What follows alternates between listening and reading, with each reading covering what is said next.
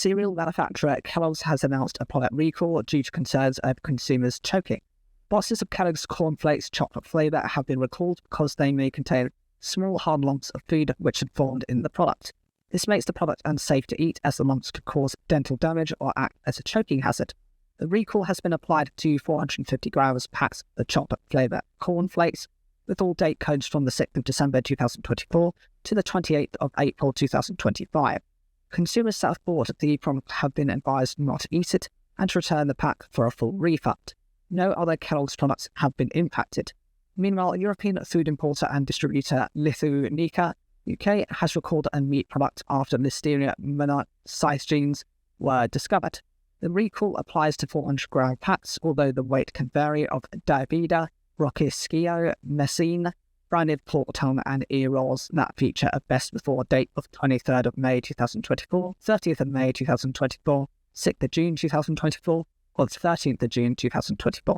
Lithuania UK has issued point-of-sale notices in all stores that sell products, warning people that purchase the roll not to consume it and instead return it to the store where they bought it for a refund. On the notice, Lithuania UK noted that no other Davida products have been impacted and apologised for the inconvenience caused. People that consume products contaminated with Listeria monocytogenes can experience flu-like symptoms such as a high temperature, muscle aches or pains, chills, feeling of being sick and diarrhea. In rare cases, the infection can be more severe and lead to serious complications, including meningitis. People over 65 years of age, pregnant women and their unborn babies less than 1 month old, and people with weakened immune systems are most vulnerable to Listeria infections. Suppliers implicated in a recent undercover investigation that claimed to have found sick, dying and dead hens in RSPCA-assured farms hit out at the accusations leveled at businesses. Campaigners from the Animal Justice Project AGP enter a number of farms supplying major supermarkets such as Tesco, Asda and Marks & Spencer between December 2023 and February 2024. The group claimed to have found distressed and diseased birds in all the farms they visited, seen some run-down and neglected facilities, and numerous deceased hens scattered around sheds. Producers named by the campaign group included Glenrath Farms, the Happy Egg Company, and Home Farm, a supplier to Bumble Whole Foods. Sean Barr's Animal Justice Project campaigner said, "Today's modern egg industry in Britain unveils a heartbreaking truth. Sick, dying and the live hanging egg-laying hens crammed by thousands into huge factory-style sheds designed for maximum production. Our investigation shines light on the high welfare myths. We hope it will help consumers see beyond the glossy egg packaging so that they can choose more ethical plant-based foods in their diet." Ian Campbell, Managing Director of Glenrath Foods, has said that they've already contacted the police to report the break-in to their farm and that independent auditors from the RSPCA, BEIC and the National Farmers Union had already visited the farm in response to AGP's claims, all of which found no signs of low standards. Responding to claims that central nesting areas had been blocked off, Campbell explained this was common practice throughout the industry. Entrances to nesting areas are closed electronically during the night to prevent chickens from sitting on eggs. If you're going to criticise how we work, you've got to know what you're talking about. A spokesperson for the Happy Egg Company said the care and well-being of its hens was a top priority and that its agricultural team runs a robust schedule of regular farm visits and spot checks from third parties to ensure welfare standards are met. As soon as we were shown this footage featuring one of our farms, we launched an immediate review. Our team assessed the farm and both the RSPCA and BEIC have since carried out independent and unannounced assessments where the farm was found to be fully compliant with the industry regulations and best practices. The RSPCA had previously visited the farm only 2 weeks prior and has found no cause for concern at either visit. Bumble Whole Foods said that previous audits of egg supply at Home Farm did not raise significant concerns. Footage from the AGP had prompted the company to take action. Consequently, we have decided to temporarily suspend the procurement of eggs from Home Farm for M&S products until we are confident that all identified issues have been appropriately addressed. Our plan includes conducting a comprehensive re-audit of the farm, both internally and through the BEIC Alliance certification process, with the resumption of our partnership with Home Farm will depend on their ability to demonstrate adherence to our stringent welfare standards. Tesco has recalled a range of pickles because individual jars may contain pieces of glass. Branded as Tesco Sandwich Pickle, the recalled product is sold in 295-gram containers, features a batch code of 3254, and has a best before date of the 11th of September 2025. The retailer issued the recall notice because the possible presence of glass means that the product is unsafe to eat, and has informed customers that bought the pickle to return it to any Tesco store for a full refund, even if they have not got the receipt.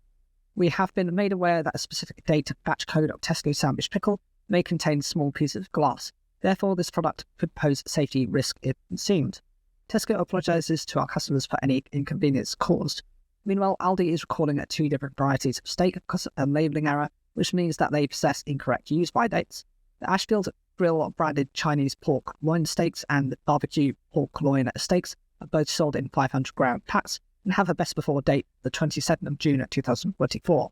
In response, Aldi is displaying point-of-sale notices in all retail stores that sell the products, telling customers not to eat the products due to them being unsafe. Customers are asked to return this product to their nearest store, where a full refund will be given. We apologise that this product did not meet our local high standards, and thank you for your cooperation. A surge in demand for mashed potato has prompted the opening of the UK's biggest mash factory in Lincolnshire. Potato processor Branston has worked with supermarket chain Tesco to create a new mash factory at its home in Lincolnshire, supported by the creation of 80 new jobs. Branston has also collaborated with Tesco food chefs to improve existing recipes and turn them into gourmet dishes. Commenting on the plans, Tesco prepared produce buying manager Alex Edwards said Britain's millions of mash fans should be very excited by the news, as our chefs have worked with Branston to excite existing recipes. What we're planning to do is to take the mash eating experience to the next level and make it more of a gourmet food that you'd find in an upmarket restaurant. Demand for potato products peaked as the world descended into COVID-19 lockdowns. People had more time on their hands for scratch cooking. However, lockdown passed and people began returning to work. Demand for pre-made products began to rise. Ready-made mash became a go-to staple as consumers struggled with the cost of living crisis, and Tesco's has capitalised on this surge in popularity by offering gourmet-inspired dishes. Branston's new mash processing factory will offer a complete farm-to-fork possibility for its products. Chief Executive Jim Windle added, "We are proud and very excited to have brought the latest world-class food manufacturing technology alongside restaurant quality recipe design to uplift and elevate one of Britain's best loved foods. Mash is one of Britain's favourite comfort foods that need a 21st century makeover to delight and inspire customers across the new range." Last year, Tesco shoppers bought more than 1 million more packs of fresh, ready-made mash than in 2022, with the classic British staple proving very popular during the cost of living crisis. While regular mashed potato was by far the most popular variety, sweet potato mash is currently creating the biggest stir, with demand rising by more than 100% in 2023 versus 2022. James Eade is the founder of Earth and Wheat, a subsidiary of his family's business, Signature Flatbreads. At only 24 years old, Eade has, through his enthusiasm and creativity, challenged the family business and also the wider food industry by rethinking how to tackle food waste. In the Talent, they caught up with James Eade to find out how he has gone about encouraging and harnessing the creativity with his business. Innovation can be seen as the outcome or application of creative thinking. As leaders, we therefore have a critical role in encouraging those in our teams to always be thinking creatively and so seeking to continuously improve. Innovation is, in my view, the key to success, whether this relates to developing new products or improving processes. I think everyone has creativeness in them, and I see it as my role to empower everyone to speak up and share their ideas and opinions. Great minds colliding is what leads to new and innovative ways of working. It is well researched and documented that our minds are at their most creative and free-thinking when we are children. Those with small children will recognise this when struggling to keep up with a child's vivid imagination when they are playing or making things. As we develop into adulthood, most of us lose a lot of our ability to be truly creative, partly through time and other pressures, and partly because our brains become filled with the rules and boundaries which help us navigate the complex world we live in. Eade understands this and reflected on its impact. I recognise that red tape and politics can potentially stifle great ideas. Something may appear a wacky idea, but could ultimately be scalable. You never will know unless you take risks and let ideas evolve. Creative thinking is not something most of us can simply turn on and off at will. Even the most creative minds need to have the right environment and put themselves into the right mindset to allow their creativity to flourish. It can be difficult, for example, following a conversation or meeting concerned with detailed facts and analysis, to immediately switch off into creative modes. We need to block out time and create the break from our everyday work environment to free our minds from detail and from being critical. It can sometimes help to go off site to create a physical break from our routine. In the case of managing teams and others, we need to give individuals permission or competence to be creative, providing a safe space for them to think beyond their everyday work and without fear of criticism. Being a relatively young company, E has been able to build this into the business ethos and way of work. I like to encourage autonomy and freedom of discussion. We hold regular workshops and forums with different stakeholders, which are a great way of gaining new insights and ideas. For example, we ran an anonymous idea forum using sticky notes just to generate as many ideas as we could. We didn't evaluate any of the outputs at this stage. When we reconvened the group to explore the valid ones further, we still didn't identify the originators of the ideas. This makes people feel safe to put forward their ideas. Ed explained more about the opportunities they create for ideas generation. We convene what we call blue sky sessions to encourage the really crazy ideas, as well as less crazy ones. We will hold these as and when, but at least once a quarter. In addition to these, we also meet fortnightly to refresh ideas in a much shorter cadence. Of course, not all ideas are viable to be taken forward for a variety of reasons. They may not all be practical or in line with the business strategy. Some may not be financially viable, or the business may not have the capability or resources to deliver. There does therefore need to be a process of careful evaluation, but even at this stage, Ed is careful not to simply discard ideas. I think this should be trialled. Sometimes we have to take risks to let an idea evolve. A wacky idea may just be scalable, but you'll never know until you tried it. That said, there does need to be a well-defined process for determining when an idea is not going to succeed and when it's time to pull the plug. This can be a hard decision if significant funds, time and effort have already been spent nurturing a new idea, especially if people have become too invested in its success. In such a situation, 2 years ago, we decided to implement a more sophisticated website. It meant choosing new developers. It was a massive project. Unfortunately, the developers let us down and we were forced to have to write it off and start again. Knowing when to stop is important. Right from the start of the project, we set in place KPIs, key performance indicators, and determine how we are going to monitor progress without overly impacting the delivery of the project. Inevitably, when introducing new products or ways of working, there will be resistance. Market disruption requires courage and conviction, even within the family business. Ed encountered some initial pushback from within the business. Questions were asked whether this was the right strategy, with concerns expressed that customers might look to downgrade to wonky bread, therefore undermine the core business. Selling wonky bread at the same price point as their standard lines negated this concern. Some ideas may not be instantly understood or accepted, either by those needing to bring the idea into reality or by consumers. One of our biggest challenges right earlier was explaining to consumers that wonky bread is a thing. Most people would not be aware of the potential waste from the product being out of spec. We did also get some early complaints and comments as to why we were selling our wonky bread at the same price as our premium brands. We need to explain one advantage to consumers is that because we are selling to them direct, it is fresher and so has more life. Ed and his team must have sold the concept well, because when Earth and Wheat first launched, they achieved their annual target for online subscribers in just 4 weeks. Harnessing creativity is not just about coming up with a single idea and then sitting back and watching it hopefully come to fruition. It's an ongoing process where everyone in the process in the business is constantly encouraged to come up with new ideas, ways of working, whether they are radical or incremental changes. The danger with this approach can be that a business can easily lose focus on delivering on what it already is successful at in favour of chasing the next bright and shiny thing. He is keen to continue to push the boundaries of his business, but is also clear on maintaining focus. It's about understanding the brand vision and mission and sticking to that. This helps to ensure we put our ideas that are in line with the brand. We could easily start looking at how to tackle food waste in the home, for example, but this is not our mission. We are focused on tackling waste at the point of production, he concluded. I'm sure we'll look at with interest to see how Earth and Wheat develops in the coming years and how Ed and his business ventures grow and succeeds. James Ed is the founder of Wonky and Surplus subscription service Earth and Wheat, a brand owned by Signature Flatbreads.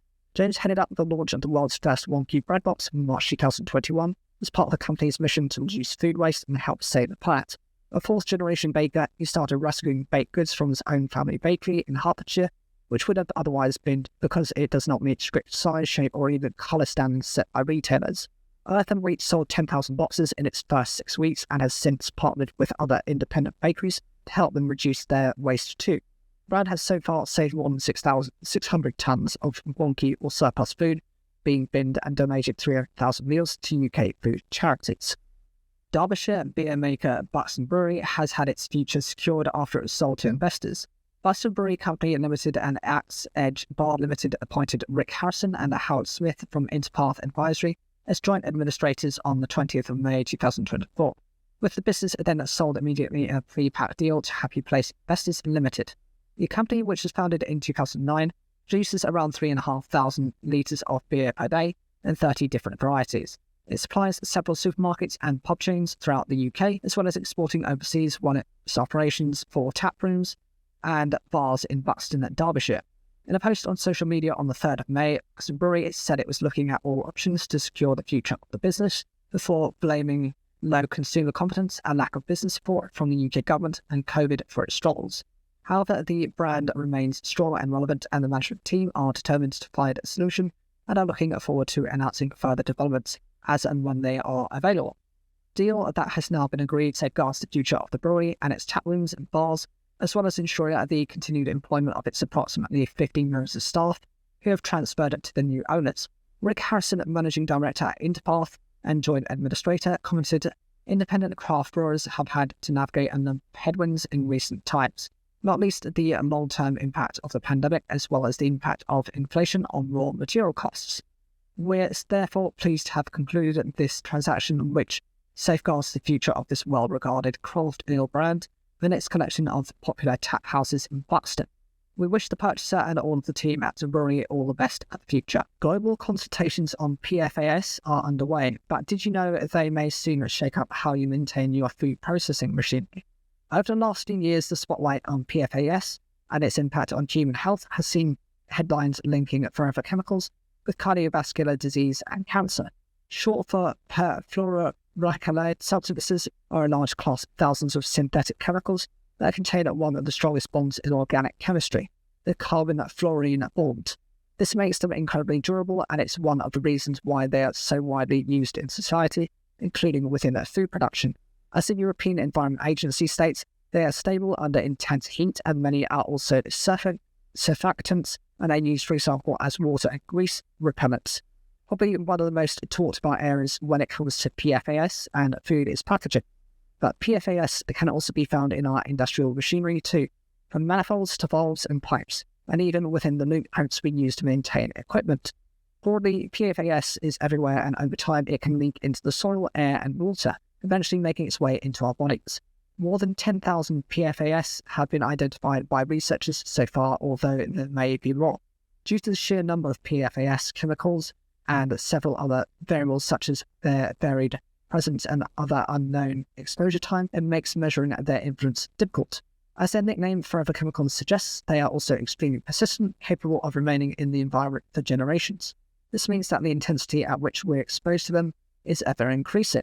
Their use can result in an environmental burden that cannot easily be reversed. Sue Bonnock, Head of Chemical Compliance, Stewardship and Sustainability at TSG Consulting, has said, "This, coupled with concerns and uncertainties regarding their tendency to bioaccumulate and potential to impact human health, has placed them in the spotlight. These substances were broadly introduced in the 1940s, so it's unknown the full effect of all molecules longer term. Although the European Commission has stated just 0.5 milligrams of PFAS in drinking water can be harmful."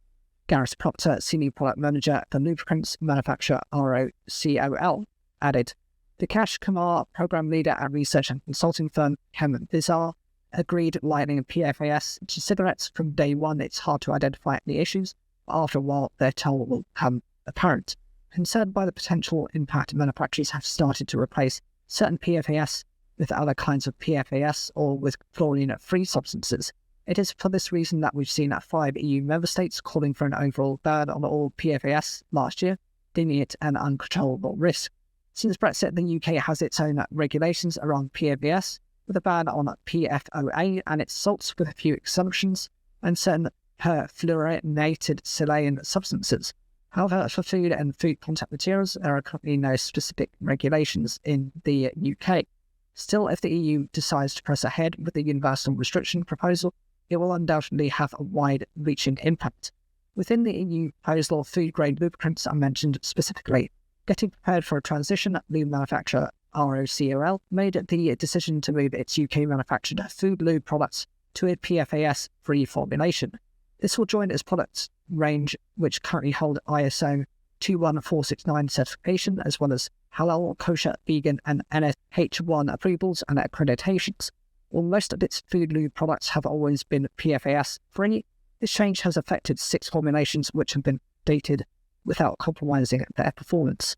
For some applications, PFAS chemicals are vital and irreplaceable due to the chemical inertness of the final product and their resistance to specific environments. However, that said, there are definitely some applications where PFAS can be eliminated with no negative effects.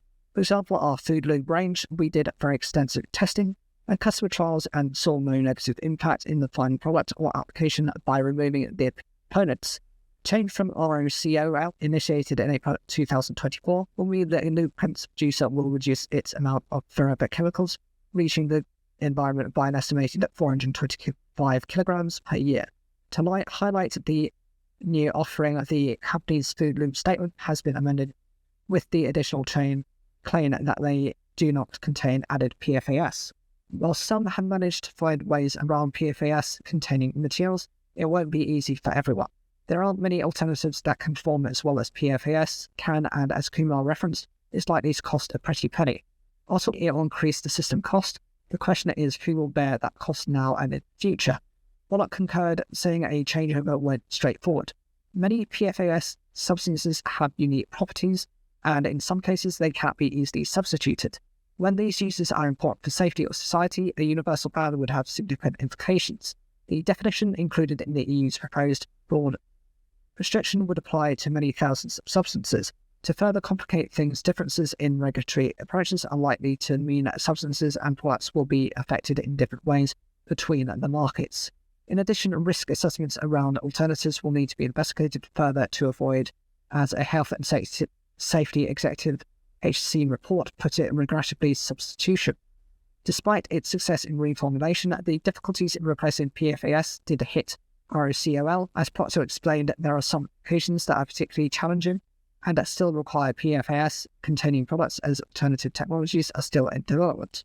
Whilst COL has begun in its PFAS-free journey, the company has emphasised that individual efforts are not enough. In a statement issued to the press, the organisation said it is imperative for the industry to recognise its collective responsibility in mitigating the PFAS contamination and safeguarding the environment, and this requires a concerted effort to prioritise transparency, innovation and collaboration.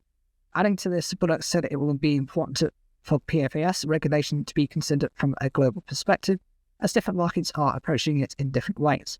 Companies with an international footprint may have to navigate various requirements in the coming years, so a holistic strategy will be needed. Although specific PFAS regulation in the UK may be limited to date, the HSE NAS said further restrictions should be considered. Being a ubiquitous chemical, this may or may not impact food manufacturers. Meanwhile, DEFRA has created a PFAS subgroup in the Chemicals Stakeholder Forum to help inform policy development. This group has also said it has started to identify priorities for UK regulations around, which will include proposals for restrictions. Speaking with Leatherhead Food Research's principal consultant, Mark Moss, on the regulatory landscape, he said it remains to be seen what the specific regulations for PFAS in food and beverage will look like in the UK and the EU. At present, thousands of comments submitted during the public consultation on the proposed universal restriction are being evaluated. While the schedule beyond September 2024 is not transparent, if the ECHA finalises its opinion and the European Commission adopted and proposed the restrictions as envisaged and with little delay, the restrictions could start to come into effect in 2027, possibly even late 2026. Meanwhile, the UK's Health and Safety Executive is considering a more targeted approach. Considering the future of the UK regulatory landscape, Bullock said this could include, for example, an authorisation process that would allow continued use of PFAS as processing aids in circumstances where release can be minimised until alternatives are available. New challenges for food manufacturers would include figuring out where PFAS are present in raw materials, processing aids, equipment and products. This can be highly complex because there are hundreds, if not thousands, of PFAS substances in regular use. and reliable information from suppliers and authorities is often limited. While the presence of PFAS may be obvious in some applications, such as non-stick equipment, other uses, for instance, in packaging specialty lubricants or sensing equipment components, are often less clear. Identifying where PFAS are present intentionally and where PFAS are present through, for example, contamination is itself a major challenge. Testing might be needed and this requires expertise. Sourcing PFAS-free alternatives will involve time, costs, and often payoffs. Removing PFAS contamination could also be a significant cost for industry. So what should manufacturers do now? Well, it suggests a thorough and detailed look at products, manufacturing processes, and supply chains. Alert suppliers for robust information about PFAS in the products you buy. Develop a careful, well-informed approach to testing to check for PFAS in products. Based on this, you'll be able to plan for compliance with regulations and communicate more intelligently with consumers and other stakeholders. This will help ensure efforts to remove PFAS are focused and effective. It will also enable thoughtful and constructive engagement with policymaking. There will be a high level of regulatory activity in this space over the coming months and years, so it's important to know your stance and keep appraised of the situation. Moss echoed these sentiments. While there are no specific UK regulations for PFAS levels in food products at present, general requirements of food safety apply. It may be advisable to factor PFAS into contaminant safety analysis routines sooner rather than later. The second Farm to Fork Summit saw Downing Street announce a series of measures to support farmers and grow the UK's agri-food sector. So here are the key takeaways. Support unveiled at 2024 Farm to Fork Summit includes a new blueprint for growing the UK food, fruit and vegetable sector, setting out how industry and UK government can work together to increase domestic production and drive investment. The plan involves ensuring the sector has access to affordable and sustainable energy and water, cutting red tape to make it easier to build glass houses, and new investments into innovation. The latter will include making up to £10 million available to help English orchard growers access equipment, technology and infrastructure to British fruit farming. The summit also saw the publication of the inaugural Food Security Index, which has been introduced to help monitor short-term trends across the UK and strengthen the nation's resilience. Support for wet weather. Among the challenges currently facing farmers has been wet weather, and the summit saw the UK government promise further support to manage this. Alongside its previous commitment to extend the Farming Recovery Fund, it will be introducing temporary adjustments for farmers and land managers who have had trouble in carrying out the requirements for the environmental land management schemes as a result of wet conditions. The AHDB estimates that 15% less land will be planted with wheat this year, and an estimated 558,000 hectares of land, 12% of the British total, will remain fallow, up from 311,000 hectares last year. There will also be £75 million to support internal drainage boards to accelerate recovery from the winter 2023 to 2024 storms and provide opportunities to modernise and upgrade assets that benefit and support resilience for farms and rural communities. Precision breeding also announced that was the launch of the latest round of genetic improvement efforts. This will see up to £15 million in funding over the next 5 years to improve breeding research. Rebecca Lofton, horticulture campaign coordinator at the Land Workers Alliance, said that the additional spending will be helpful, but dismissed the money promised for the breeding research. While we welcome this additional spending, we still believe that a horticultural strategy is necessary to create a roadmap for the development of the horticultural sector that will give growers the confidence to invest in the future. We can't help but support the investment of £15 million into genetic improvement network. Instead, we urge the government to look beyond the attraction of technological fixes, such as large glasshouses, automation and genetic improvements, and to invest in new training, basic infrastructure and equipment, and fair distribution systems, which would make our UK horticultural sector truly resilient. Supply chain fairness.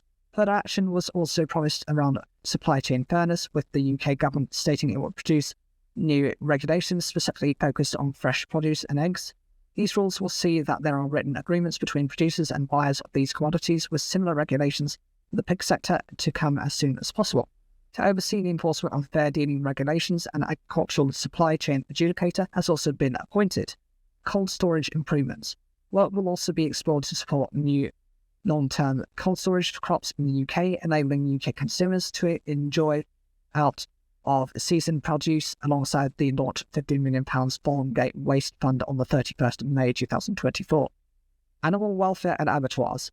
Other pledges include the launch of a new endemics disease scheme with more than £72 million funding and an infrastructure grant for laying hens with more than £20 million funding as part of the Animal Health and Welfare Pathway. In addition, £3 million has been promised to support new and mobile abattoirs through the Farming Investment Fund. This builds on the Small Abattoir Fund, which opened last year to boost sustainability and efficiency of red meat and poultry smaller abattoirs across England. Whilst the National Farmers Union NFU President Tom Bradshaw has welcomed the announcements, he stressed the need for immediate support. His cautionary words follow a survey issued by the NFU in the previous weeks, which showed farmer confidence at a record low. It was good to return to number 10 today to see and hear the Prime Minister champion British food production, sitting at the top of the national political agenda. Food security is national security. Many of today's announcements are extremely welcome, particularly those long-term strategic ambitions around the launch of a UK Food Security Index and measures to boost the production of more British fruit and vegetables. We are pleased that the government has taken on board our calls for a bigger and more accessible replacement for the EU Fruit and Veg Aid scheme and a commitment to legislate to improve contractual relationships. But we cannot forget that our members that experienced the wettest 18 months since 1836, including devastating flooding, and many are facing an acute short-term crisis. The NFU's recent confidence survey revealed just how tough it is out there currently. The reality is that some farmers and growers believe that they may not survive long enough to benefit from today's announcements. He concluded that the NFU will be continuing to engage with ministers on further details needed for immediate relief, adding that core standards for food imports also need to be part of the long-term offer. While food price inflation fell to 4% in March 2024, its lowest rate since November 2021, total production costs have increased by 9.2% on average over the year to March 2024. Although selling prices rose on average by 4.3%, smaller to medium-sized food and drink manufacturers reported very marginal gains, according to the latest FDF State of the Industry report. This is likely to be an indicator of their limited bargaining power, with retailers with own label not benefiting from brand loyalty.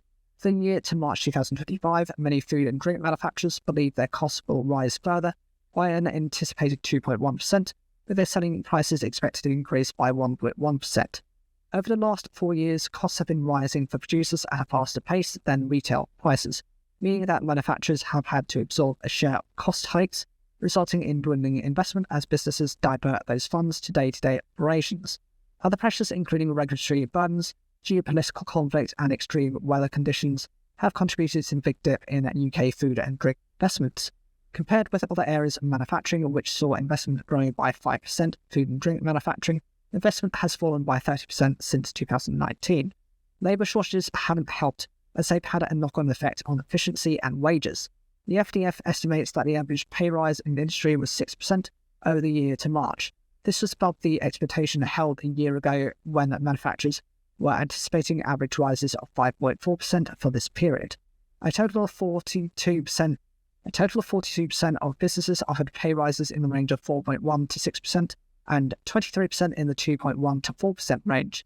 Over the coming year, industry expects pay to increase by another 4.7%. Moreover, although the report found that more than half of manufacturers have seen a higher output at 63% over the last year and 3/4 at 72%, expect this to rise over the next one. The FDF is warning that poorly designed and/or implemented regulation has the ability to undo these gains. It specifically cites GB-wide not for EU labelling as a major challenge, estimating this to cost industry as much as £250 million per annum. It also referenced the Border Target Operating Model BTOM, which came into effect on the 30th April 2024 as a costly hurdle. Crucial details of fees were announced just weeks before its rollout, and the FDF says SMEs are likely to be disproportionately impacted by the government's new turn to charge per item. Manufacturers have also expressed concerns on delays, the lack of clear government communication, and the effectiveness of the phytosanitary inspection service. Similar concerns over extended producer responsibility have also been raised, predicted to cost £1.7 billion. But with no fees set by government yet, businesses have been left with another black hole in their budgets for 2025. The report found that the mounting pressures are requiring businesses to restructure, with 43% of SMEs and 60% of large businesses in food and drink planning to reorganise operations. At least 40% of respondents intend to keep their investment expenditure on R&D, plant and machinery, skills and training and buildings unchanged, and more than 40% aim to increase it. Although these figures may seem encouraging, the FDF has warned that against the backdrop of persistent declines in industry's investment for the past 4 years, intentions for investment are subdued and unlikely to return to pre-pandemic levels anytime soon.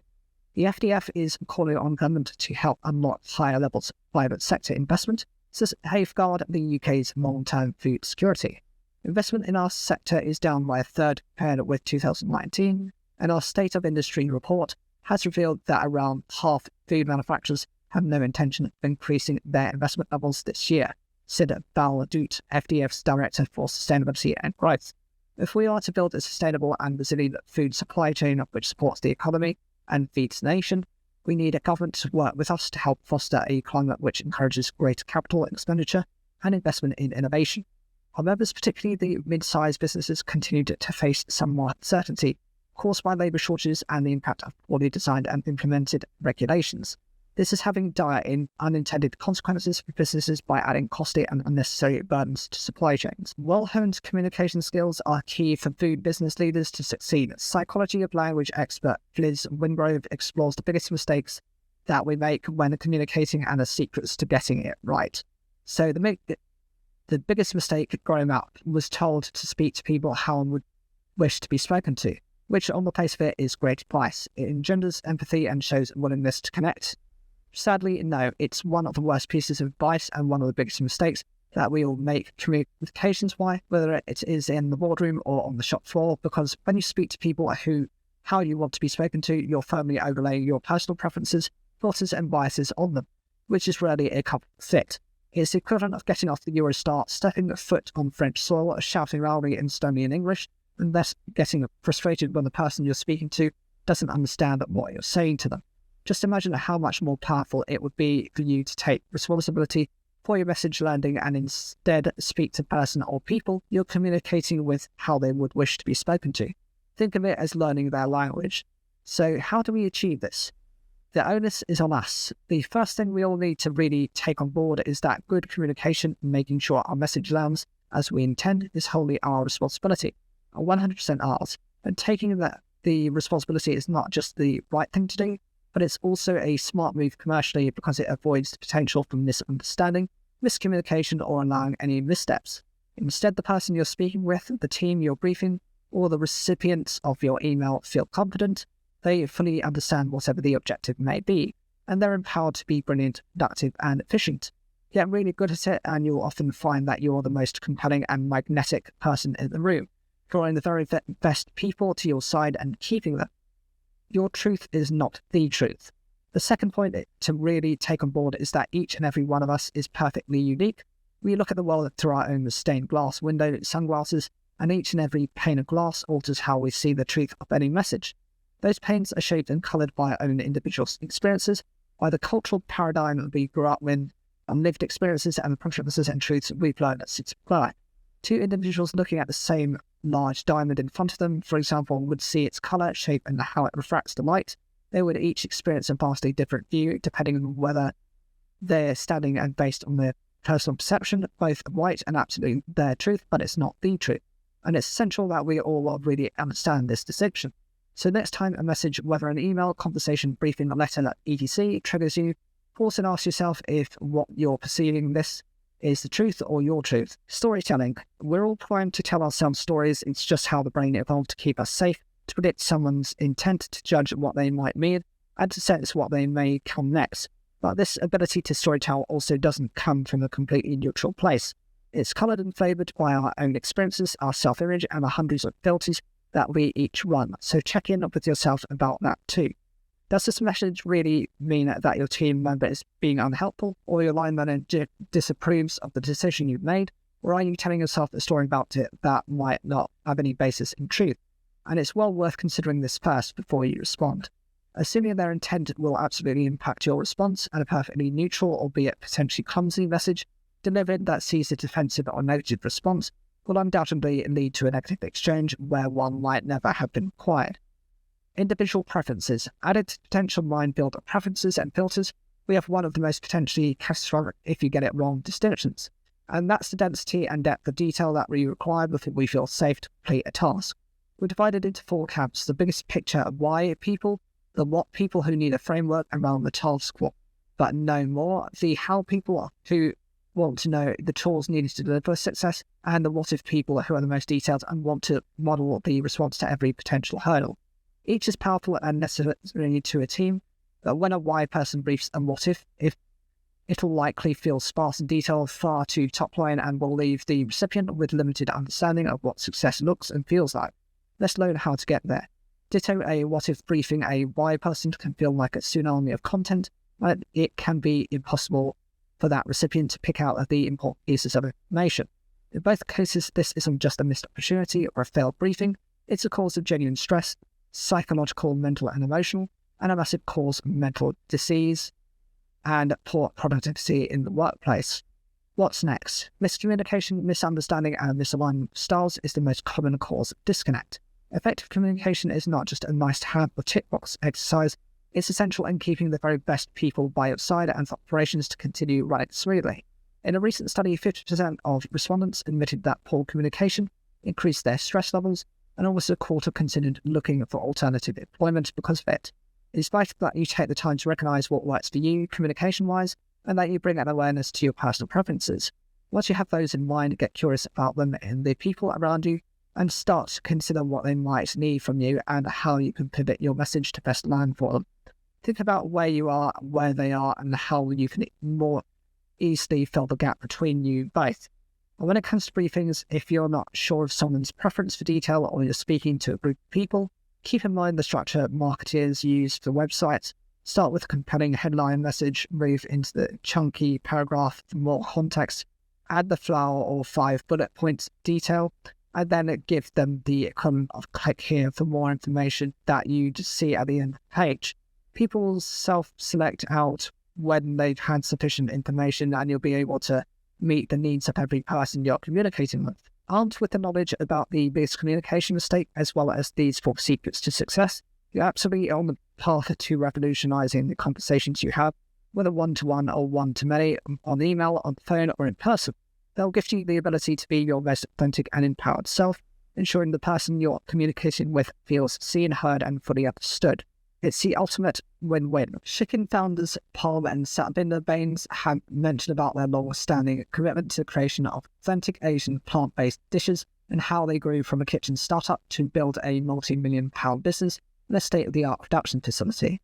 The food manufacturing journey started more than 20 years ago, but a number of different circumstances finally led them to establish Chicken during the COVID pandemic in 2020.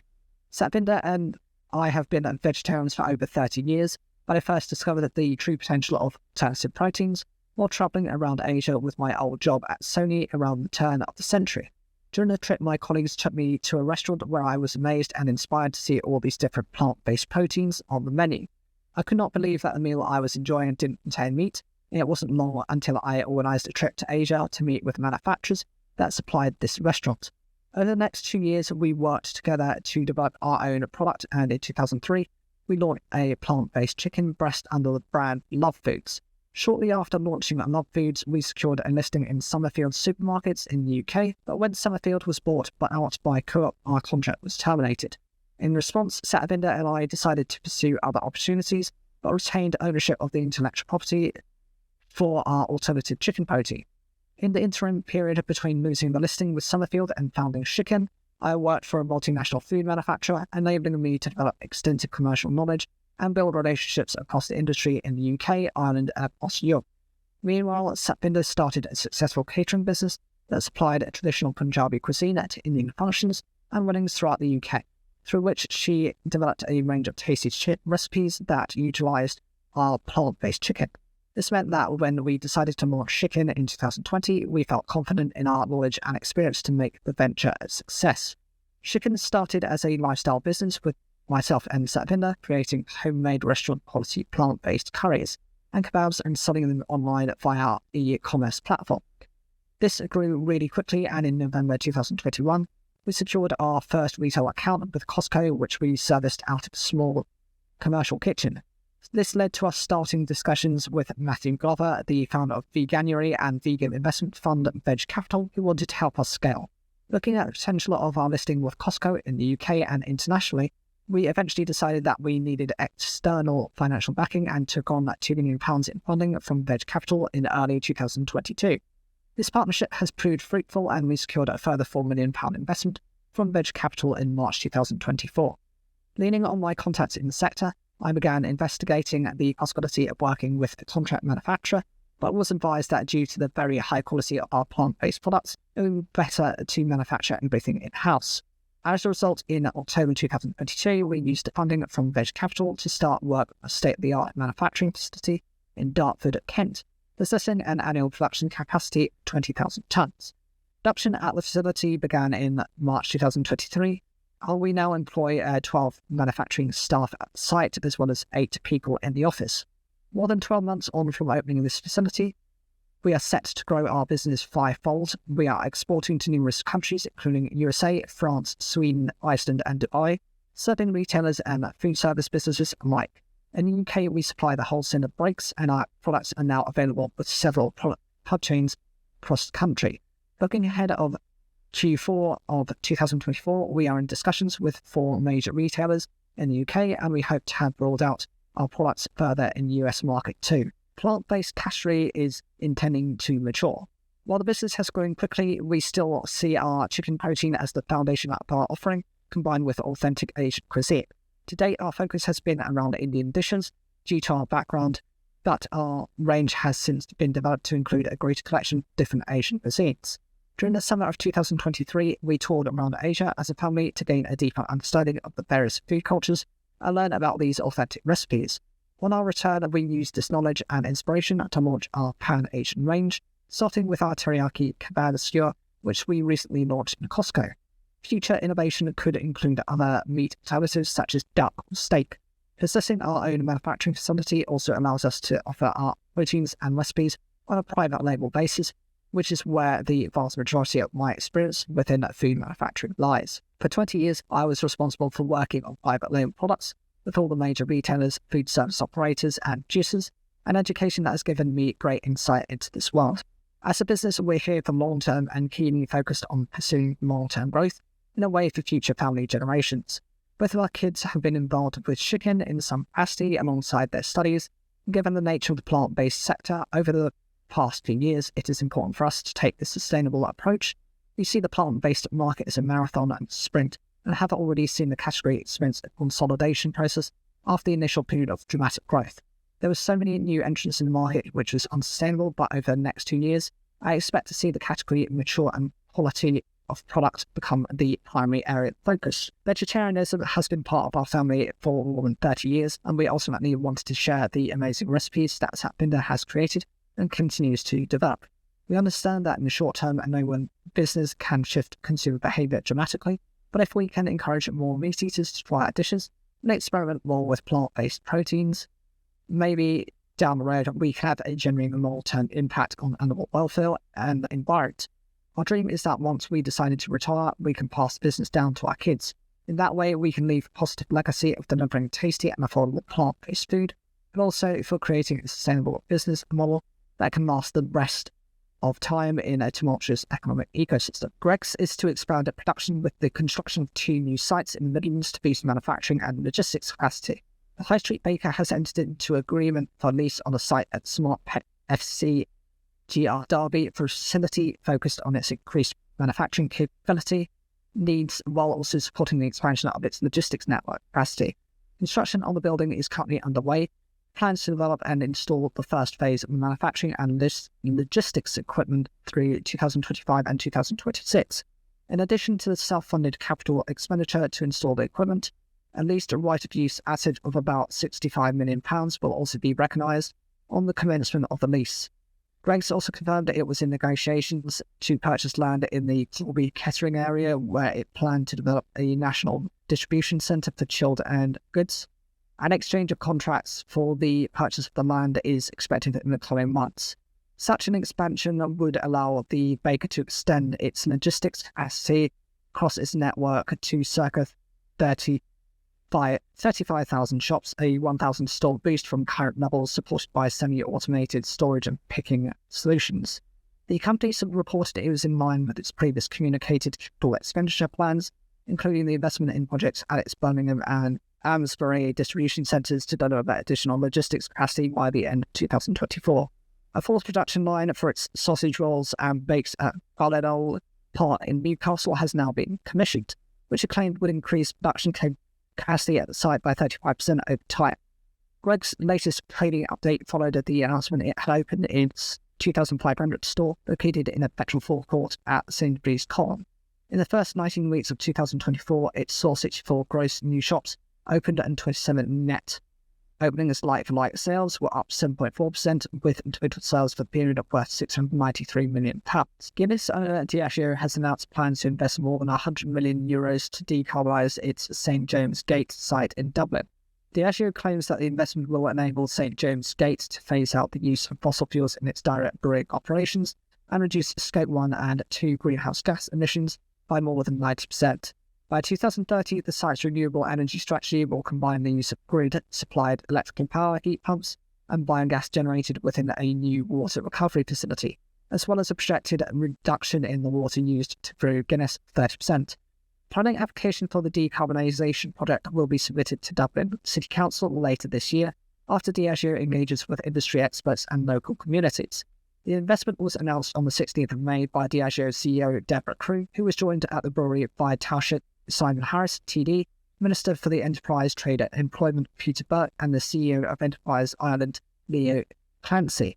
Industry is a key pillar of national and global efforts to address climate change, and it is welcome and important that Diageo is showing leadership by decarbonising its operations here in the same city. Guinness has been made in Dublin for over a quarter of a millennium, and today so many tourists visit the location while they are here. It's not just a green transformation for St James Gate, but a flagship transformation that will send a strong message to the world. It also demonstrates the government's commitment to businesses big and small to make the green transition and to work in partnership to help achieve our climate goals. Meanwhile, Crew thanked the Irish government and Enterprise Ireland for their support on the project. She added that St James Gate is a historic location for an iconic brand. We're 260 years into our 9,000-year lease at St James Gate, and this investment will ensure that Guinness has an exciting and long-term sustainable future. We are proud to lead the way of decarbonisation, both as a major Irish business and as an industry-leading company. Brewing company Adnams has published its financial results for the 12 months to the 31st of December 2023, during which time it suffered a pre-tax loss of £4 million. The loss increased from the £2.3 million figure reported a year prior, with Adnams stating that multiple factors had continued to challenge brewing and hospitality during 2023. The firm's operating losses also widened to £2.5 million due to higher costs. Nonetheless, Adnams increased sales by 3% year-on-year to £66.3 million and experienced strong demand in on and off trade channels during the second half of the year. Meanwhile, the brewers said that beer volumes have risen by 11% during the first quarter of 2024. Following an announcement in February 2024, Adnams also confirmed that it is continuing to explore a range of options to fund its future growth plans with the support of its advisors, and has received an encouraging response to the process. The board's preferred option remains the raising of additional capital from another party and/or the sale of freehold assets to return capital to the company. However, no decision has yet to be taken. Commenting on the company's performance, Adnams Chief Executive Andy Wood said, "As we continue to pursue our strategy, it's important that we leverage our distinctive strengths as a heritage-rich innocent company to their fullest. The Adnams brand continues to hold significant equity and is championed and cherished by its customers." Wood is due to step down from the role in June 2024, when he will be replaced by Jenny Hanlon, set to take up the role on the 1st of July. Hanlon will become the first woman to serve as Adnams Chief Executive in its 150-year history. The coming months will see the company undergo further change as it is positioned for further growth. This change is likely to result in a simplified operating model that encompasses the things the businesses do well, whilst reducing its borrowings, susceptibility to economic shocks, and building greater resilience. Food and drink mergers and acquisitions activity has reached the highest deal volume since 2016, but the value of deals continued to decline in the face of lingering macroeconomic headwinds. Deal value was down 31.7% in the first quarter of 2024 compared to the same period last year, and according to Ogma Partners' latest UK F&B M&A activity report. However, excluding the Glanbia cheese transaction from the first quarter of 2023, deal value actually increased by 107.6%. Just one quarter of deals had a value of more than £10 million, with 4.7% of transactions worth more than £50 million. There were no deals above the £100 million mark during the reported period. Inflation and high interest rates have created a difficult trading and funding environment for small businesses, with acquisitions out of administration accounting for 14.0% of deals in this quarter. UK corporate buyers drove most of the period's M&A activity, accounting for 79.1% of deal volume, equivalent to 34 deals, compared to 60.3% for during the previous year. This was met with a reduction in the number of deals completed by financial and overseas buyers, with them accounting for 9.3% and 11.6% respectively. Mark Lynch, partner at Ogma Partners, said deal volume was likely to remain robust and for the value of deals to pick up gradually as market conditions improve.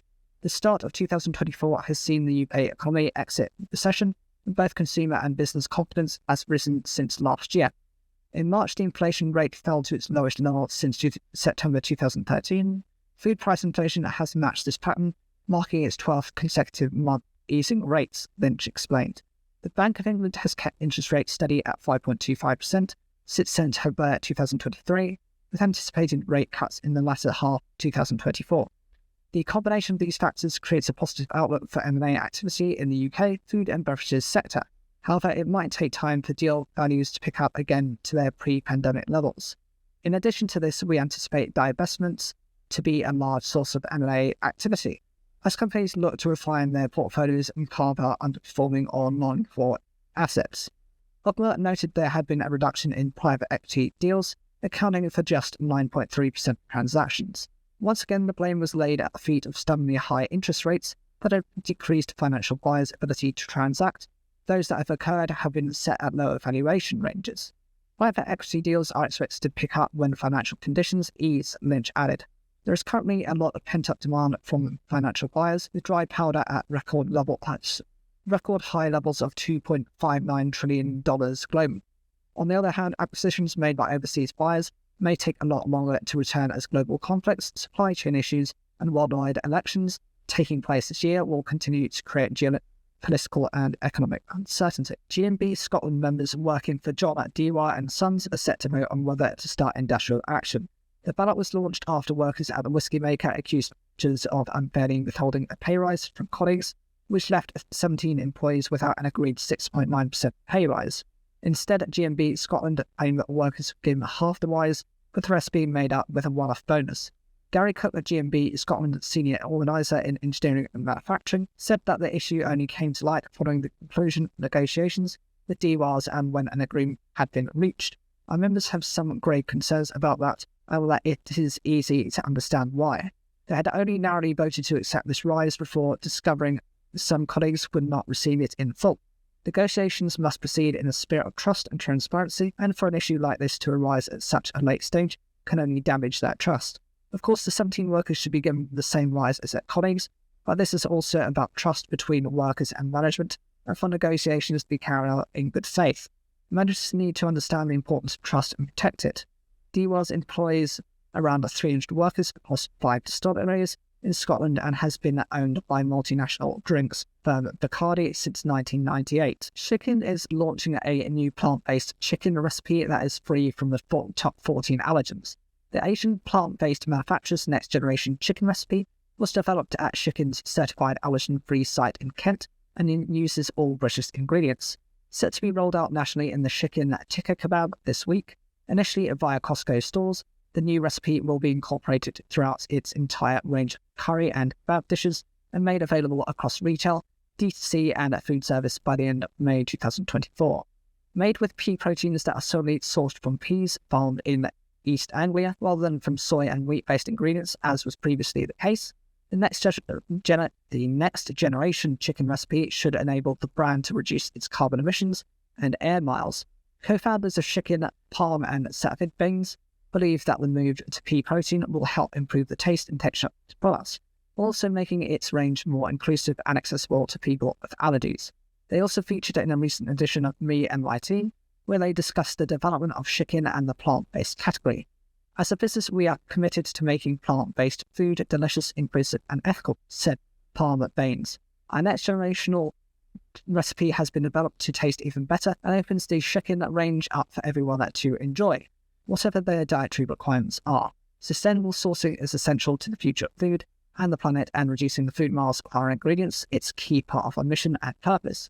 We exist to provide consumers with the options to make good food choices that are a win-win by providing convenient, restaurant-quality, authentic Asian plant-based meals, supporting animal welfare and minimising the impact on the environment through a more sustainable range, with full traceability from farm to fork. Two Sisters owner Ranjit Singh Boparan is planning to donate 5 million meals per year to food charity FareShare, working in tandem with customers and supply chain partners.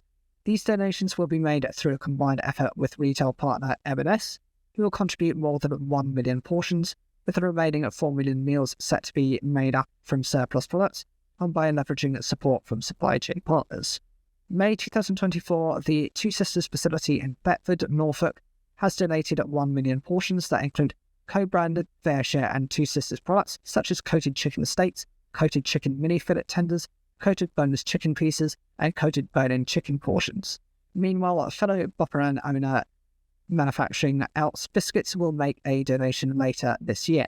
In November, Boparan donated 1 million meals in partnership with M&S as part of the Coronation Food Project, which encourages supermarkets and manufacturers to join FareShare's innovative Alliance Manufacturing Programme to redistribute even more surplus food to charities nationwide.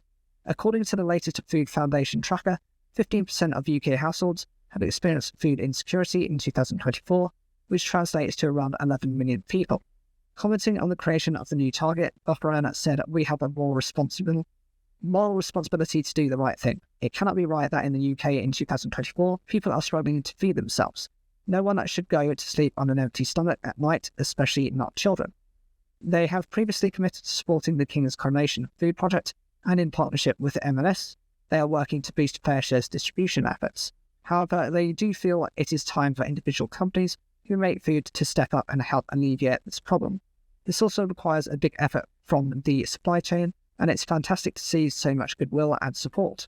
Without support from companies like Magnavail, who are storing these products for them, this entire distribution effort wouldn't be possible. Meanwhile, FareShare CEO George Wright emphasised the charity's desire to work collaboratively with the F&B sector to ensure surplus food is not wasted.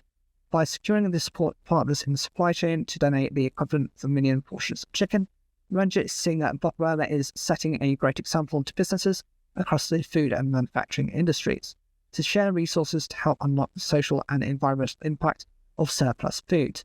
They are thrilled to see Ranjit leading the way. Working together will help us combat the environmental impact of food waste and help the 8,500 charities they support strengthen communities up and down the country. Froster & Malika has recalled a range of pasta sauces over fears that it may contain pieces of glass. The Italian food manufacturer has recalled jars of its Froster & Malika Sugo alla Norma aubergine, ricotta and tomato because the possible presence of glass makes them potentially unsafe to eat. The recalled pasta sauces are packaged in the 340-gram jars, featured a batch code of Y008B, and have a best before date of 8th of January 2027. Froster & Malika said that the recalled range has only been sold in Waitrose stores. In a recall notice issued to its customers, the food service provider has explained the cause for the recall and advised consumers to return the product to the store where they bought it or another Waitrose store for a full refund. Consumer and retailers can also contact Froster & Malika with further questions. "We apologise that it has been necessary to recall this product and for the inconvenience caused." The global manufacturer behind Cadbury's, Belvita and Oreo is setting up a regional biscuit and baked snacks lab and innovation kitchen in Singapore, backed by more than $5 million. The new modular facility expands on the capabilities of the company's existing Singapore Technical Centre, established in 2006, which was later followed by an expansion in 2018 that centred on innovation and product development in the gum and candy categories. The lab and innovation kitchen will serve as a strategic centre of excellence and regional hub and forms part of a wider commitment from the food producer to firm up its foothold across Southeast Asia and Australia, New Zealand and Japan through NPD. Executive Vice President and President AMEA, Deepak Alaya, said the aim is to create a dynamic space where creative ideas can flourish.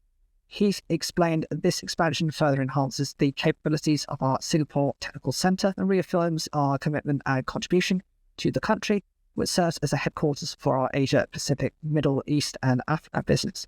In particular, Mondelez International is keen to focus on mindful snacking as part of its mission to develop the right snack at the right moment, made the right way.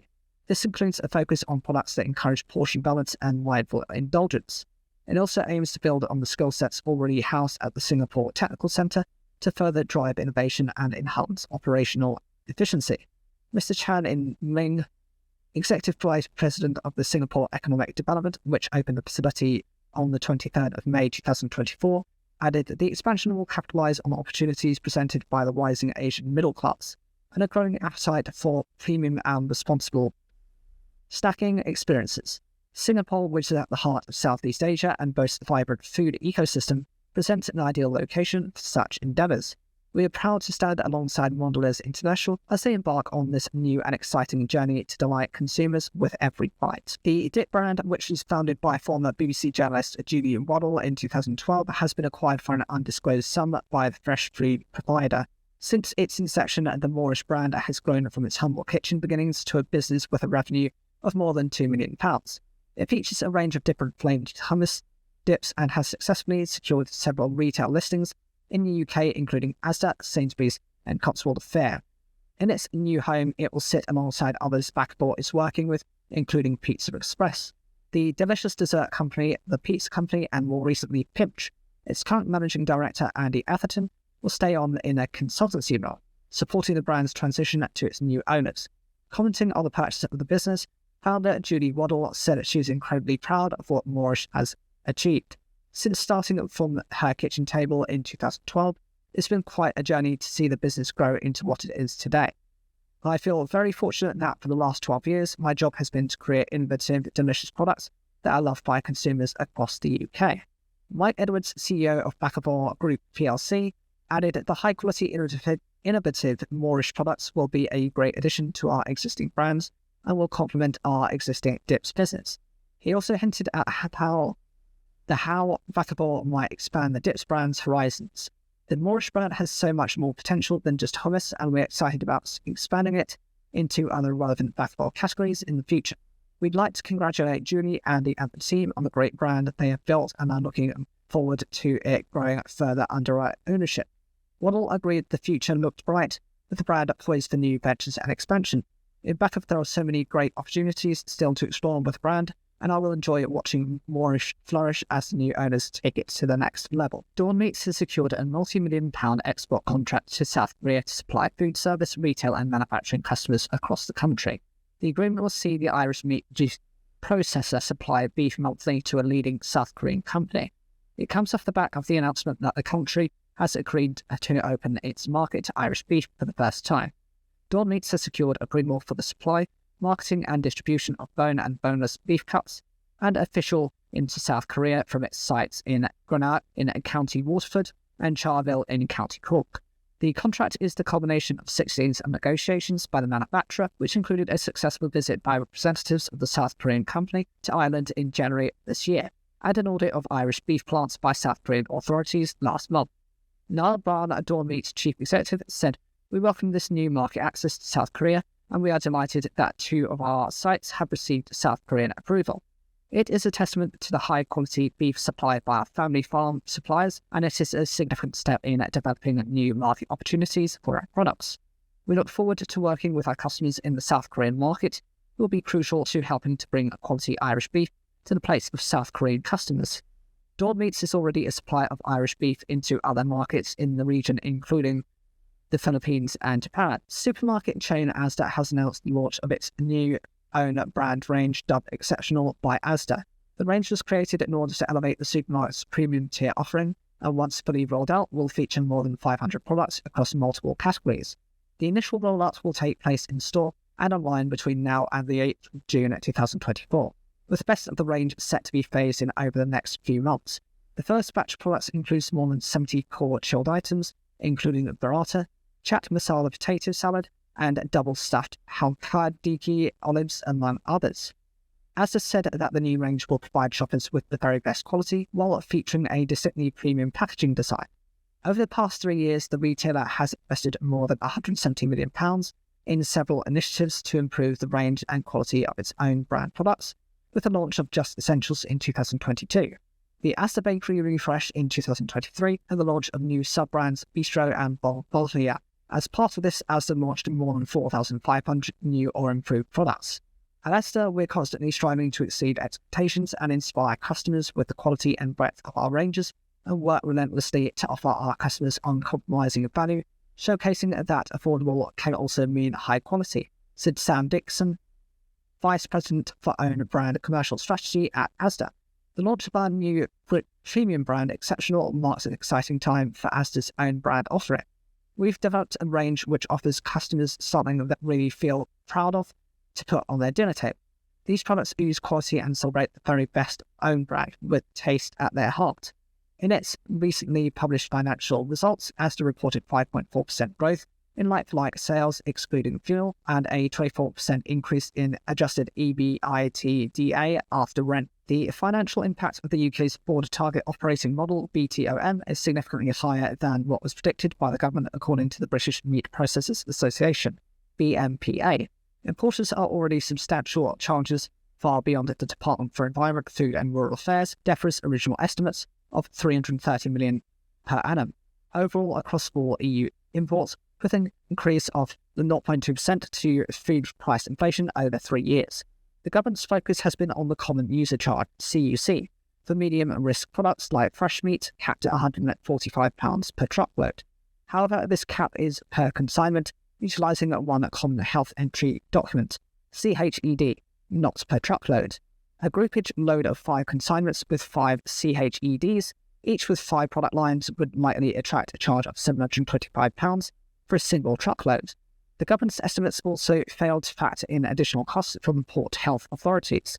Ashford Port Health Authority's SBS documentary and inspection charge for Dover and Eurotunnel consignments starts at £66 for loads up to 6 tonnes, plus £11 for each additional tonne separate from the CUC. These fees are levied for facilities and checks at Symington, which most consignments never reach. The BMPA claimed this charge was being levied to do nothing other than an online automated check of the CHED. Peter Hardwick, Trade Policy Advisor at the BMPA, highlighted the lack of guidance that has been provided by the government and the costs that are in no way aligned with the levels of checks actually being carried out on the border.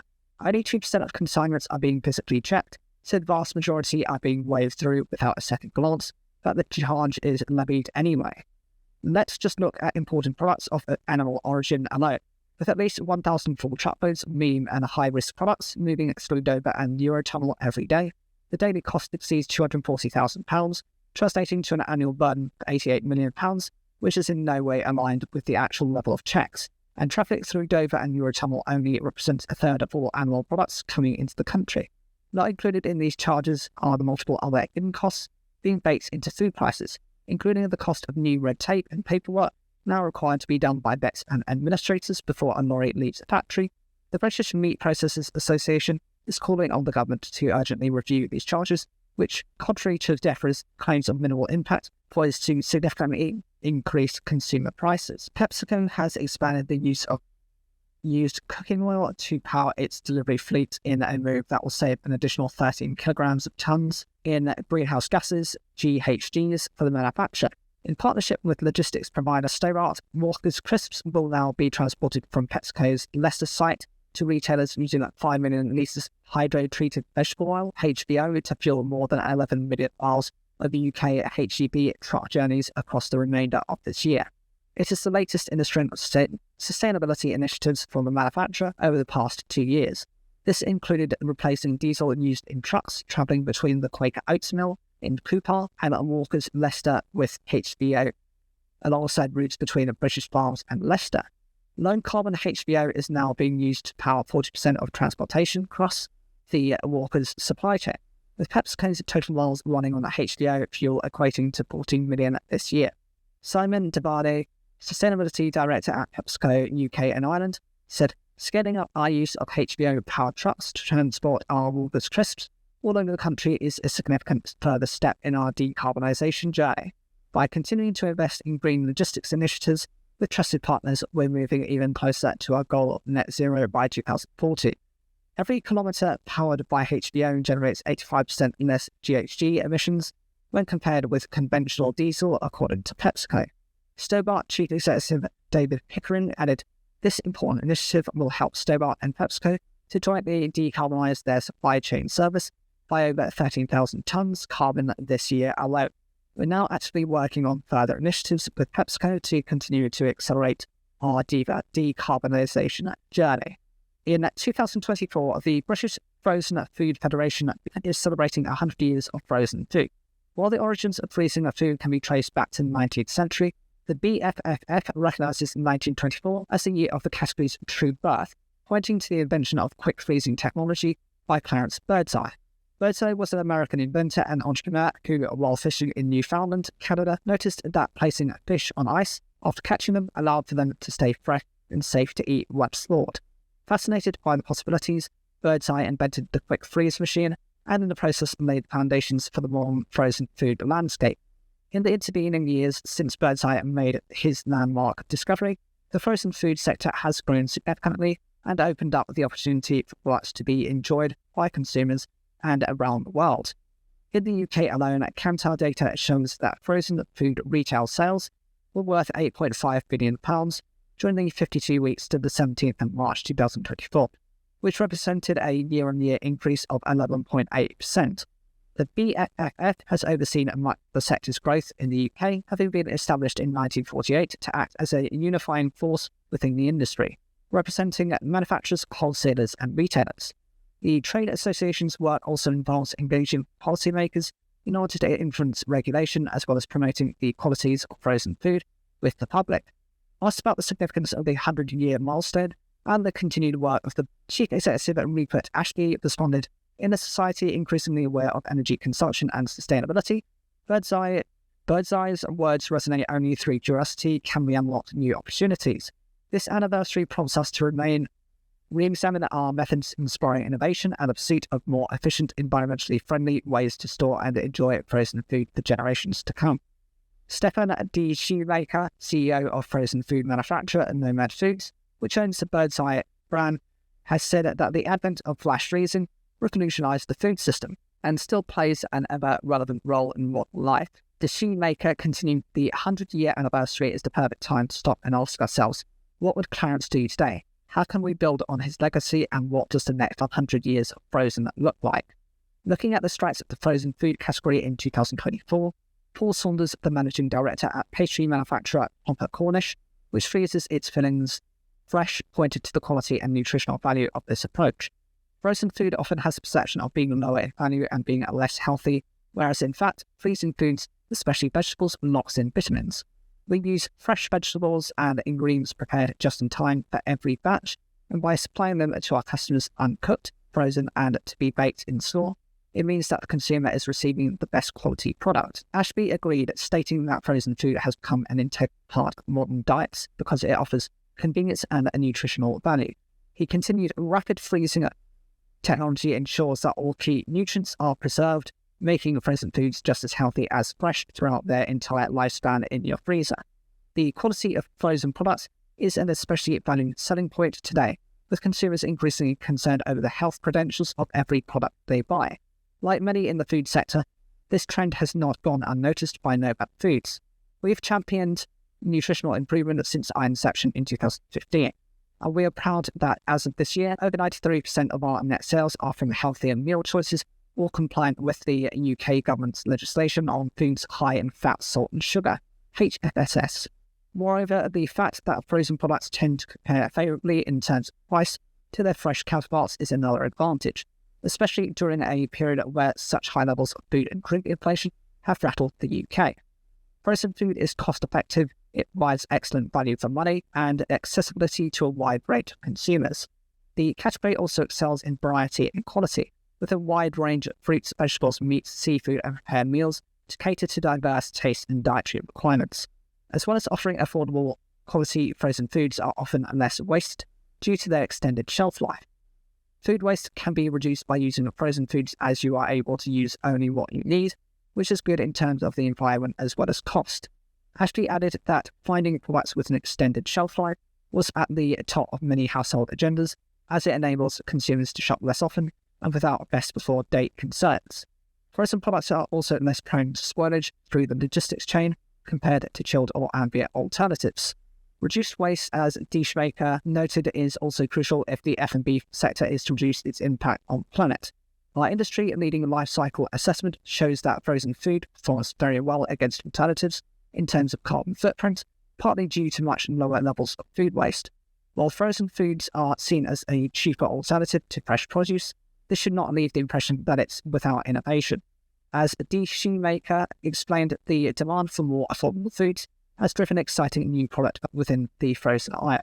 The breadth of products available has certainly grown over time, and our job at Nomad Foods is to continue innovating with new, exciting and versatile products that fit consumers' evolving lifestyles, preferences and cooking habits. For example, since COVID, we've seen a spike in the use of fries as a method of meal preparation, so we've rolled out air frying instructions on our packaging. Ashby echoed this sentiment. The current cost of living crisis is driving consumers to look for more affordable alternatives, and we've seen a rise in consumers replacing meals out with at-home dining experiences at a fraction of the cost. This is leading to innovation across the board as manufacturers look to provide main dishes and desserts that would be complex and time-consuming to prepare from scratch. Consumers are also seeking healthier alternatives, with added vegetables and plant-based products remaining popular. Innovation does not always need to be groundbreaking. Ashby pointed out, and it can be as simple as experimenting with finishing touches. Glazed, coated and dusted products that can be cooked from frozen in a matter of minutes offer consumers a taste of the exotic with little effort required. Salters has seen a considerable growth in the demand for and sales of frozen vegan products, with more consumers adopting a vegan diet or looking to reduce their meat intake because of environmental, animal rights or health reasons. Consumer perceptions of vegan baked goods are changing, and at Cornish, we are seeing a shift in vegan requirements, with some consumers moving away from the meat substitute products towards more plant-based natural ingredients. With calls for clean label claims on plant-based foods becoming louder and consumers seeking a less complicated list of ingredients, there is a focus on improved quality and nutrition. Provenance is another key trend that Saunders highlighted, with UK consumers particularly concerned about reducing the distance their food has travelled. However, they still want to experiment with new flavours, which has resulted in the phenomenon of British fusion. This trend fits well with pasties and savoury pastries, as so many consumers are familiar with the concept of a pastry, sausage roll or a slice, and these familiar products can easily be adapted to merge with other world flavours. Combine this with consumers' desire to use food to explore world and travel experiences, with interesting bold Mexican and Asian flavours coming through, and it opens up a whole new world of development opportunities. In response to the trends, the firm had identified Cornish developed the new Mexican-style bean pasty, a British fusion-inspired product that is suitable for vegans and flexitarians alike. The colourful filling of soft beans, tomatoes and vegetables is blended with the Mexican spices to provide a rich, spicy aroma and a mild, chilly heat, encased in a unique hand-crimped vegan glazed pastry case that has all the flavour of an authentic 4-bean Mexican chili. While the frozen food category has thrived in recent years, the challenges impacting the wider food and drink sector also persist. One major hurdle firms of all sizes face today is climate change, with pressure to take action being applied by regulators and consumers alike. From the perspective of the BFFF, the frozen food industry in the UK has been proactive in implementing sustainable practices throughout their supply chain. Ashby pointed out to a recent study commissioned by Nomad Foods and conducted by F&B-focused science and technology firm Camden BRI, which showed that storing food at -15 centigrade instead of the industry standard -18 centigrade had no impact on product quality, nutrition, taste. Tested over a 12-month period, it was also found that every 3 centigrade increase in temperature led to a notable drop in freezer energy consumption, approximately 10%. This research has profound implications for the frozen food industry, said Burson McArdle. Value optimization need at Camden BRI. By adopting higher storage temperatures, manufacturers and retailers can potentially revolutionise the industry by significantly reducing energy consumption and costs. However, implementing these changes requires collaboration among various stakeholders, including trade bodies, retail partners, and other key players in the frozen food supply chain. the potential benefits of this breakthrough extend beyond just economic savings. By reducing energy consumption, the frozen food industry can contribute to mitigating its environmental impact. This is crucial given that food systems are responsible for a substantial portion of global greenhouse gas emissions, and therefore there is growing pressure on businesses to address sustainability concerns. Nomad Foods was enthused by the results, with D. Shoemaker describing the study as a potential game changer. We believe it is the right thing to do, with benefits for everyone in the frozen cold chain and the extended cold chain. Despite the ongoing trial, Nomad Foods has continued to explore other ways in which it can reduce the environmental impact of its businesses and the wider supply chain. In 2023, we met our SBTi-approved target to reduce our absolute emissions by 25% by 2025. Beyond our own operations, we are committed to ensuring that the top 75% of our suppliers by absolute emissions volume develop their own science-based targets by 2025. Tackling climate change is a journey, but one we are wholly committed to. As mentioned above, the cost of living crisis is another challenge that has forced consumers to adapt their spending habits. And while frozen food is typically seen as a more affordable option, Ashby believes that the category is continuously innovating in terms of price. This includes offering value packaging, budget-friendly options, and optimizing production processes to minimize cost without compromising on quality. One example of innovation can be seen at Cornish, which has sought to eschew the trend of shrinkflation in order to better serve customers with less disposable income. Some manufacturers are taking the opportunity to reduce the size of their products, but we are seeing a trend whereby our customers are wanting larger products as consumers see them as value for money. When money is tight, consumers want to understand they are buying and not risk purchasing food they don't understand. Consumers also want to know where and how products are made and are paying more attention to ingredient labels, where they are expecting simplicity, transparency, and traceability.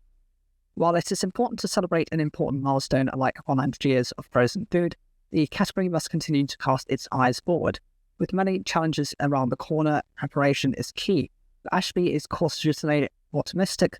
The frozen food industry enters its centenary year at a time when inflation rates are starting to fall and worker prosperity is beginning to rise. With more spending power, consumers will be looking for new and exciting products, which we believe will drive innovation and growth in the category. Additionally, we aim to bring together retailers, customers, FMCG, white goods manufacturers, and trade bodies in a collaborative effort to foster meaningful change by increasing the temperature at which we store frozen food. By working together, we can drive progress towards a more sustainable and efficient frozen food sector, benefiting both consumers and businesses alike. D. Shoemaker's outlook was similarly positive. The future of frozen food looks bright. Our focus on nutrition, sustainability, and innovation, delivered through our iconic brands, inspire confidence in our continued ability to create delicious household staples for the next 100 years and beyond. Pointing to the freezer temperature study, he added, "It is something Clarence Birdseye would have wanted to explore if he was alive today, and we hope he is proud of the progress we are making." Consumer trust in the food system has dropped, with less than half of shoppers trusting food manufacturers over perceived lack of competency and openness, according to EIT Food. In a study of 19,642 consumers across 18 European countries, less than half, representing 46%, said they trusted food manufacturers in terms of competency and openness, down from 48% in 2021, while 27% said they actively mistrusted them. What's more, only 4 in 10, or 38%, of consumers believed that food manufacturers cared about people's concerns, or just 37% felt that they were open and honest about how they prepared and sold food. This level of mistrust extended to government agencies at national and EU level, with only 45% of respondents admitting to trusting authorities.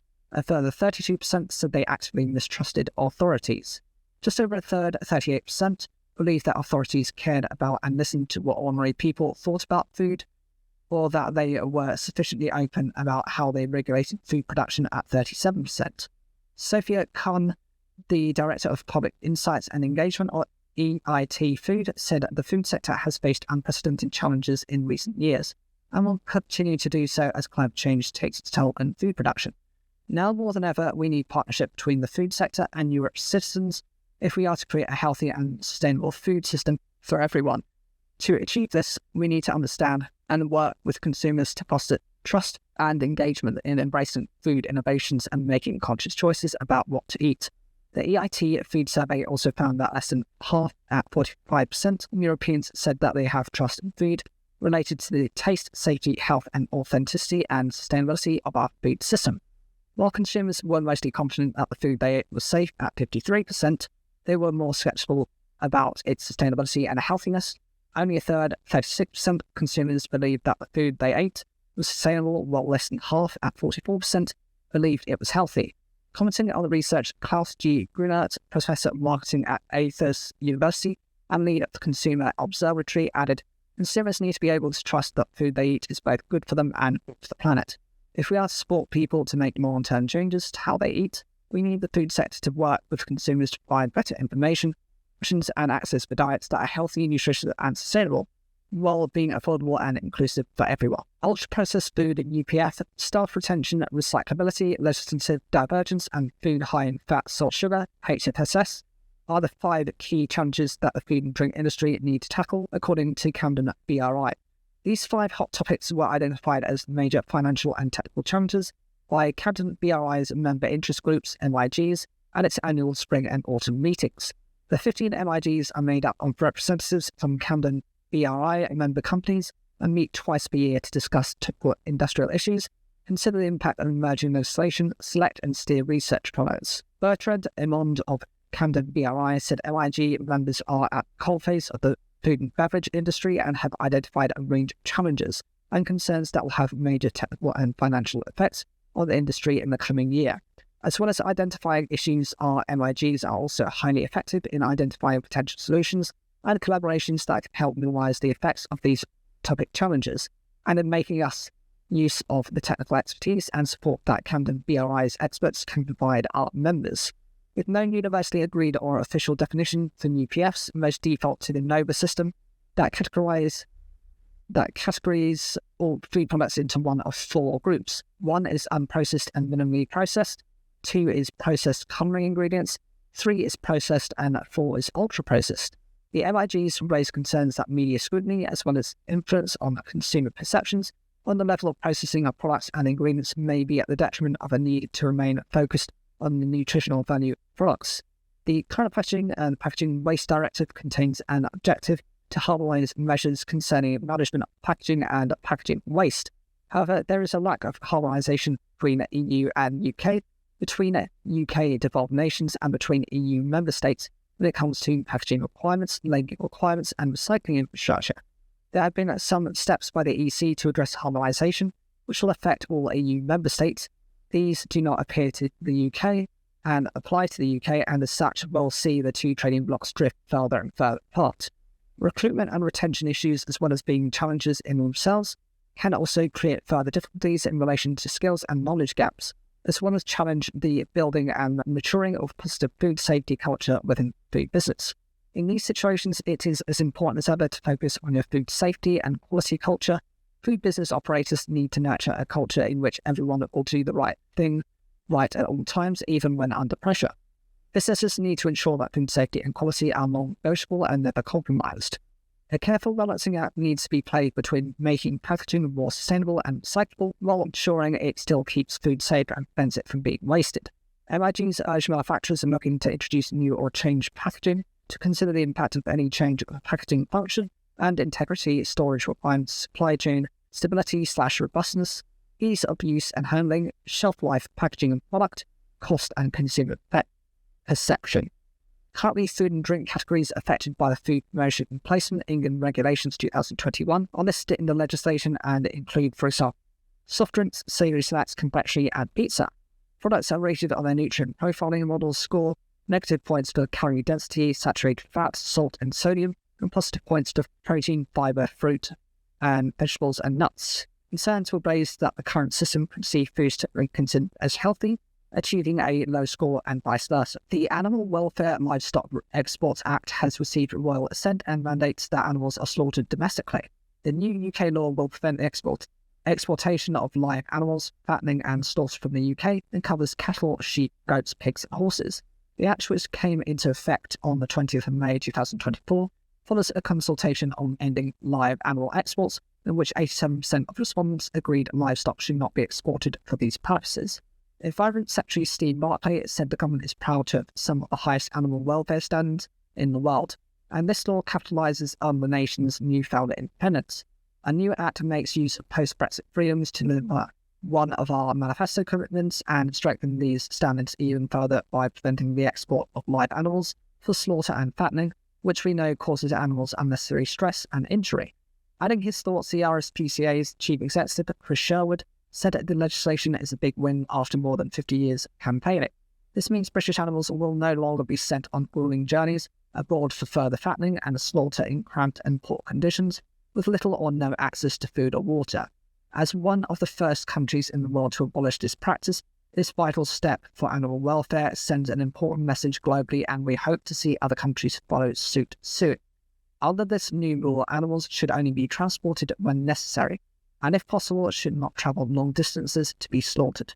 Live exports in other specific circumstances, for example, for breeding and competitions, will still be allowed, provided animals are transported in line with legal requirements which protect their welfare.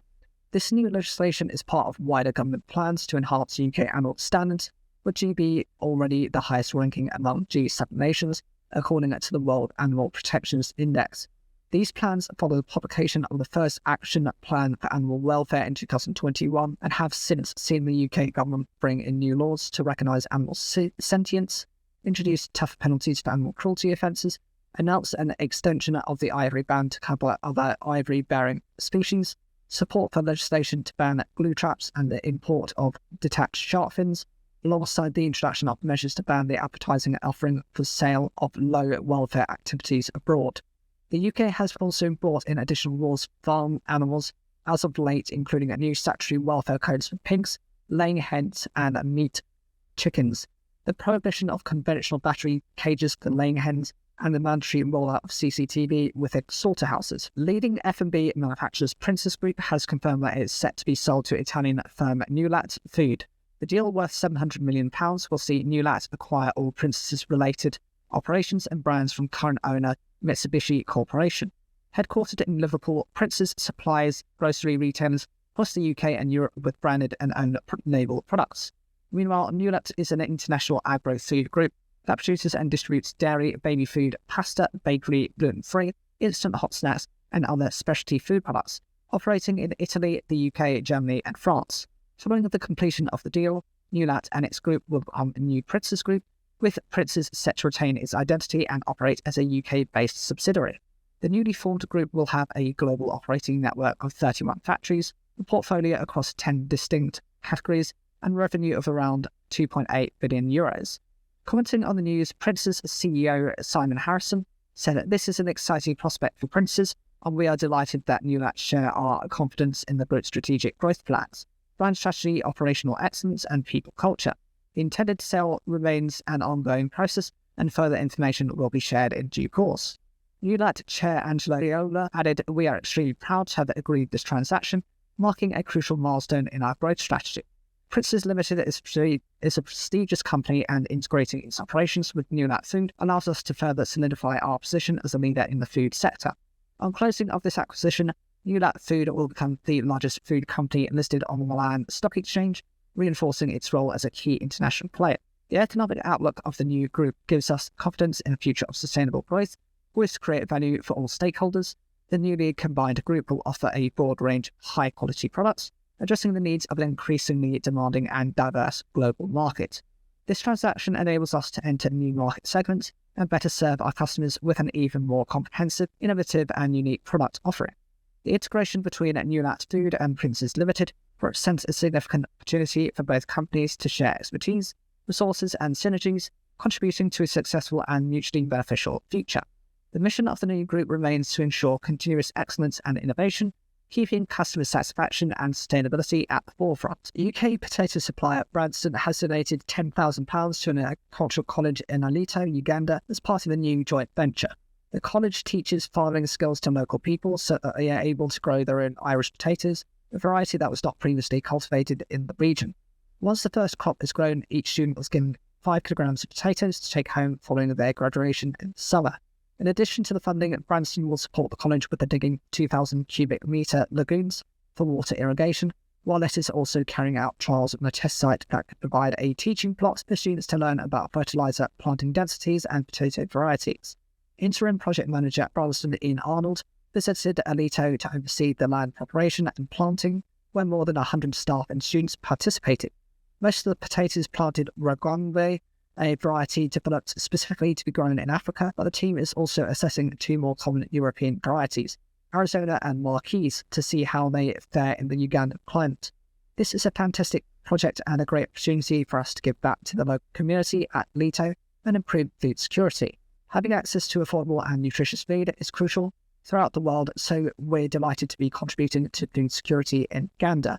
The college has mainly been at training under 25s, and their creativity has been brilliant, but the project is also focused on upskilling women in particular, and even provides a creche for those with young children to be able to access education while their children are cared for. We've been committed to providing 3 years of training with the college, so we're eager to continue to help support and educate the elite community over the next few years. Arnold added that Branson hopes to offer more of its team the chance to visit Alito over the next few years. It's a rewarding volunteering opportunity, people to learn more about how our work can help communities, and it's an investment both professionally and personally. Kellanova has confirmed that its Kellogg's cereal factory in Manchester will close towards the end of 2026.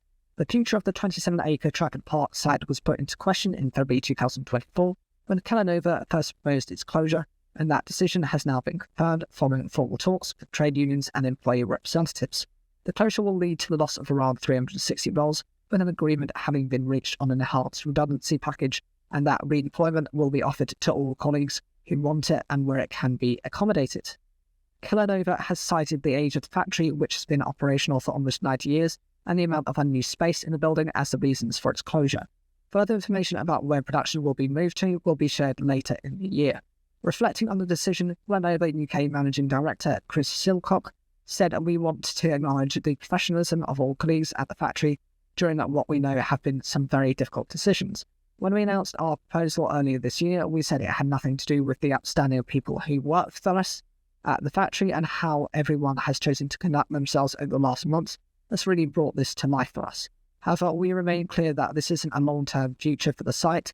It's laid out in a way that made sense in the 1930s, with food travelling up and down 6 floors in a legacy manufacturing process.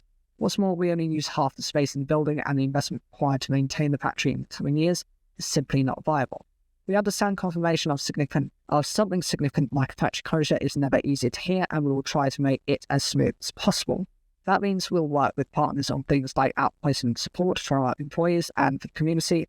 We'll start to explore the long-term future of the site." Greencore's profits rocketed in the first half of the 2024 financial year, with convenience foods manufacturer predicting its full-year results to be ahead of current market expectations. The group reported a 602% increase in group operating profits to £25.3 million for the half-year ended 29th of March 2024, up from £3.6 million in the same period last year. Adjusted operating profit more than doubled, plus 139.8% to £28.3 million, while adjusted profit before tax jumped 397.1% to £16.9 million. Profit gains for the manufacturer came despite a 6.4% decrease in revenue for the half year, down to £866.1 million, due to a decision to exit a number of low-margin contracts in the full year 2023 and the Trilby trading disposal. However, on a like-for-like basis, revenue growth was 4.1%, with a 1.2% increase from volume growth and mix impact. Based on these results, Greencore forecast that its full-year results would be ahead of market expectations, mean adjusted operating profits of £82.9 million and mean sales of £1.8 billion for 2024. Supported by a new large ready meals contract when to be onboarded at its Kiverton site late in the fourth quarter. Commenting on the results, Chief Executive Dalton Phillips said the group's accelerating financial performance is very encouraging as we focus on driving profitability and returns. We have exited low-margin businesses and are undertaking a range of actions to increase the returns profile of each element of the portfolio. We have many opportunities to continue to grow business profitability and have commenced investing in our IT infrastructure to create a solid platform for growth and enable further efficiency gains across the group. Notwithstanding this additional investment, and while our seasonally stronger second half is still ahead of us, We now expect a full year 2024 adjusted operating profit in a range of £86 to £88 million, ahead of current market expectations. Our strategic and operational highlights mentioned in the financial update included continued work to enhance performance across Greencore's manufacturing footprint, as well as plans to consolidate its soups business into a single site to provide efficiency gains. UK consumers admit to being addicted to ultra-processed foods, UPFs, with the vast majority consuming them at least once a week, according to new research by healthy eating platform Lifesum. In a survey of 5,000 UK adults, 1 in 6, 17.1%, said they were addicted to UPFs, while almost a quarter admitted to eating UPFs at least once a day. A vast majority of respondents, 87.4%, said they ate UPFs at least once a week. Stress was the most common reason cited by respondents as the reason why they ate UPFs at 29.5%, followed closely by convenience at 28.8%, while time constraints came in at a distant third at 13.7%. Interestingly, personal preference was cited by just 5% of respondents as their reason for turning to UPFs. Despite stress being the most common reason for consumers turning to UPFs, more than three-quarters of those surveyed, 79.1%, said they had a negative impact on mood regulation. UK consumers also categorised UPFs as having a negative impact on energy levels at 76.8%, while nearly two-thirds said they had a negative impact on their cognitive function at 65.7%.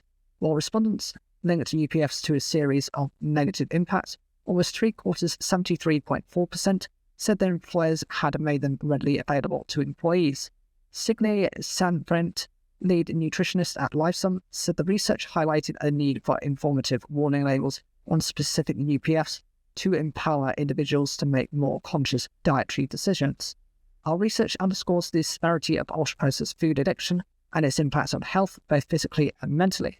These foods can lead to a variety of health issues such as obesity, heart disease, diabetes, and even certain types of cancers. Employers should prioritise promoting healthier eating habits to counter these effects and enhance employee well-being. The UK has moved a step closer to joining the Comprehensive and Progressive Agreement for Trans-Pacific Partnership (CPTPP) by ratifying its membership. 6 other countries also need to ratify the UK's membership by October 2024 in order for the deal to enter into force by the end of the year, with Singapore, Japan and Chile the only members to have already done so. The UK had expected the ratification process to take until July, but announced the news during a meeting with members of the group in Arequipa, Peru on the 17th of May. An initial deal for the UK to join the CPTPP was signed in July 2023, members of which include Australia, Brunei, Canada, Chile, Japan, Malaysia, Mexico, New Zealand, Peru, Singapore and Vietnam. Joining the pact will mean that 99% of current UK exports to CPTPP members will be eligible for tariff-free trade, with the partnership encompassing 500 million consumers. In 2023, the UK exported £2.3 billion adjusted for current prices of food and drink to CPTPP countries. Meanwhile, the UK has also conducted negotiations on a double taxation agreement, DTA, with Peru, a deal that will protect businesses from being taxed twice while trading. Ahead of the 2-day visit to Peru, UK Government Minister for Trade Policy, Greg Hands, said the UK has been racing to get our ratification done because we know how much CPTPP will benefit British businesses, whether through access to new markets or cutting red tape on existing exports. I'm delighted we were able to bring this forward ahead of our original July forecast, so we can get the countdown to entry into force going as soon as possible. William Bain, Head of Trade Policy at the British Chambers of Commerce, welcomed the news that the UK had ratified its membership of the CPTPP. There are a few multinational trade agreements like this one. The UK's addition to this bloc will open up new opportunities for both inward and outward investment. Elsewhere, the Glasgow distillery founder, Liam Hughes, believes that the UK joining CPTPP will allow the firm to grow its exports in the region. Opening the markets to trade within the CPTPP bloc is a positive move forward for the Glasgow distillery. The opportunity this agreement provides will be particularly beneficial for our single malt Scotch whisky brand, Glasgow 1770, which will benefit directly from reduced tariffs in Malaysia, allowing us to explore this as a potential new market. The UK's apprenticeship system is not working and leaving more than £4 billion that could have been used to train new apprentices on the table, claimed Fiona Graham, Chief Advocacy Officer at Family Business UK. Her comments follow the news that the number of new apprenticeships has fallen by up to 2/5 since the introduction of the government's levy system. We hear from family businesses daily how the system is too complicated, inflexible, and burdensome. Family businesses will train young people and upskill their workforces, but administrative complexities discourage businesses from taking on apprentices. Money, a staggering £4.4 billion that could be used for training, is instead returned to the Exchequer without being touched. Graham accused the current system of holding back the potential of businesses by failing to equip future workforces with the skills, training and support they need where they need it. To deliver a skills regime that is fit for the future, we need an overhaul of the employee training landscape by refocusing on the apprenticeship levy and making the skills landscape work for businesses and individuals. The current skills and apprenticeship system needs to be revamped and replaced with a more holistic future skills fund. This revamped future skills fund would provide greater flexibility on how money could be used to encompass apprenticeship support, training and development for existing employees. It would also allow businesses to use the allocated funding on a wider range of training options and opportunities. Transition for a future skills fund would also give businesses greater flexibility and opportunity to use funding for the skills and technical expertise they need. It would better equip local schools and colleges to provide training and skills relevant to the needs of local employers and communities. Graham concluded by outlining a number of ways in which the fund could be used to provide a better deal for employees and employers. This included support for transport or living costs, removing barriers between national of the UK to ensure money is spent where it is most needed, giving businesses a greater say in the development of the local skills landscape, and supporting career-long skills development and learning, including when re-entering the workforce after a period of absence. The food and non-alcoholic beverages inflation rate fell for the 13th consecutive month during April 2024. According to new figures from the Office for National Statistics, ONS, the inflation rate, which features the change in food and drink prices over the past 12 months, was calculated as 2.9% for April 2024, down from 4% in March. This figure represents the first time that F&B inflation has fallen below 3% since November 2021. Between March and April, prices rose by 0.3%, compared with a monthly increase of 1.4% a year ago, while prices have risen by around 2% since May 2023.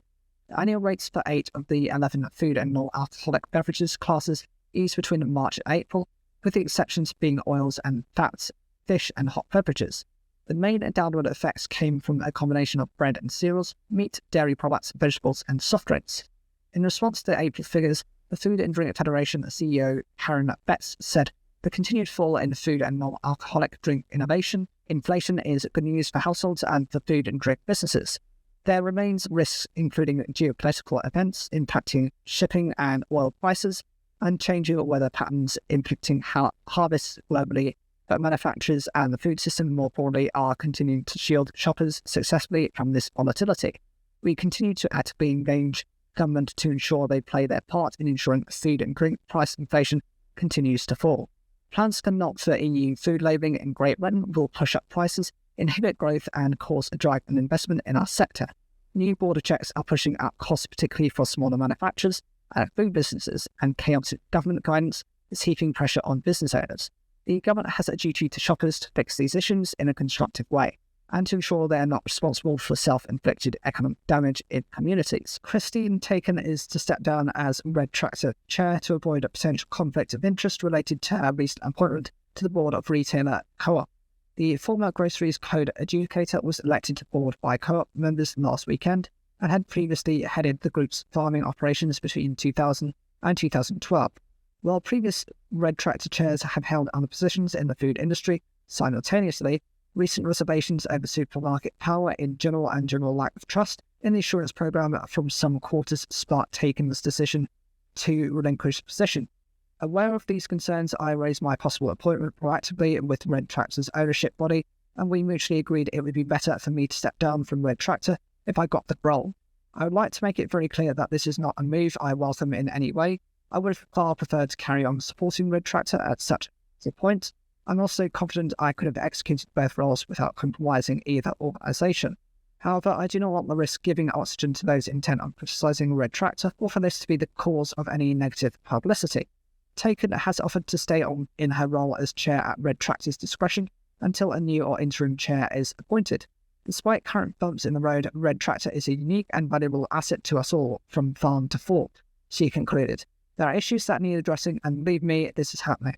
But it is incumbent on all of us to see the enormous opportunities and value presented by Red Tractor and work together to ensure it is there for us all for the future. Good Guys Bakehouse, founded by ex-United Biscuits General Manager Steve Mudd, has raised £550,000 to fuel retail growth for its biscuit range.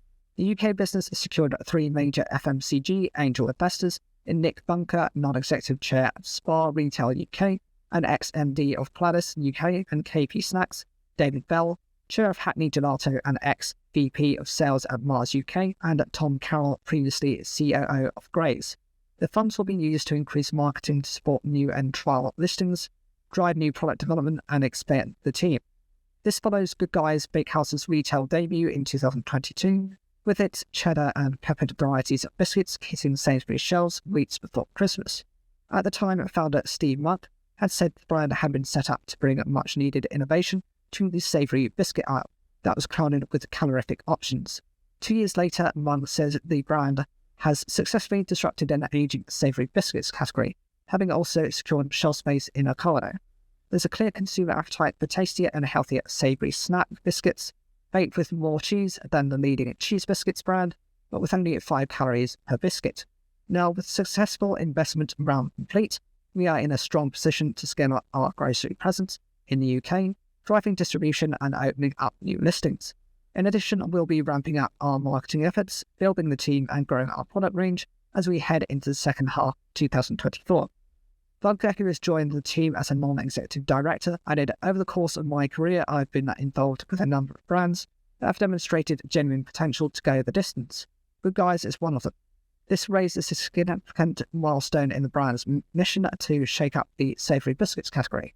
And with Steve at the helm, we are on course to make Good Guys Bakehouse a household name in the UK and beyond."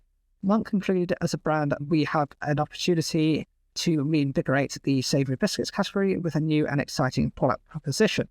And with the backing of high-calibre industry investors, we are perfectly poised to do this." Whisky Partners have opened a new bonded warehouse in Alloa, Scotland. Specialists in the whisky investment and acquisition sector, Whisky Partners, invested a 7-figure sum into the new warehouse.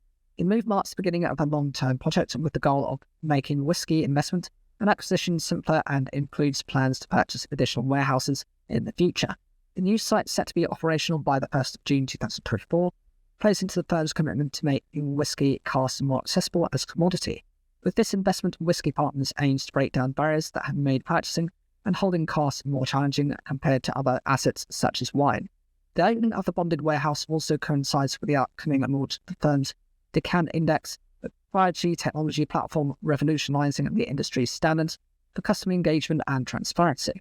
This technology not only offers clients an end-to-end perspective from cost, but also seeks to offer private clients greater levels of transparency when purchasing casks and bottles in bond.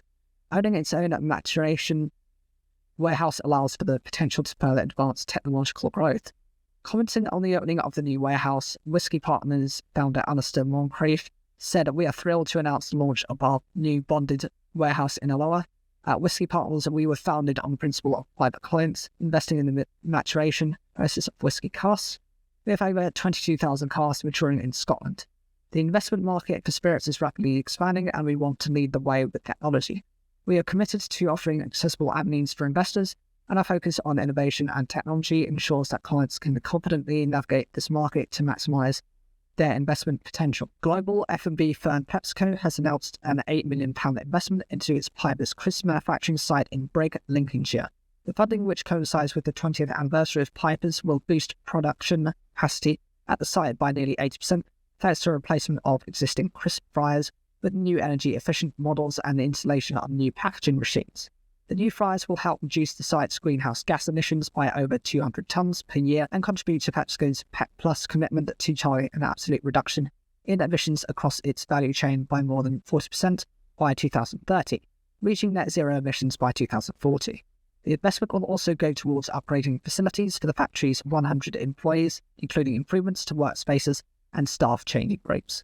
PepsiCo acquired Pipers in 2019, and the brand has since grown to become the #1 premium crisp brand in the away-from-home category. During that time, sales have doubled, and the improvements to the site should enable the brand to meet growing demand. Originally available in small independent pubs, bars, cafes, and farm shops, Pipers has expanded its distribution network to include national wholesalers such as Booker, Brakes and Bidfood, alongside hospitality operators Mitchell and Butlers, Stonegate and Young's to bring its quality crisps to people in a variety of locations across the UK. Meanwhile, the brand's export business is now worth more than £2 million, shipping to countries including France, Italy and across Scandinavia, while it is also targeting further export opportunities across the Middle East, China and Japan. Commenting on the announcement, Piper's head of operations, Merjam Fogarty, said Piper's is as much a loved brand with a rich heritage, and we're delighted in making this investment at such an exciting stage in our journey. From small independent pubs, cafes and farm shops to working with some of the UK's biggest wholesalers and hospitality operators, the funding will help us bring our delicious crisps to more people wherever they are and expand our brand internationally. With Piper's 20th birthday fast approaching, I'm looking forward to the next phase of our growth.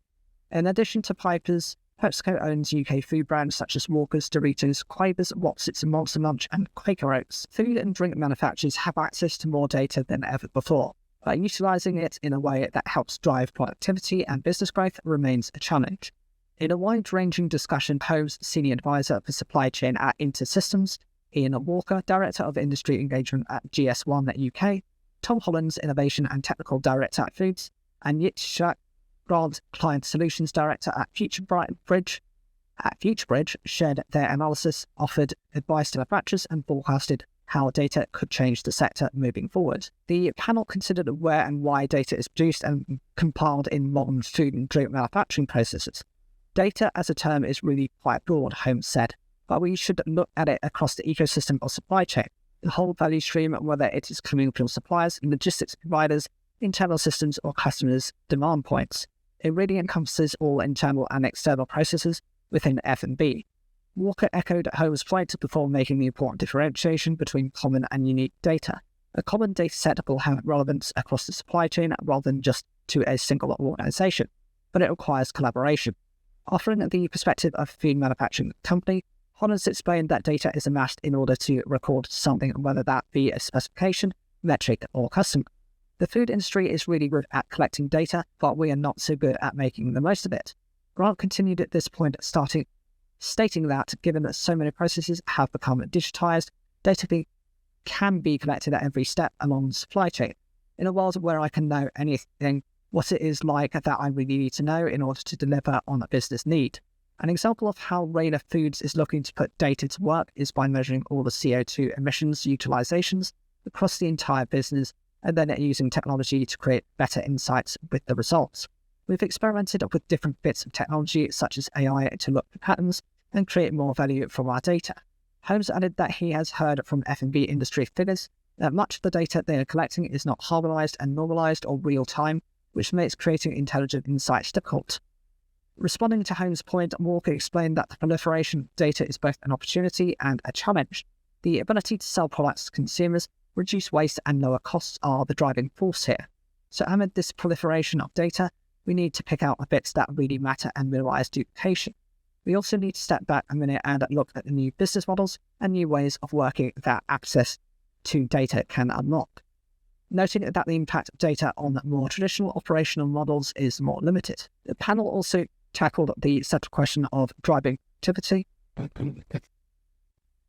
and cutting costs through the use of data. Holmes started by explaining that too many firms still use Excel spreadsheets instead of technology that can automate processes and allow for real-time, return on investment-based decision-making. He explained technology can be applied to CO2 decisions to around optimizing transportation, while also delivering on-shelf availability, and then with AI, you need quality data to drive these tools. Digital technology reduces the cost of gathering data and finds ways that it can be leveraged. He used the example of measuring a machine's energy usage, where the data collection and distillation can now be automated. The team can then act on the advice of the tools to reduce energy consumption, which cuts costs, makes the plant more efficient, and reduces the lag time throughout. Looking ahead, Grant predicted that the factory of the near future could look rather different, with AI-assisted automated processing and smart production lines, allowing factory manufacturers to oversee operations from home using a computer. The future is coming and it is very exciting, but it's about how to automate the processing of the data and the changes that are needed to deliver on the savings. Despite the possibilities for progress, Holmes emphasised that data still remains an issue for many firms, food and drink.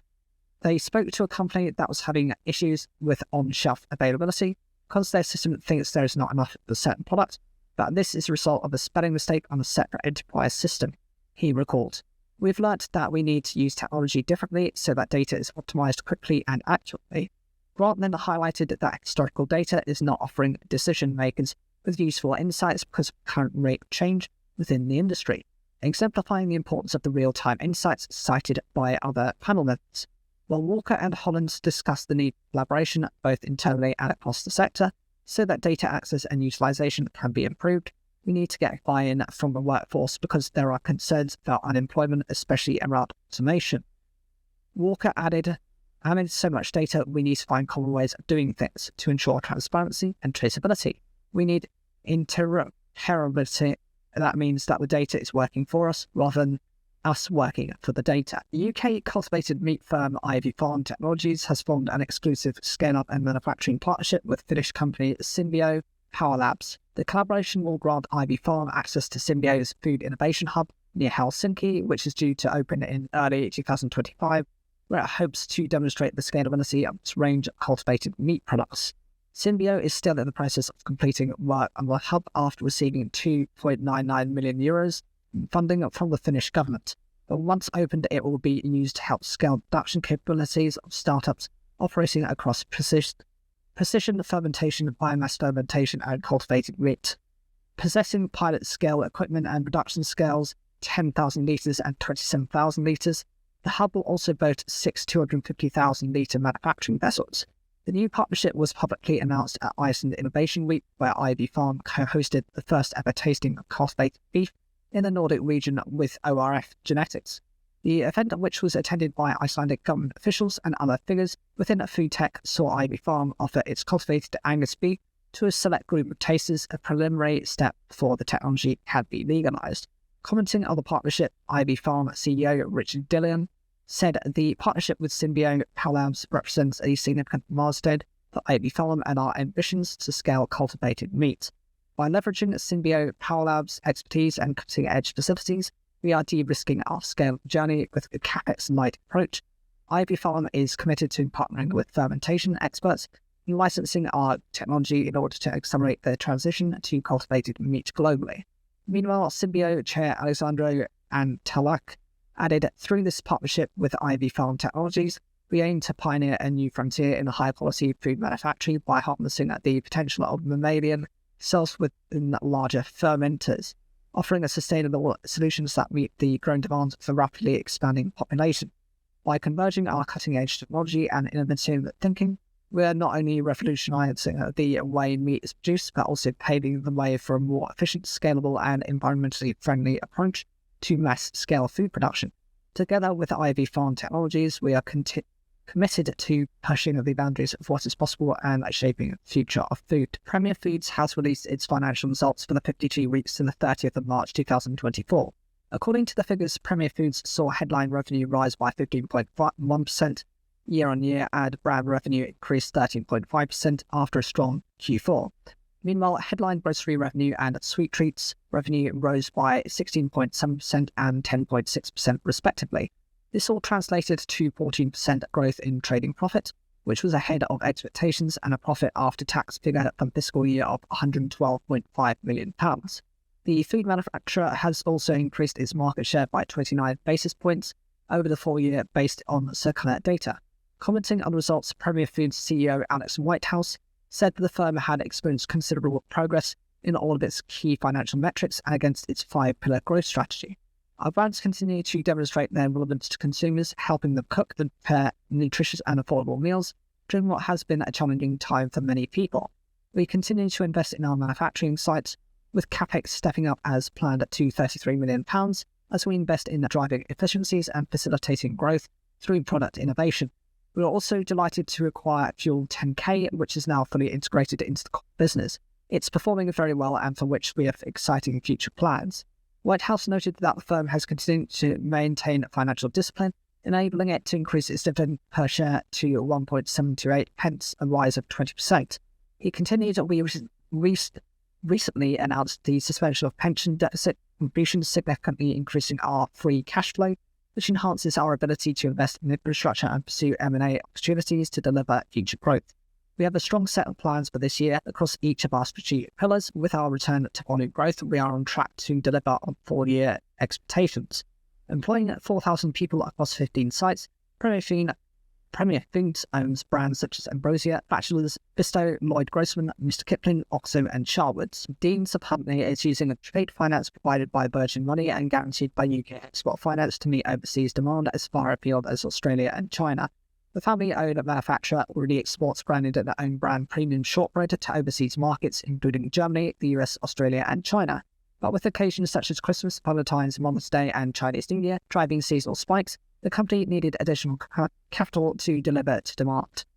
UK Export Finance UKEF helped Dean's LV to secure Virgin Money financing with a guarantee offered through its General Export Facility, GEF, product. This has so far helped UK exporters to access more than £325 million in new working capital loans since its launch in 2020. GEF funding was agreed in 2023, and Dean's has since been able to ramp up its production to make seasonal shipments and produce special edition tins, such as the one. The GEF facility has helped us manage the working capital implications of large export orders within the time it takes to ship parts. It can take 3 to 4 months to get payment from when the shortbread was made and shipped, explained the shortbread producer's CEO, Bill Dean. The functionality of GEF is in being able to draw down on what we need when we need it, and then pay it all back when we don't need it. It has enabled us to pursue more customers in the US as well as expand in the Far East, Europe. The new financing also supports Dean's ambition to invest in new equipment and create new roles at the firm, up to 20 jobs. The flexibility of what you can see and use the GEF means we can use it to fund overseas sales, but also take on new people and invest in new equipment to improve processes and reduce environmental impact as well. Tim Reed, CEO at UKEF, added, Dean's has a distinctly Scottish product which is much loved around the world, and our support is helping them to enjoy continued export success.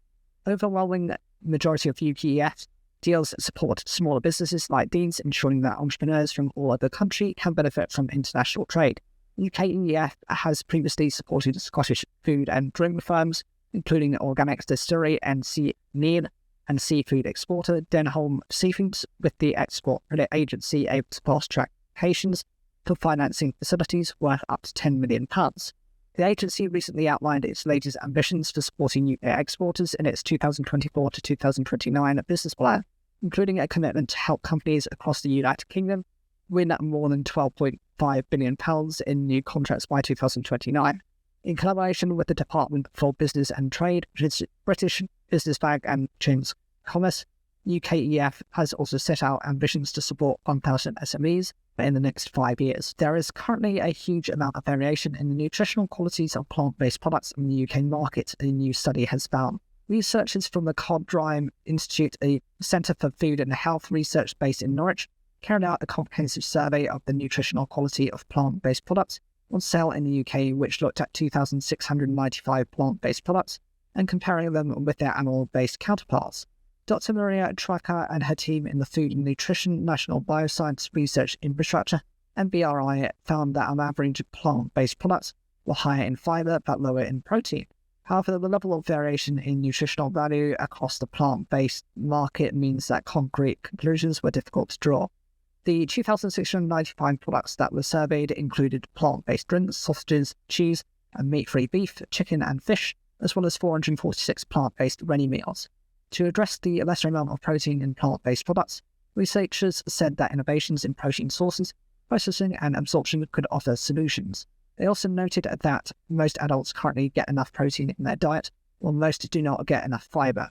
Meanwhile, the researchers advocated for adding vitamins and essential minerals to plant-based products, a practice which does take place but not on widespread basis.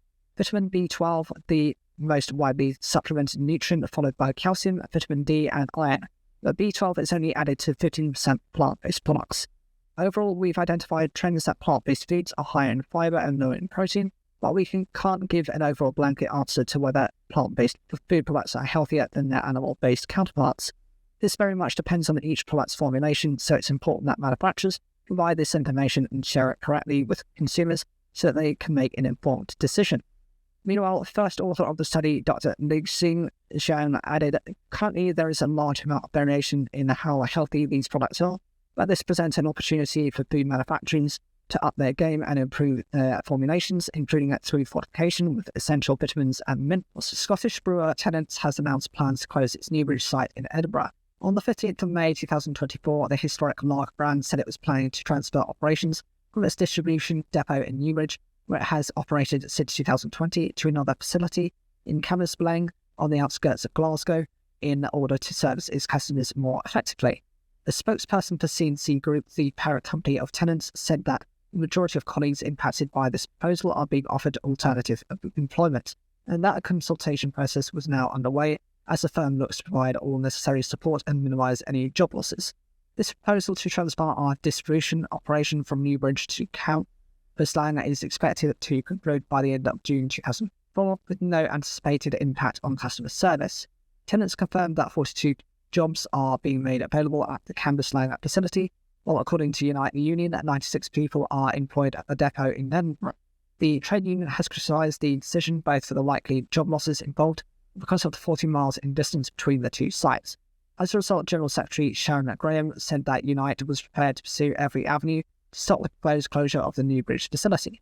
Tennent's, which is Scotland's largest beer company, is a subsidiary of the very profitable C&C Group plc. This is an extremely premature decision.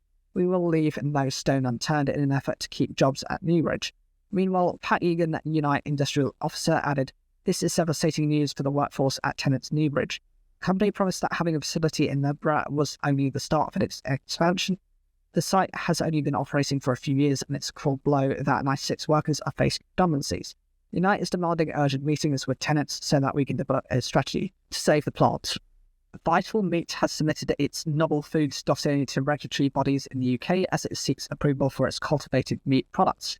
The French firm filed the dossier to the Food Standards Agency, FSA, and Food Standards Scotland, FSS, on the 17th of May 2024, which it hopes will lead to its products being made legal for sale in the UK.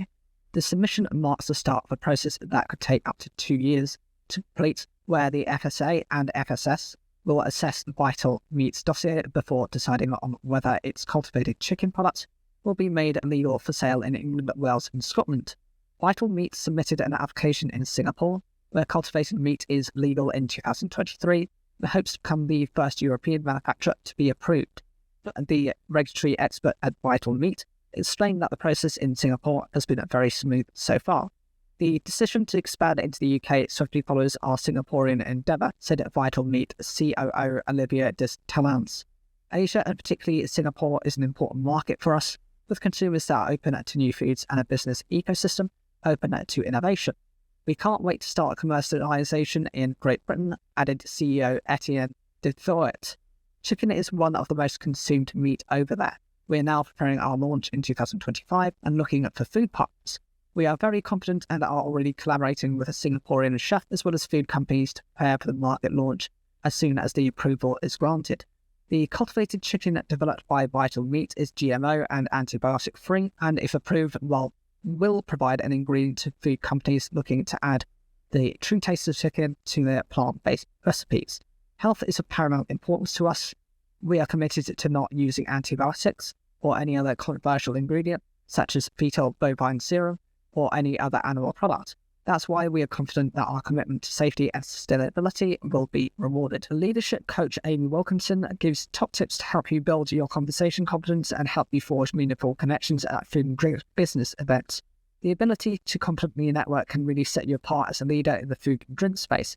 It not only helps you connect with potential mentors, but it will also give you fresh perspectives that can help you become a stronger leader. For many of us, the idea of networking is pretty terrifying and can become a massive blocker to career development and also to our influence in the industry. This is why we came up with the concept for Nourish Your Network events, which are less warm wine and small talk and more curious conversations and cake. The first session was held at Sainsbury's Holborn office and was a great success. At the event, we shared neuroscience behind why networking can be scary for some and not for others. Importantly, we also delved into what you can do about it. Broadly, our brains want to keep us safe, and that can create a fear of rejection, which makes some people feel really nervous in these situations. Here, they've encapsulated some of the key takeaways from that session into 5 digestible tips that will help you network more effectively, especially if the thought of it makes you want to run and hide. 1. Reframe the word networking. As soon as we call something networking, it can feel more pressurized than it needs to be. Reframing it as an interesting conversation or finding out something new about other people can really help. Take the focus off yourself and what you're going to say and get curious about other people. In fact, the ability to ask a lot of questions and to listen intently to the answers is a great way to become a successful networker without feeling like the spotlight is all on you. 2. Rehearse if you need to. We've all heard that we need to have an elevator pitch about ourselves, which, just like the word networking, may fill us with fear. The fear that people won't find what we have to say about ourselves that interesting.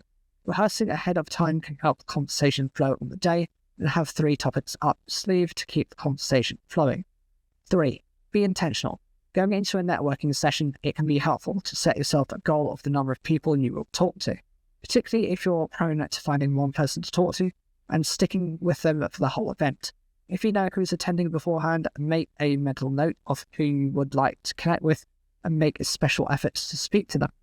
4. Have an engagement strategy. Find yourself a networking partner to attend events with if it feels too much to attend alone. You can spur each other on and make the experience less daunting, but be aware of the risk of standing in the corner and not talking to anyone else. If you're attending alone and concerned about walking up to a group of strangers, look out for and approach groups of 3. It's much easier to join a conversation that way than trying to break into a one-to-one conversation or a large group. You'll often find the third wheel in the conversations glad of someone else to talk to. 5. Look for everyday networking opportunities. Not all of us are made for the big in-person networking events. Whilst it's important to be able to hold your own in these conversations and situations, there are plenty of other ways to build your network. The world of remote and hybrid working has made it easier than ever to have a virtual cover with people with you who meet online. If one-to-one conversation feels more natural to you, this can be a great way to build your network with no warm wine and conversations in sight. And follow up with people.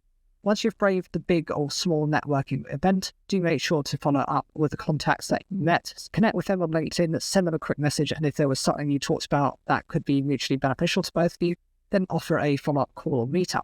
Nourishing your network is an outgoing activity and is much more than attending a one-off networking event.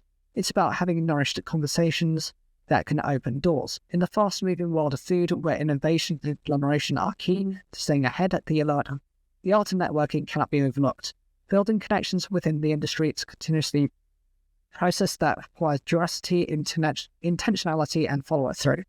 Whether they're through a casual virtual cuppa or a strategically attended event, each interaction is a step towards strengthening your leadership and enhancing your influence in the food industry.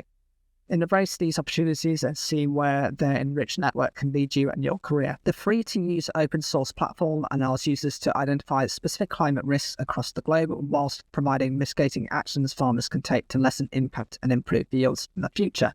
In the UK, England experienced the second wettest 6-month period on record between October 2023 and March 2024. Rainfall was almost 6% above the 10-year average.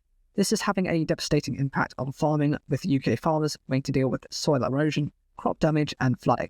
In 2021, the UK Food Security Report named climate change as the biggest medium to long-term risk to its domestic production. Whilst you could argue that global warming has more recently been making itself felt in the UK, the impact in other regions has been evident for some time, and scientists have been warning us for even more. In 1938, a steam engineer by the name of Guy Callendar claimed that global temperatures had risen 0.3 centigrade over the previous 50 years. Although he did his calculations by hand, his estimates turned out to be remarkably accurate. The reality is that this is the world's biggest challenge right now and in the future, with the possibility of exposing millions of people worldwide to acute food insecurity. We're seeing so much more disruption in supply chains from climate change. Margaret Henry, PepsiCo's Vice President of Sustainable and Regenerative Agriculture, agreed. And the knock-on effect from this has been farmers asking the business, what can you as our partner do for us? So that's what the business set out to achieve. However, it wasn't an overnight solution as Henry described. A more proactive tool around climate was required. Henry said it became apparent that there was a gap in the market. She explained that many of the platforms were costly, limited in their projection time span, and very general. While you could probably ascertain a 50-year projection, it really didn't hold much tangible information But what does it mean to me, and what does it mean to any farmer? How do I tell them what's coming? We needed to understand the risks facing farmers and the risks around the world in the near term and long term. This sparked PepsiCo's climate risk platform at CRP, which the business began working on in February 2020.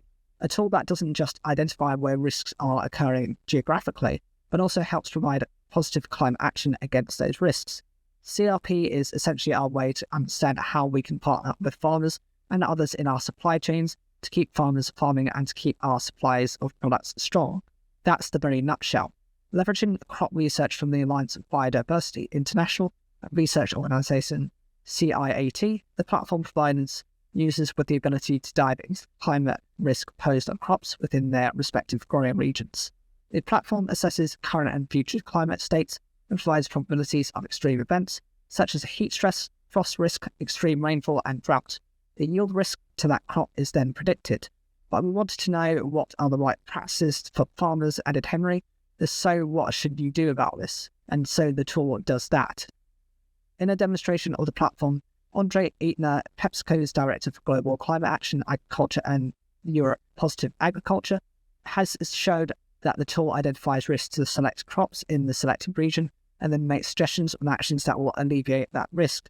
It then further illustrates the power of action compared to none. This is broken down into 3 divisions: baseline and do nothing scenario 2030 and resilient scenario 2030.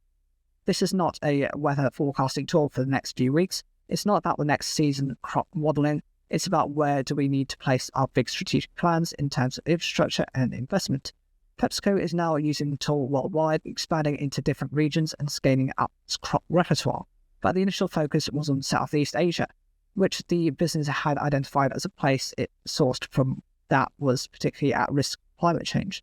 The company teamed up with German development agency GIZ to introduce the tool and demonstrate farms to rice farmers in Southeast Asia. Together, the team identified specific agricultural practices that would help farmers adapt to local changes in climate. Over 2 years, the tool boosted farmers' incomes while also cutting down greenhouse gas emissions and improving soil quality. Using insights leveraged through the CRP, PepsiCo says the farmers it worked with in Thailand were able to improve their livelihoods by 32%. Whilst PepsiCo has capital to invest in creating its own platform that plugged the gaps, Henry referenced earlier, she said the business recognised that others did not have that luxury. With 9 crops available, CRP is now a free open source resource that PepsiCo hopes other businesses will expand upon. Time is far too short for this kind of information to be siloed, too short for this to be information that is only accessible if you can pay for it, Henry commented. This information needs to be available to absolutely everyone who can and should take action to secure the future of food systems. Our hope is that it continues to grow, others can come in, and they can expand their geographies, they can expand the crops so that it can be usable by many other farmers and companies around the world. This is not the first time that PepsiCo has helped create a free-to-use platform, with the CRP following a previous work to help farmers grow the perfect oat. For this, its R&D agricultural science team, alongside several partners, developed foundational knowledge of physiology and agronomy to support farmers to create what is now known as the Quaker Oat Growth Guide. This guide shows growers how they can optimize their management practices to improve yields and efficiency, ensuring a more sustainable, high-quality supply of oats to consumers.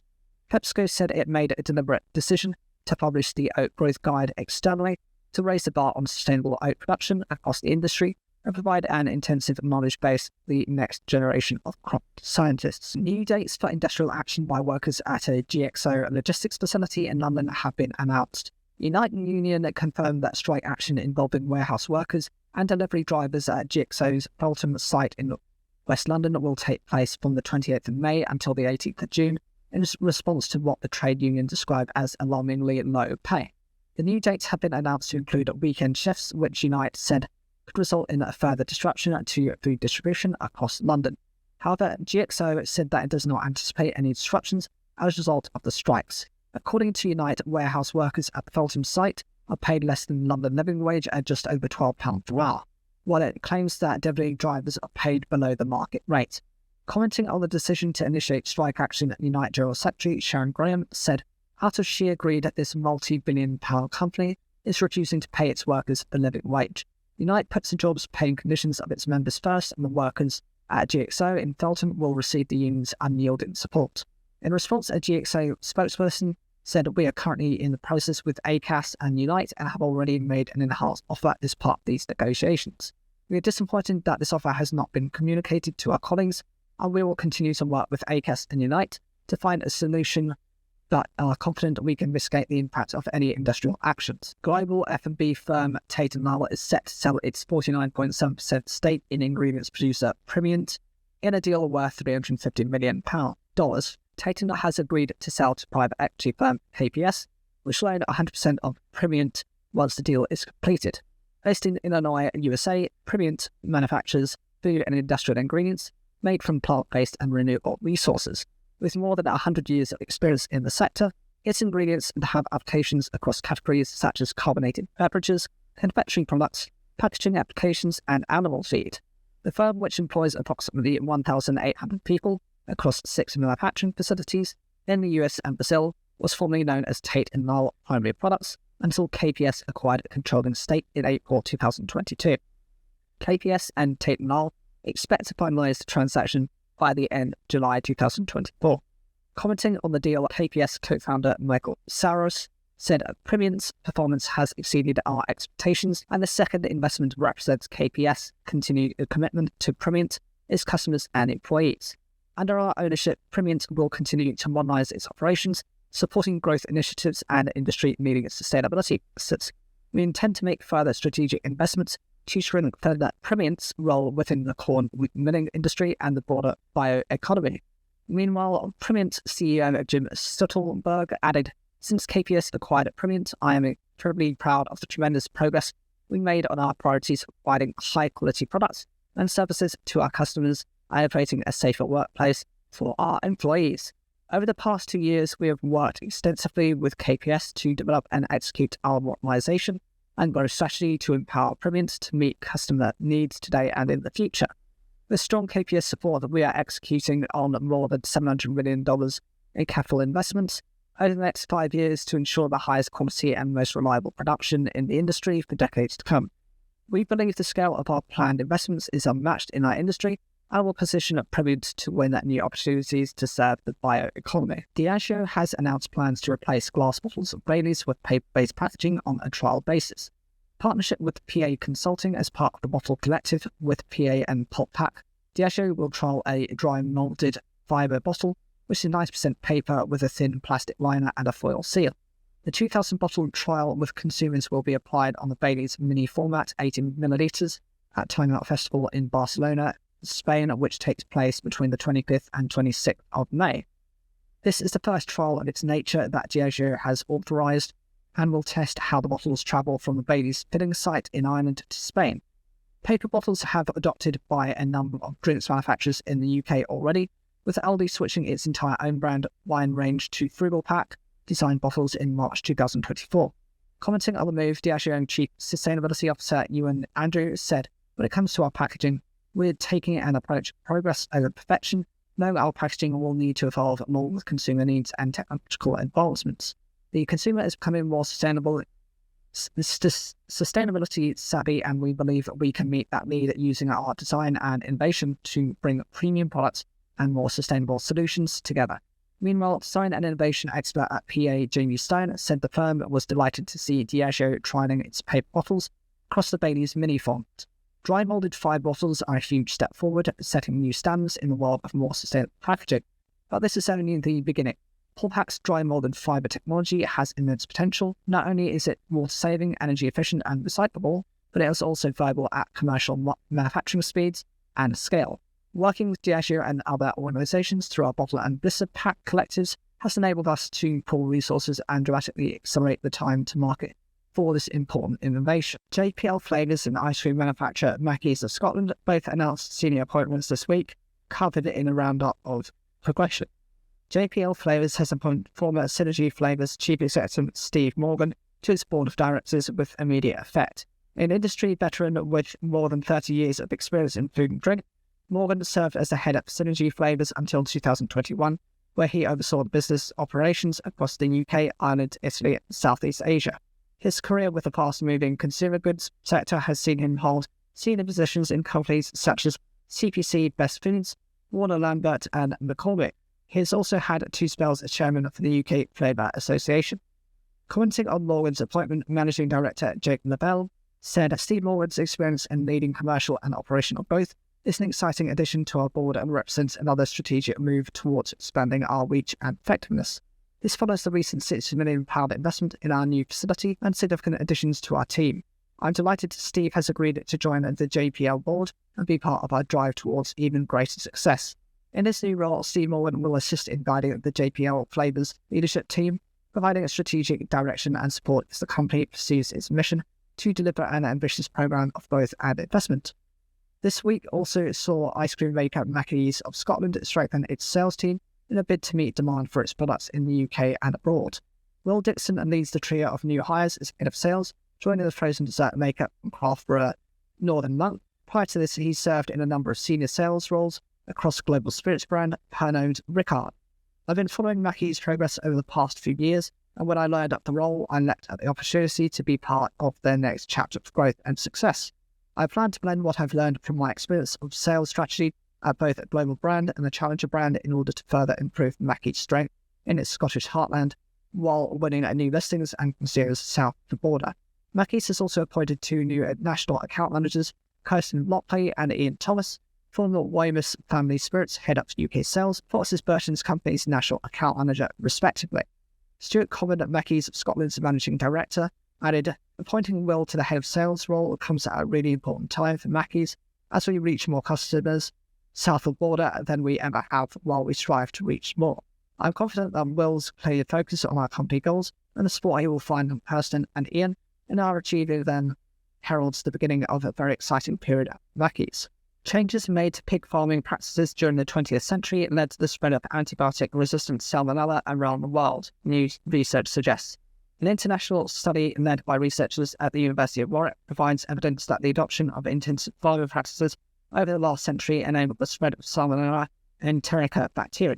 Salmonella enterica is a type of bacteria responsible for millions of illnesses every year and can contaminate food, water, and food processing facilities. The bacteria is able to enter the food supply chain, with pork being a major source of infections. Meanwhile, the pathogen can jump from pigs to humans, causing severe and potentially fatal illnesses. Prior to the research, the impact of modern farming methods and global trade on the prevalence of antibiotics, resistant salmonella remained unclear, but a DNA analysis of 362,931 strains of bacteria led to the detection of 9 salmonella populations that are abundant in pigs. The scientists linked the expansion of bacteria with 2 historical events in the 20th century. First, the development of intensive pig farming in the early 1900s, and second, the overuse of antibiotics after the 1960s. They added that Europe and the USA contributed the most to international transmissions of the bacteria. Our study has shown how the global trade of pork has played a key role in the evolution of salmonella, posing direct threats to food safety worldwide, said Professor Sasha Ott from Warwick Medical School. Honorary Research Fellow at the University of Warwick, Dr. Z. Min Zhao, added, as the majority of salmonella genomes included were from the developed countries, with limited data from developing countries, especially those in South America and Africa, further research should look at these unstudied regions. This should improve knowledge of salmonella evolution and aid efforts to prevent illnesses caused by this pathogen. Meanwhile, Dr. Laura Baxter, Senior Bioinformatician at University of Warwick, warned that salmonella is not likely to be the only pathogen that has been reshaped by human agricultural practices. We should also investigate the evolution of other pathogens. Two Sisters Food Group owner Boparana Holdings has reported sales and operational profit growth in its financial results for the year ended 29th of July 2023, but exceptional items and net finance charges landed the group further into the red. Boparana Holdings saw turnover grow 10.1% to £3 billion, largely driven by underlying price increases due to inflation. A £6 million boost to operating profits at £43.8 million was achieved despite a substantial increase in inflation in the group's main cost components throughout the year. However, the group reported a loss after tax of £37.5 million, up from £33.3 million in the previous year. Boparana Holdings was hit with exceptional costs of £8.6 million associated with the closure of its Langley site last year, a total cost of £11.4 million, partly offset by the measurement of an onerous lease provision following successful negotiations with the landlord. Finance costs were also £13.5 million higher than last year at £62.3 million, driven by the effect of higher interest rates on the group floating rate debt. This was further influenced by the full-year effect of new financing taken part-way through last year.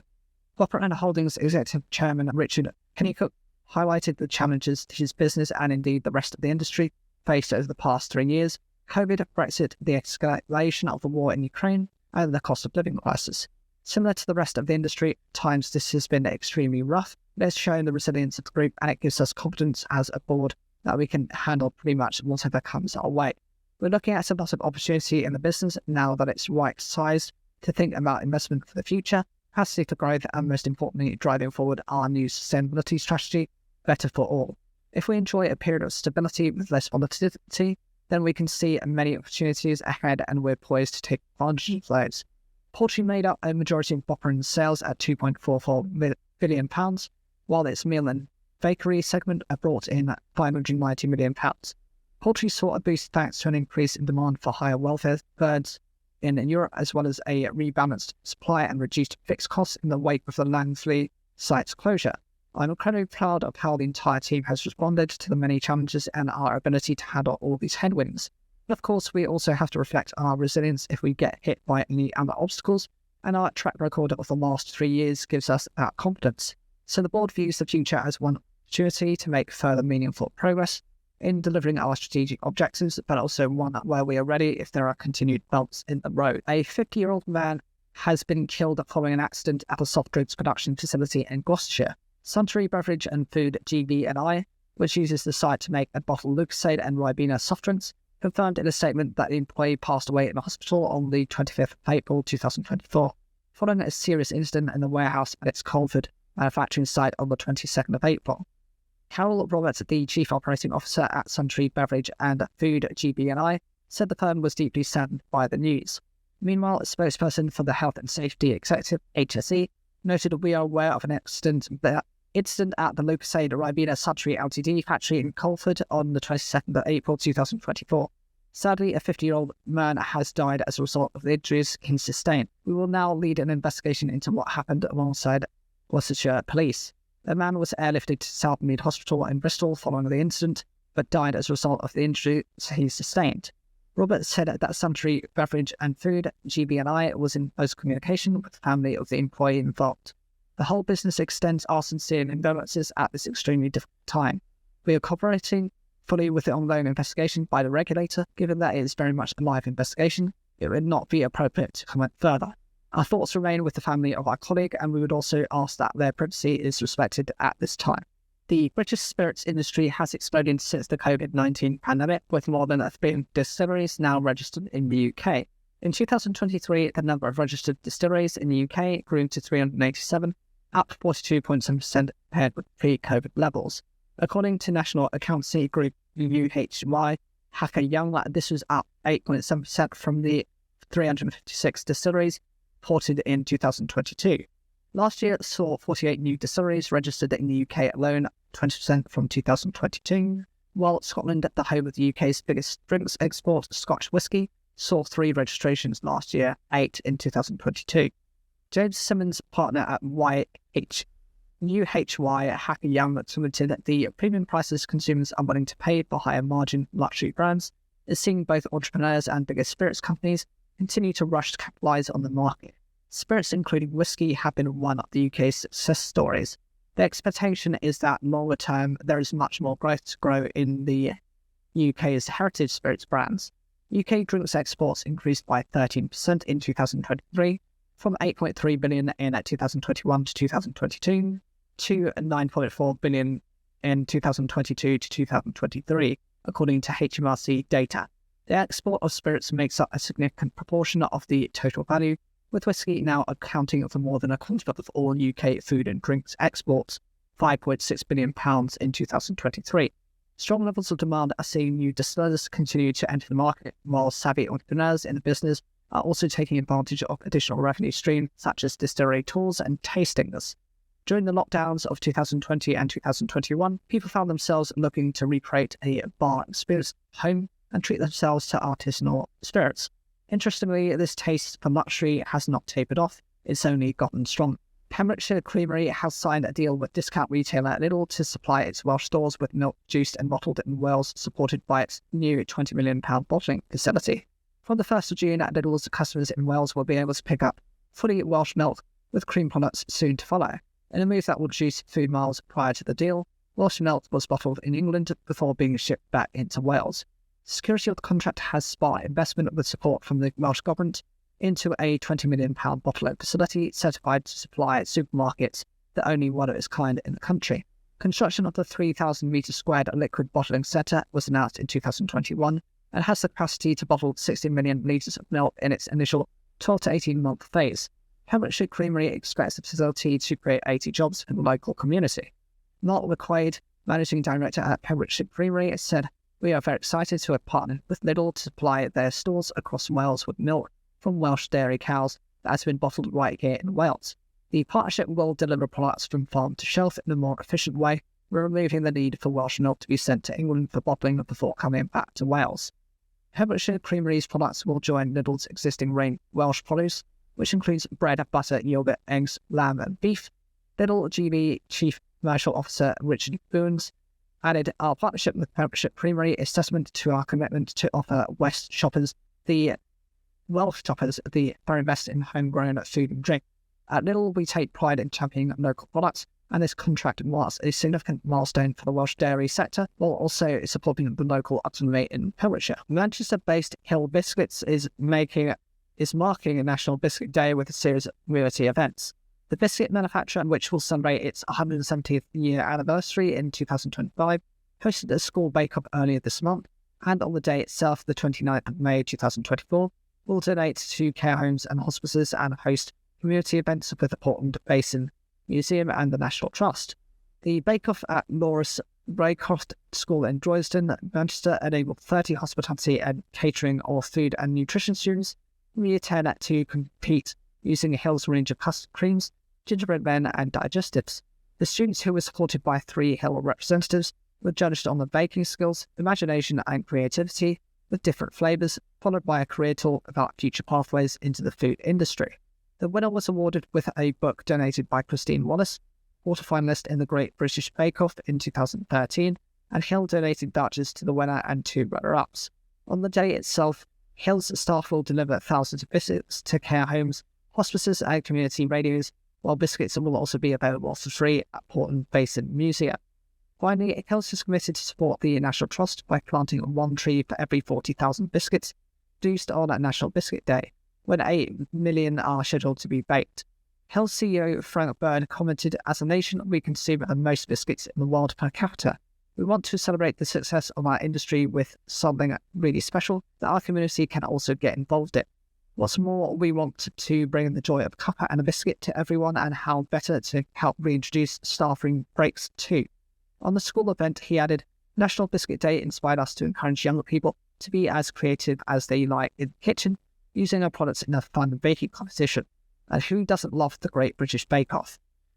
Kieran Ellis, curriculum lead of D&T at Loris Noraycost, said that the school was delighted to take part in the celebrations. "It's very exciting for us as a school, but particularly for our Year 10s who are gearing up for their GCSEs next year. This was a challenge with a lot of fun thrown in, and our students were thrilled about it.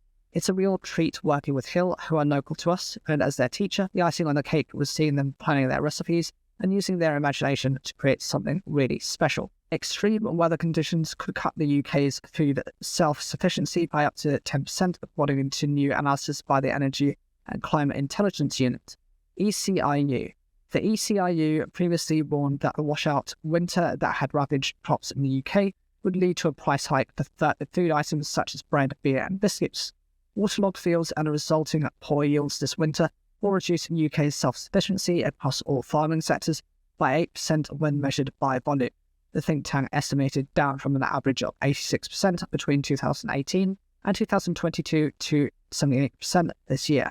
The UK could become dependent on imports for around a third of its wheat, with wheat self-sufficiency predicted to drop from 92% in the same period to just 68%. Compared to the average production between 2018 and 2022, and assuming an overall level of consumer demand equivalent to the average in the same period, the UK could see imports of wheat rise from 1.9 million tonnes to 4.8 million tonnes. Tom Lancaster, land analyst at ECIU, said in 2021 that the government warned that climate change was the biggest medium to long-term threat to our food security. This analysis suggests that it is the biggest risk now, not at some far-off point in the future. The UK depends on foreign imports for the foods we cannot grow here, so if we are to try to sustain the supply we have at the minute, we simply can't grow everything we have now on British soil, so we'll also need to think about supporting farmers in other often poorer and more climate vulnerable countries. Although oats and barley will remain largely stable due to the higher anticipated areas of spring planting, self-sufficiency in the oilseed rate is estimated to collapse to a historic low of 40%, again assuming demand remains in line with that seen between 2018 and 2022. This is down from 75% between 2018 and 2022. ECIU's analysis did not include all crops that have suffered due to the wet weather, such as field vegetables, sugar beet and potato. As such, it is possible that an 8% reduction in top-line self-sufficiency is an underestimation. Whether it's recent U-turns or climate policy, it's possible the government will try to downplay the threat climate change poses to our food security at the summit, but farmers consistently report the changing climate is one of, if not the greatest threats to their harvests. The only viable long-term plan for farming is getting to net zero emissions when we are no longer making the problem ever worse. European bakery business Baker & Baker has appointed a new CCO, whilst cereal and seed manufacturer Silvery Tweed announced a new technical manager. Baker & Baker has appointed Graham Williams as its new UK Chief Commercial Officer as Tim Ryan steps down. Williams joined Baker & Baker in 2019 and has played a key role in nurturing the European producers' retail relationships and driving growth across the in-the-store bakery category. The move comes as his predecessor, Tim Ryan, takes on early retirement, following more than 30 years at the business where he helped drive key UK accounts tenfold. A gradual transfer of responsibilities from Ryan and Williams has taken place in the last 12 months to help a smooth transition. Williams said he was humbled to take on the role. I'm honoured to have been given the opportunity to lead Baker & Baker's UK commercial team. We have a talented group of colleagues that strive to deliver for customers, and I'm looking forward to delivering on our plans over the coming years. Williams will join Baker & Baker's six-strong senior leadership team led by CEO John Lindsay. Commenting on the appointment, Lindsay said his talent and commitment over the past 5 years have been evident to all, and that continuity will set us up for our next period of growth. Graham already possesses deep and positive relationships with our customers and has demonstrated his extensive leadership abilities in our commercial team during the transition period. Meanwhile, in fellow bakery company Silvery Tweed, which focuses on cereal innovation, a new technical lead has been appointed. With 16 years of experience in food and drink, including a stint at Silvery Tweed previously, Paul Trotter rejoins the company as its technical manager. Trotter expressed his excitement to be back with the company, saying he's keen to focus on people. I'm particularly passionate about promoting a culture of continuous learning and development, which will ultimately lead to a more robust assurance of both quality and food safety. The business's head of technical, Martin Drury, added, "We are thrilled to welcome back to the Silvery Tweed cereals team. Paul's proven track record in technical systems development and his dedication to continuous improvement will be invaluable assets as we strive to exceed our customers' expectations. I feel confident that the addition of Paul, the tech team, will play a central role in the company's continued success and commitment to delivering exceptional value to its customers." John Shepherd, co-founder of plant-based protein manufacturer Myco, discusses the firm's debut product range and the development of Hob, the basis of its meat alternatives, which is made using oyster mushrooms.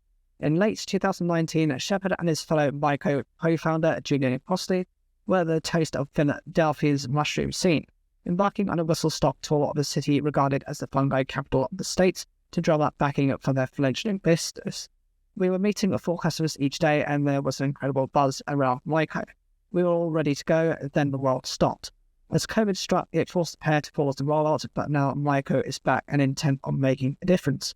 Equipped with millions in funding and one of the more unique food production sites in the UK, Myco recently launched its first ever range of products using Huber, a plant-based protein that has been in development for the past 8 years. Huber is manufactured under the same roof in Yorkshire as the oyster mushrooms from which it is made are grown. According to Shepherd, there's nowhere else like it in Britain. Every stage of production takes place under one roof, which means zero food miles, and we even use AI to grow the mushrooms.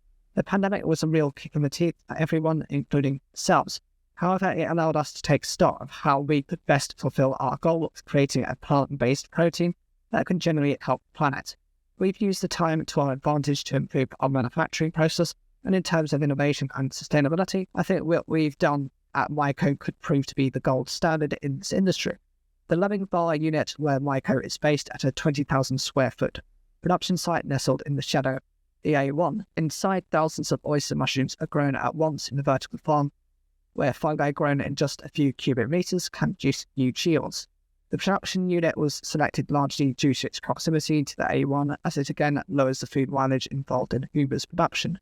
However, that isn't the only eco benefit, given that sustainability is at the very essence of Myco's business model. Every decision we make in terms of Uber's production, or just as business, is made with our planet in mind. Uber came about simply because we realised there was enormous wastage in mushrooms that are processed. Around half the mushroom was chucked away, so we thought, why not turn that waste into a mince? With just 5 locally sourced ingredients and a sprinkle of seasoning, Uber was born, and it is a far more sustainable product than light soya, which is imported from South America at an enormous cost to the environment and dramatically inflates that product's carbon footprint. Our approach is the complete opposite. Everything is locally sourced, and we ultimately want to become a carbon negative business. We have plans to eventually create a system on site where our excess mushroom waste will be converted into biomass, which will power Uber's production. Myco's burgers received great feedback during a recent self-banger session held at its site, with 10,000 already produced in order to support the launch. And with Myco also manufacturing 20,000 sausages ahead of the summer barbecue season, the firm is entering phase 1 of what it hopes will eventually be a far bigger operation. With a production unit capable of accommodating 70 staff, however, it won't just be humans making Uber. One of the most innovative aspects of the site is our use of AI, as it ensures we have the optimal growing conditions for mushrooms. AI constantly monitors the growing conditions, like CO2 and temperature, whilst we have cameras in place that work alongside AI to tell us the perfect time to harvest them. We're even working on a self-harvesting system to give us a perfect yield time after time. The dawn of AI and Myco's willingness to embrace innovation is one benefit brought to by the delay caused by the pandemic. However, having initially formed in 2016, it also means that Myco have been able to treat the lengthy development of its range as a labour of love. Enormous effort has been put into not only developing a plant-based protein that tastes like meat but also has the same texture and mouthfeel.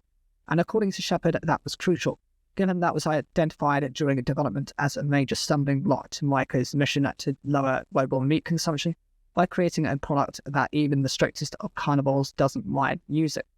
And with the initial product rollout now underway, the management team have already secured deals with wholesalers and suppliers to stock their sustainable range of bagels and burgers, while the hope is that the next funding round will allow Myco to further expand the vertical mushroom farm to full capacity.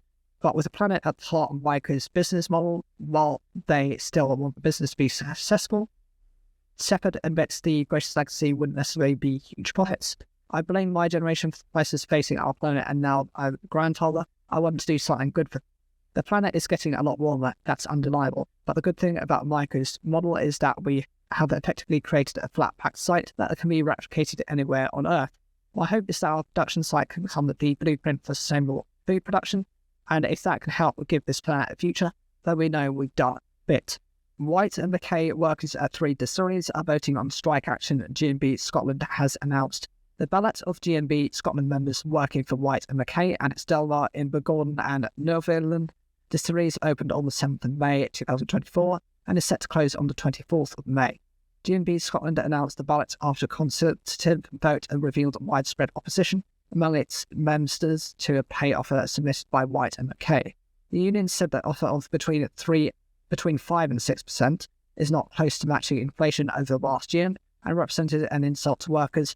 White and Mackay claims that recently rejected offer included a 6.8% award plus improvements to several benefits.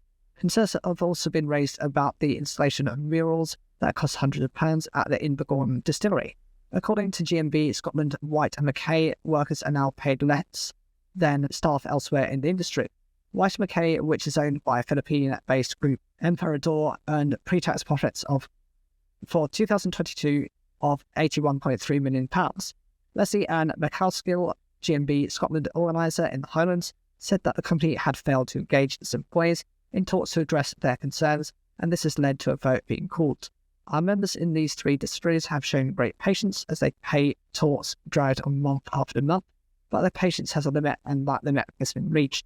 The company is making record profits and its workers deserve to be recognised with a pay offer that fairly recognise their role in generating those profits. While White & Mackay celebrates great commercial success, our members are struggling to make ends meet or being paid less than whisky workers elsewhere. In the absence of an acceptable offer, it can be no surprise that our members are considering industrial action. In response, White & Mackay has issued the following statement. We have received formal notification from G&B of their intention to ballot their members at a number of our sites regarding potential industrial action. As a business, we continue to approach negotiations in a spirit of open dialogue, and we are naturally disappointed that while negotiations started in November 2023, we failed to reach agreement. The statement concluded, as a business, we firmly believe that our pay proposal is fair and competitive. Global F&B manufacturer Mars has announced plans to launch a new sustainable dairy initiative backed by a $47 million investment over 3 years. The financial backing forms part of the multinational's $1 billion commitment to reducing its impact on the environment as it seeks to reach net zero emissions by 2050. Dubbed Moving Dairy Forward, the plan is centred on a climate-first approach to dairy sourcing and aims to reduce the carbon footprint of dairy in line with its 2030 ambition to cut emissions by 50%. More than 200,000 cows and 1,000 farms supply dairy for Mars confectionery brands such as M&M's and Snickers.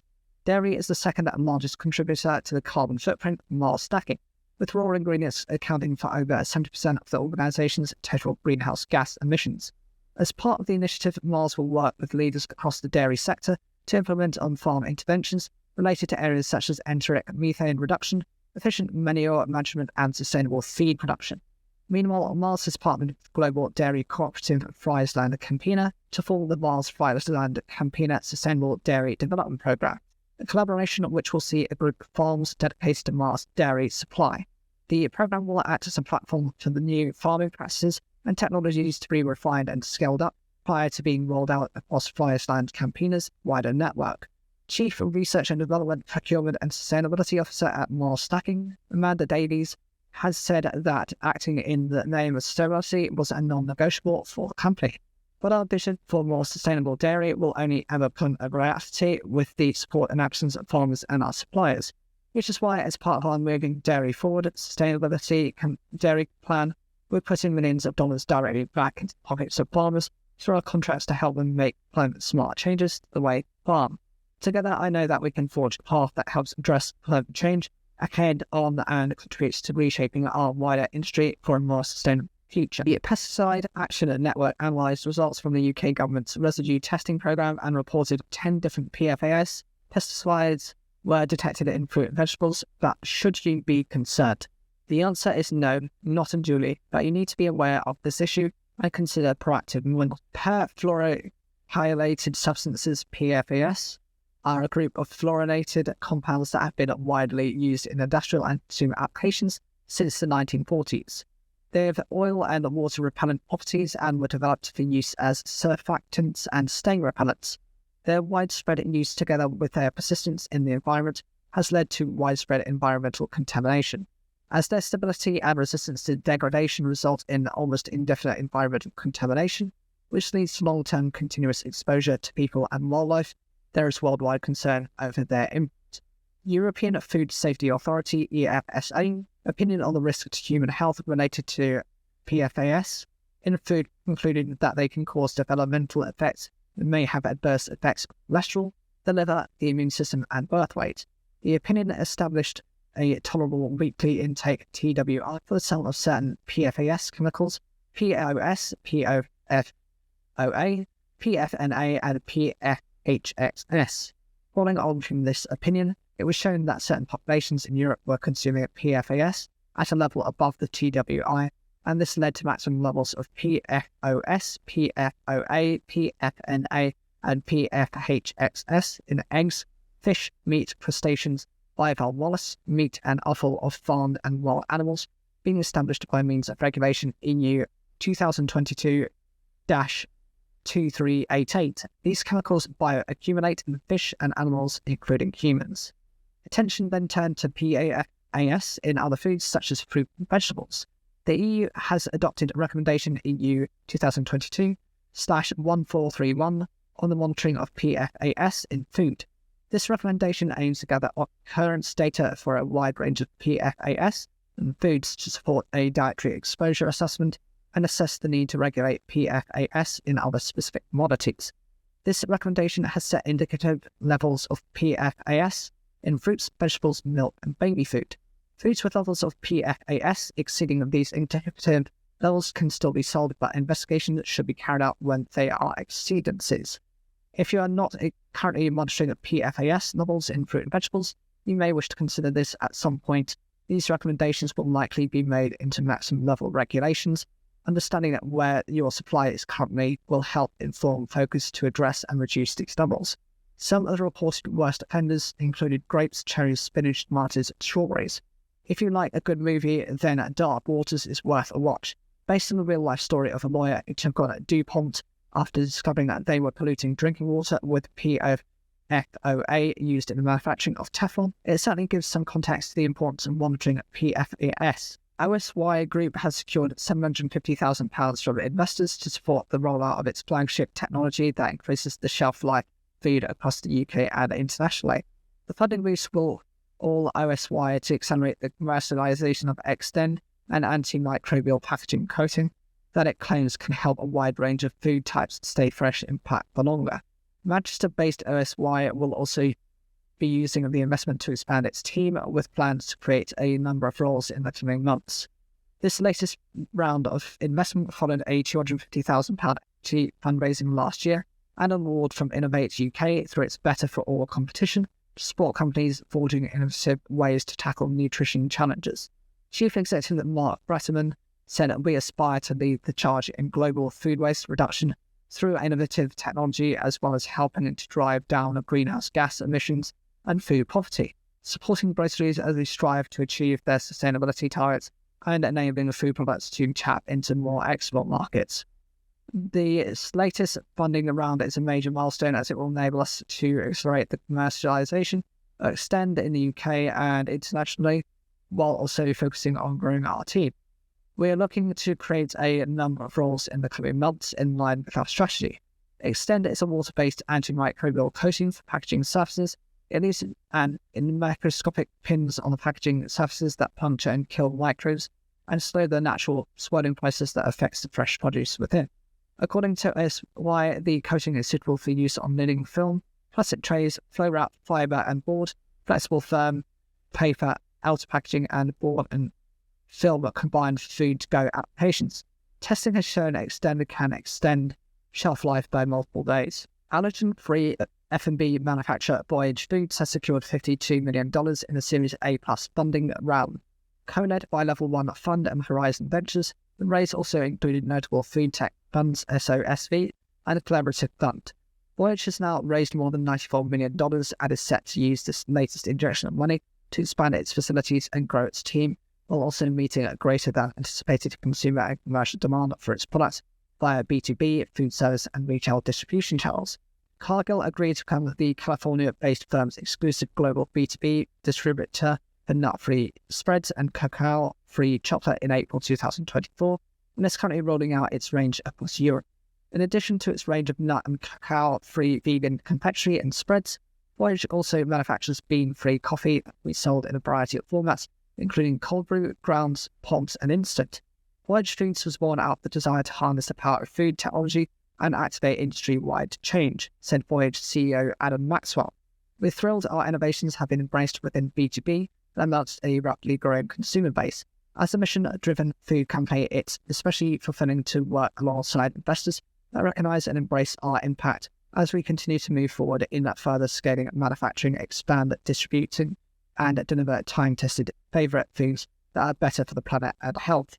Meanwhile, a Level 1 Fund founding partner James Stewart added Voyage's technology has set a new standard for commercialisation in the food tech space by producing replicas of essential food products and ingredients that are both extremely cost competitive against and more sustainable than incumbent products. As the only company in the world with the validated ability to make these replicas at scale. Voyage's newly announced partnership with Kyle makes these products available to the world's major food companies as an immediate solution to fluctuating commodity prices and supply chain disruptions. Sustainable protein sources could offer UK farmers a greater role in feeding the country sustainably, according to the Green Alliance. New analysis by the charity has revealed potential space created by the adoption of more sustainable protein sources would allow farmers in the UK to grow much more produce that is currently imported, increasing the UK's self-sufficiency by a third. The Green Alliance separates sustainable proteins into three broad categories: plant-based, often using soya and peas; fermented, using protein which is partly or wholly derived from the fermentation process; and cultivated or cell-based, derived from animal cells but grown in the lab. Currently, the UK depends on imports for 46% of its food supply, even though 73% of land in England alone is farmed. However, a widespread switch to sustainable proteins provide farms with the space to adapt their businesses to restore nature and mitigate climate change, which in turn would enable the UK to meet its climate and biodiversity restoration targets. The Green Alliance argues that with the right policy support in place, the UK would find space to more than double coverage of semi-natural habitat and farm 39% of land organically by 2050. In particular, the charity has called for payments to be issued to farmers implementing these environmental services in order to offer them a reliable income source as part of a more diversified business model.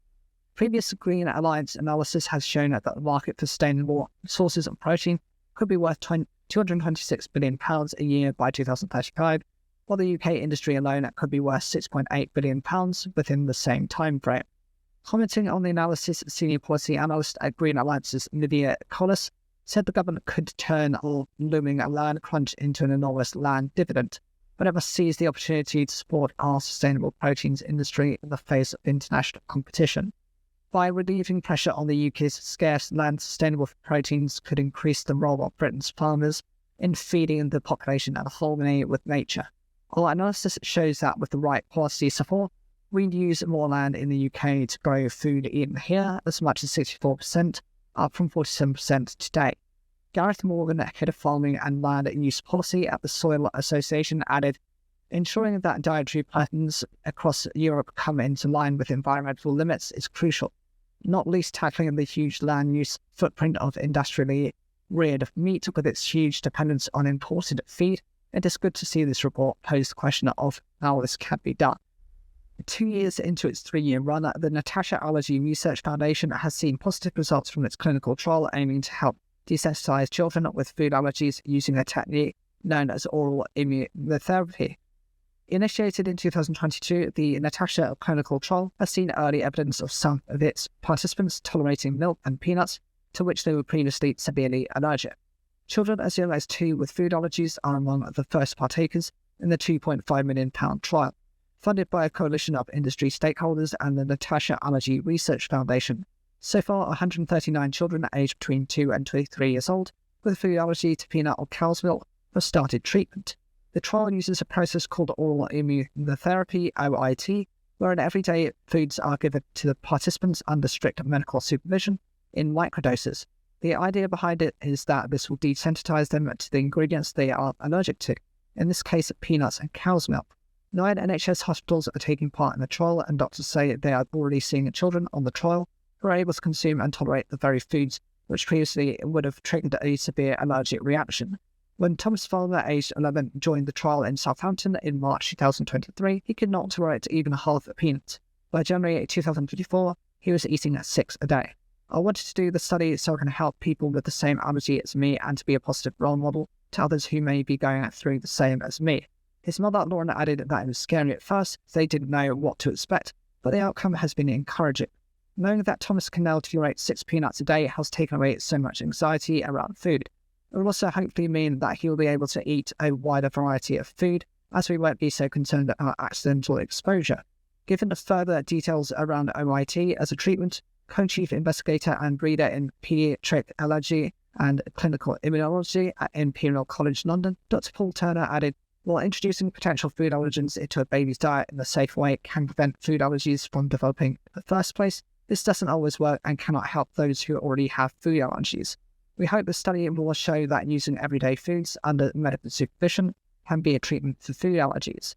If successful, the 3-year trial, led by researchers at the University of Southampton, University Hospital Southampton, and Imperial College London, will provide the evidence for the treatment to be made available on the NHS. Offering of this kind of treatment would unload a significant strain from the NHS, with food-related allergic reactions cost hospital admissions more than tripling in the last 20 years in the UK. Speaking with Nadim Laperouse, co-founder of the Natasha Foundation, and Natasha's father in an exclusive episode of Discussions, he explained the benefits food as medicine could bring. If you have millions of people with a major health problem, there's no way that the NHS can actually treat them because the cost is too high. He explained that the trial will demonstrate that food all along has been the medicine that has been overlooked, and that cheaper alternatives to expensive pharmaceuticals are available. He added that if this proves to be a success and rolled out across the NHS, it could be really good news for the food industry too, with the potential to remove the current big issues around may-contain labels and cross-contamination. The results are only early-stage indicators, as Hassan Arshad, Professor of Allergy and Clinical Immunology at the University of Southampton and Chief Investigator of the trial, explained, but they are promising nonetheless. We must wait until the trials are complete for the full picture, but we are very pleased with the results we are seeing so far. Natasha's mother and co-founder of the charity, Tanya Ednan Laperouse, added that her daughter would have loved to have seen and been part of this research if she was still alive. We are so happy that some children with peanut allergies are already seeing the benefits of using everyday foods under medical supervision to treat their allergic disease. Government has announced several measures it will be taking following the publication of John Shropshire's independent review into labour shortages in the food supply chain. Among the support announced by the UK government is a sum of up to £50 million to fund new technology to help transition pack houses to fully automated systems. This will start with work on a group of major pack houses over the next 12 to 18 months in an effort to identify where support is needed to make this university viable. Further details will be announced later this year to cover 2024 to 2025 and 2025 to 2026. An extension to the seasonal worker via route has also been granted, with an additional 5 years to give business more time to invest in automation and ease the shift from migrant labour. A total of 43,000 visas will be available to the horticultural sector in 2025, with another 2,000 visas for poultry. Further details of the number of visas available for 2026 to 2029 will be provided later in the year. The government has said it will also be working with technology companies to accelerate the development of robotic crop harvesters, aiming to bring up prototypes on par with human pickers in 3 to 5 years. At the same time, the government will be collaborating with several other initiatives and departments to improve the appeal of food and drink careers among domestic workers. This includes work with the Food and Drink Sector Council's Sector Attractiveness Project Group and the Department for Work Pensions to both showcase the diverse opportunities on offer and provide the skills needed for food and farming jobs.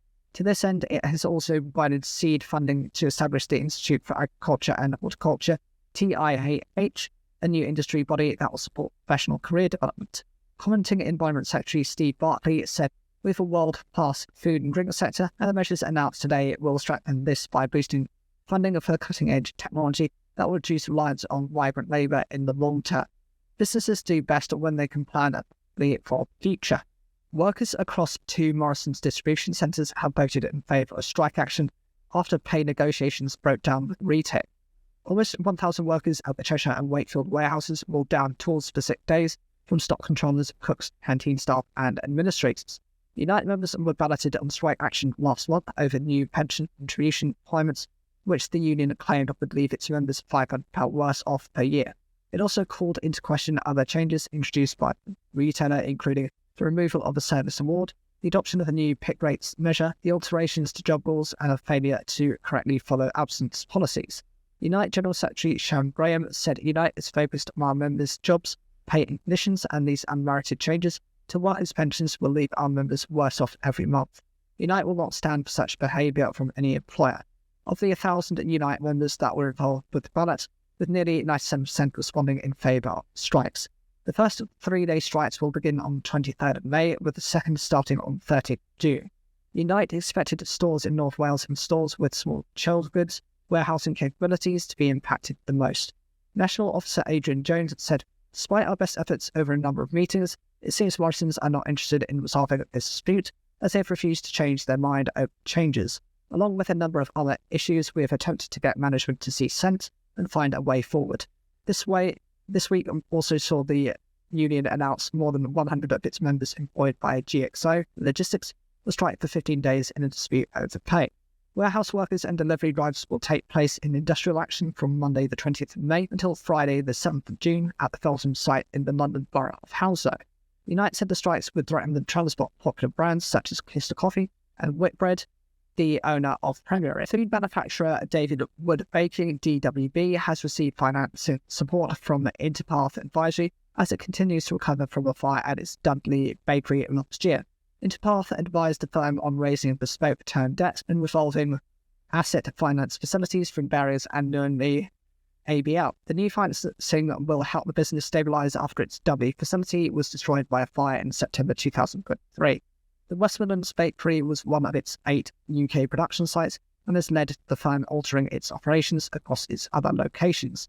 Founded in 2008, DWB manufactures artisan breads, ready meals and sweet and savoury pastry products and supplies a range of UK products, supermarkets and high street food retailers.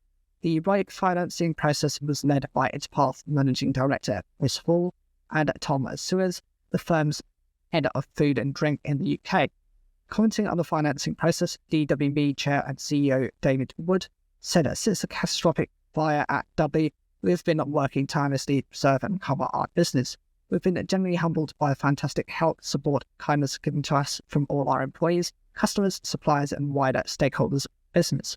The fantastic teamwork we have experienced from everyone involved has enabled us to make amazing progress in returning the business back to normality quickly. Our advisors at Interpath have guided us through this process as we sought solutions that would support us in our recovery and also enable us to look forward with confidence to continue with our growth ambitions. Meanwhile, Suez said that there is no greater destabilising event than a factory fire.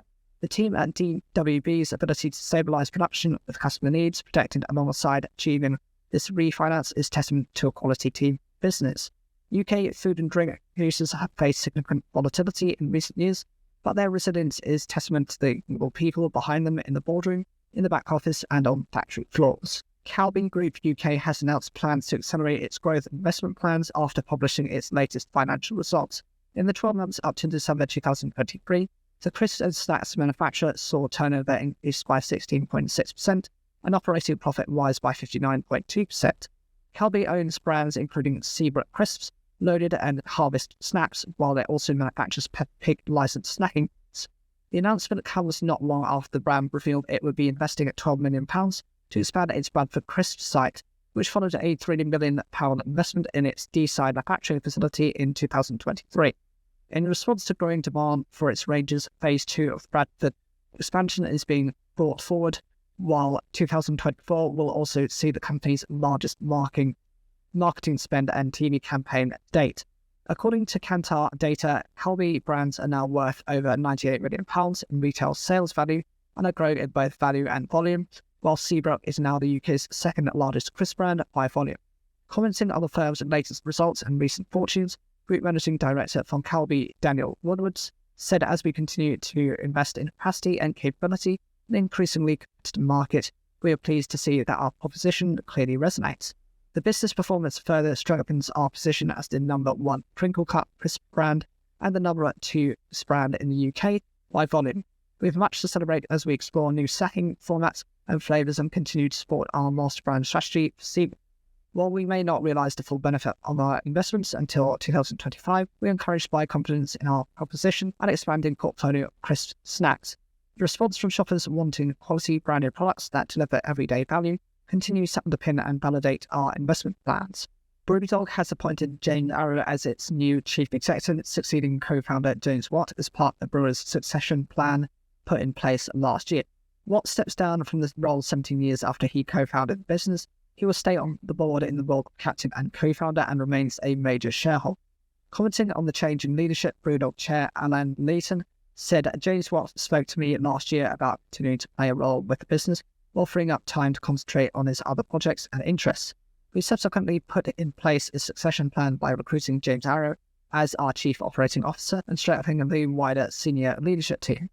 Arrow joined the brewer as chief operating officer from Boots Petitions in September 2023, where he was managing director prior to his time with Boots. He spent a decade at Dixon's Carphone in a number of senior roles, across e-commerce, trading operations and sales and transformation. Last year also saw BrewDog appoint Chris Fielden as its first supply chain officer, in charge of all aspects of sourcing, production, packaging and distribution for the drinks, firms, beers and spirits. James Arrow is a proven leader, Leighton added. His 8 months as CEO have given him a great insight into the business. The board is delighted to have him as CEO to lead the company into its next phase of growth. BrewDog employs 2,530 people across its head office, 4 breweries and more than 120 bars. Last month saw its Black Heart be ranked as the UK's second most popular stout according to Nielsen data. James Watt said, "I want to thank all the incredible people who have helped Martin and me create this unique business. I've loved co-founding this amazing business and leading it for the last 17 years. I'm excited to take a bit of time off to travel to spend more time with my family and friends. I'm also looking forward to being able to dedicate some more time to my other business interests." Private limited company Shell Group has acquired 100% of the share capital of the Manchester frozen food manufacturer for an undisclosed sum. The Glendale founders Paul Burkett and Mark Jones, who bought the company out 8 years ago, say this move represents a greater next chapter for the business, with Shell Group set to support the business, both capital and sector expertise. Commenting, a director of the Shell Group, Shafin Somji, said, "We saw Glendale as an excellent investment opportunity, being well placed in its markets, with strong products, a strong team, and an overall solid foundation on which to grow. We view Glendale as a strategic and long-term purchase, and therefore look forward to supporting the business with capital as well as our sector expertise, given our frozen food operations in North America. We're excited for this next phase of Glendale's growth journey." The specialist frozen foods producer of Glendale Foods, the Great British Pudding Company and Yankee Snacks, as well as a private label supplier, will also see several leadership changes, including Somji taking on the role as its chairman and Simon Whitaker as its new CEO. Sharing his thoughts, Whitaker added, "Glendale is a great company with great people and a strong base on which to establish the Shell Group's UK food manufacturing presence. We see this as an ideal opportunity to invest further to leverage the core foundations already in place. With the current product development capability and availability capacity, we are excited about the opportunities that lie ahead. We're also very pleased that NED Non-Executive Director Nigel Broadhurst has agreed to continue working with Glendale through our next stage of strategic growth. Nigel has a distinguished career within the food industry. Moreover, as of the 17th of June 2024, Steve Wood will assume the position of Managing Director. He joins from an operations background with more than 30 years' experience across a range of food categories, which includes senior roles at Butcher's Pet Care and Pilgrims, among others. Burkett and Jones will remain with the business for the foreseeable future as executive founders. Following the repurchasing of a German-based closed-down brewery, alternative protein manufacturer Nosh.bio has confirmed it will soon be capable of producing thousands of tons of mycelium protein each year. The German producer has said the first production run will take place in 4 to 5 months, with a new plant in Dresden having been set up to overcome previous scalability bottlenecks. Designs for fermentation and downstream equipment that can be used to create muscle-like structure in its biomass without a need for extrusion or additives have already been identified. The business is now in the process of validating the technology and tweaking it to achieve higher yields. Speaking with Alex Chilson, Head of Business Development, he said that the focus right now is the German and EU expansion for the rest of 2024. Then the US before expanding into Asia and the rest of the world, including the UK. The success at the new German plant also comes at the same time as Nosh's life cycle analysis, LCA, results conducted by Climate Point. The LCA findings confirm the business has managed a 90.7% reduction in CO2 emissions, currently 9.19 kilograms per kilogram of protein compared to 99.11 kilograms per kilogram of conventional beef. They also showed a reduction of 99.5% in land and water usage compared to a traditional beef, and a 98.7% reduction in water usage compared to its meat counterpart. Felipe Lino, Nosh's co-founder and CTO, said the results demonstrate food can be produced successfully whilst minimizing pollution and conserving vital resources. As our global population expands and environmental concerns escalate, prioritizing sustainability in food production is paramount. The company will also be looking to transition to renewable energy sources in the future, which it anticipates will lower its existing CO2 emissions by a further 80%.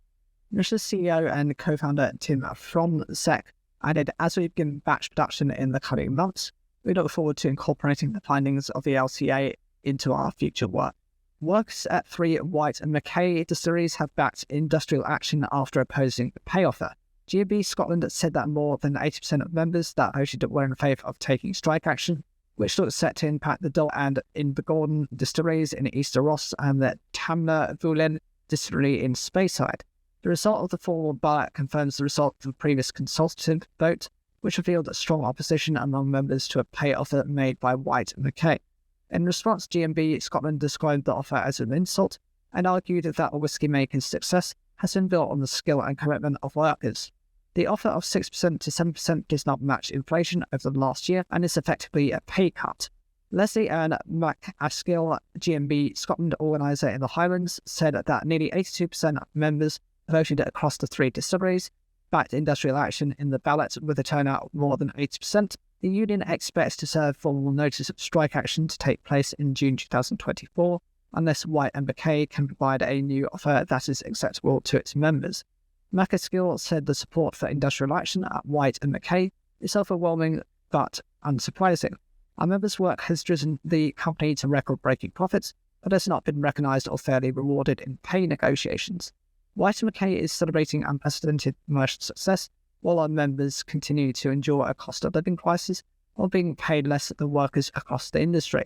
The company should consider the results of this ballot and the clear determination of our members to take action in support of a fair way of being paid and improve its offer. If it does not, industrial action is now inevitable. In response, a spokesperson for White and Mackay said, "We have received formal notification from G&B of their intention to strike. We're disappointed that despite dialogue and a revised award of 6.8%, we've failed to reach agreement. As a business, we firmly believe that our pay proposal is fair and competitive. We believe that there is a route forward without the need for strike action, and we remain committed to work to achieve that through dialogue with G&B. In the event of strike taking place, we have plans in place to mitigate disruption and ensure continued business operation in order to minimise impact to our customers." Meanwhile, impending strikes by workers employed by Encore Packaging in Workington has been suspended after an improved pay offer was put forward. Industrial action scheduled for the 29th of May, 1st of June and 2nd of June have been suspended while the union members vote on new offer. Audits can be a time-consuming and often confusing practice for food and drink firms, but can the process be simplified? Here are some actions that can be taken to help support those businesses. When faced with confusion and complication created by having to meet requirements of so many standards, how can food and drink businesses navigate audits in their factories? Manufacturers are often presented with 2 choices when it comes to managing audits. Either focus on each standard and audit them separately, put them all together into one system. While the former is a much slower process, the level of organisation needed to be able to create a spreadsheet that covers every single audit your business needs to complete can make the latter a much more complicated one. It makes auditing a little bit easier because the auditors just do it once, but the actual spreadsheet management is the most complicated bit because the standards are always changing, explained Cassie Marsh, director at Technique K. Someone has to keep it up to date, and sites tend not to have enough time to be able to do the administration side of things. In her experience, manufacturers that have attempted to create a unified system for completing audits were often caught lacking when it came to keeping it up to date. It's from this observation that led to the creation of her own online platform, Audit App. Why so many audits? We do the spreadsheet once ourselves and then provide all that information back to the users so they can just pick which standards they want to work within.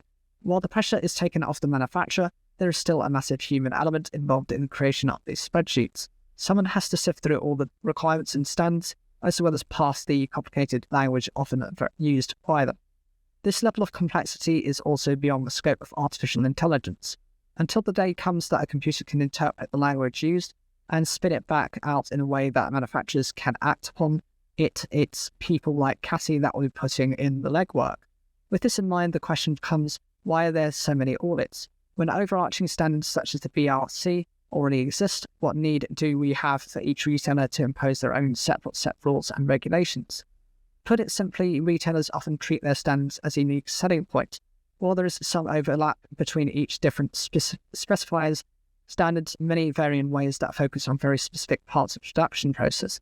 For example, one retailer may require a much higher level of food safety compliance, whereas another may place more importance on the business's workplace culture. According to Marsh, it's a 20/80 split of similar and different standards. A future for collaboration. I think it would be great to get to a point where all standards cover the same things, but they, the retailers, would have to all collaborate. I don't think we'll ever get there. It would be great if we could, but it just can't see them ever speaking to each other with the good of the industry in mind. For me, this makes our system even more powerful in that we will be able to be the only ones that will have all these sections of the standard, and if sites apply all of it in principle, you've got all bases covered. In Marsh's eye, the solution would be for retailers to be able to see manufacturers' internal audit system prior to striking up a deal with them. By uploading pictures and video to a centralized platform, retailers could assess whether or not a manufacturer has already met these standards. This way, the manufacturer wouldn't have to carry out another time-consuming audit. Their customer is already happy with what they see or requires just a small part of the audit to be carried out again to meet their specification. Tools to improve. Marsh also raised her grievances with the current system of audits for the BRC standard, specifically its policy of lumbering manufacturers with more audits if a non-conformance is found. This assessment is based on previous audit performance. A good auditor could come along and complete a really robust audit and find lots of non-conformances and fix them. However, this will flag the business for more audits. She believes a non-conformance shouldn't be viewed as a failing for the business, rather as an opportunity for it to grow. It shows you're following the procedures, doing the right thing, finding the problem and rectifying it before it causes an issue. The current system of penalising a manufacturer with more time-consuming audits, if a non-conformance is found, can lead to a negative workplace culture, but most people on sites are scared to raise them. In the long run, they know that's going to cause them more work when in actual fact your internal audit system is your early warning system.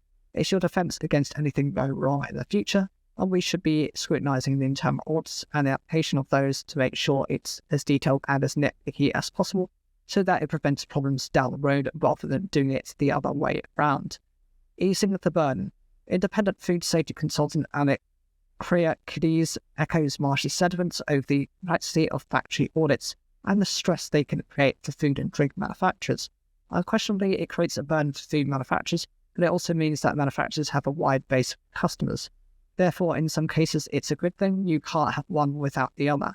If you're going to take on different customers, then there'll be inevitably some differences in their fundamental requirements.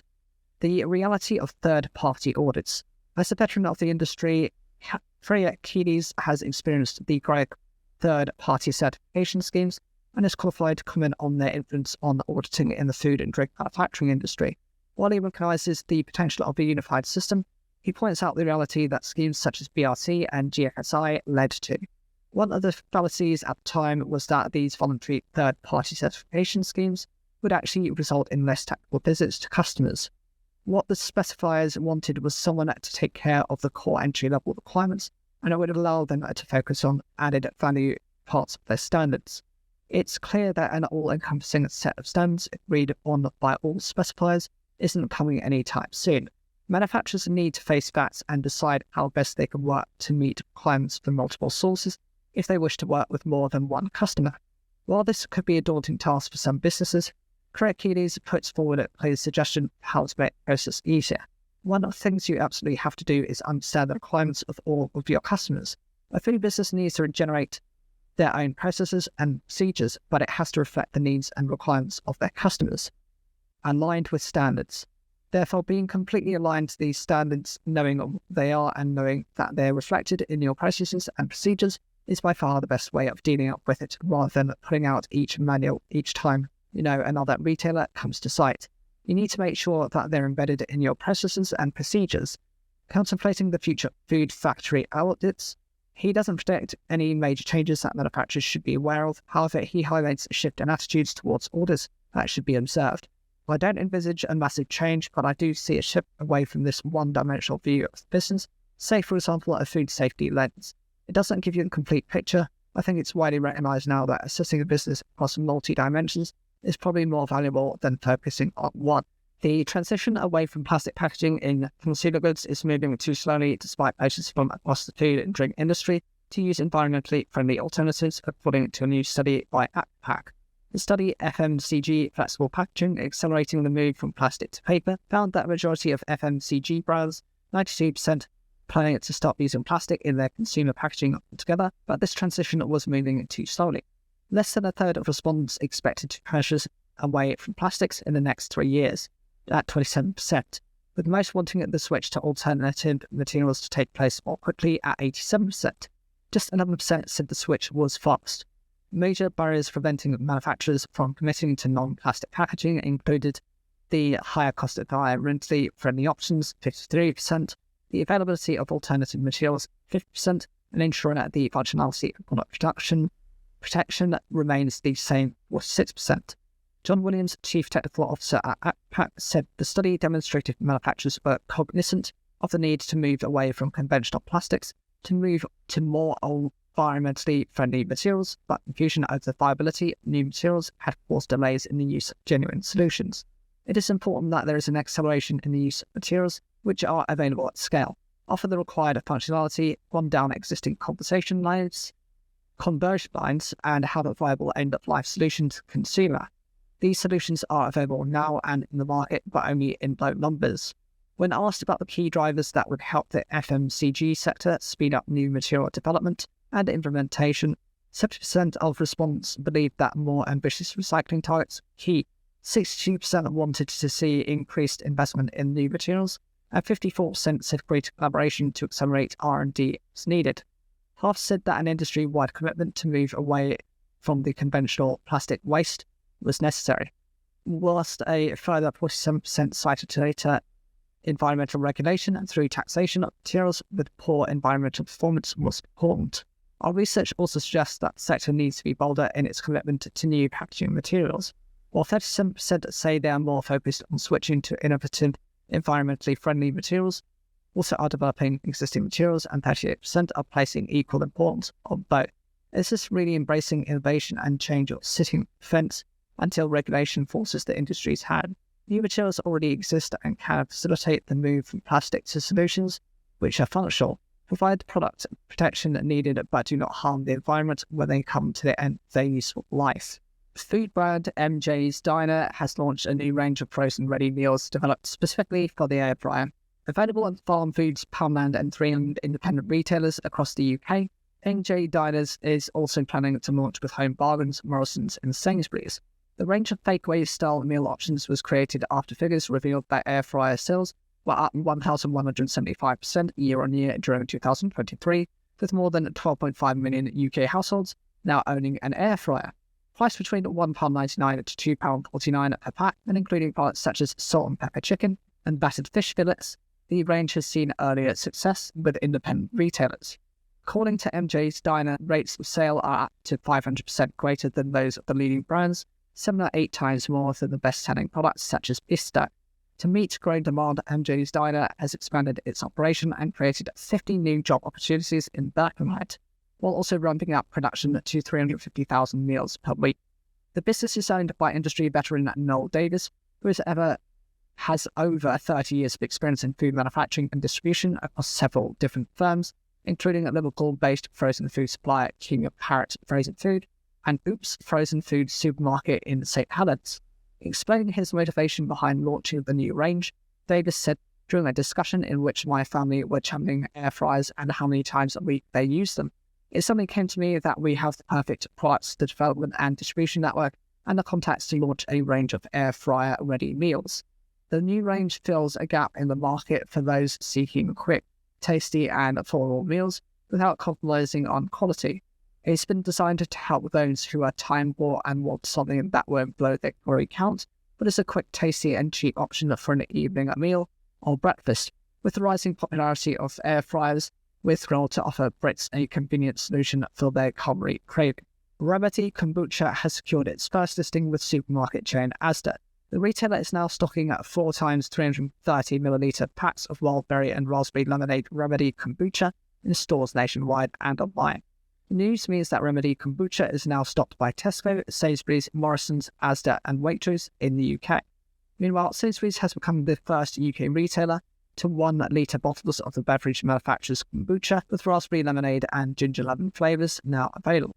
Sainsbury's, which already stocks wild berry and orange squash multi-packs, is also adding 4 times 330ml packs, the new Remedy Energy range in Twist and Berry Blast flavours. According to data from AC Nielsen published in January 2024, Remedy Kombucha has achieved 77% growth year on year and leads the UK kombucha market, which is worth £23.8 million.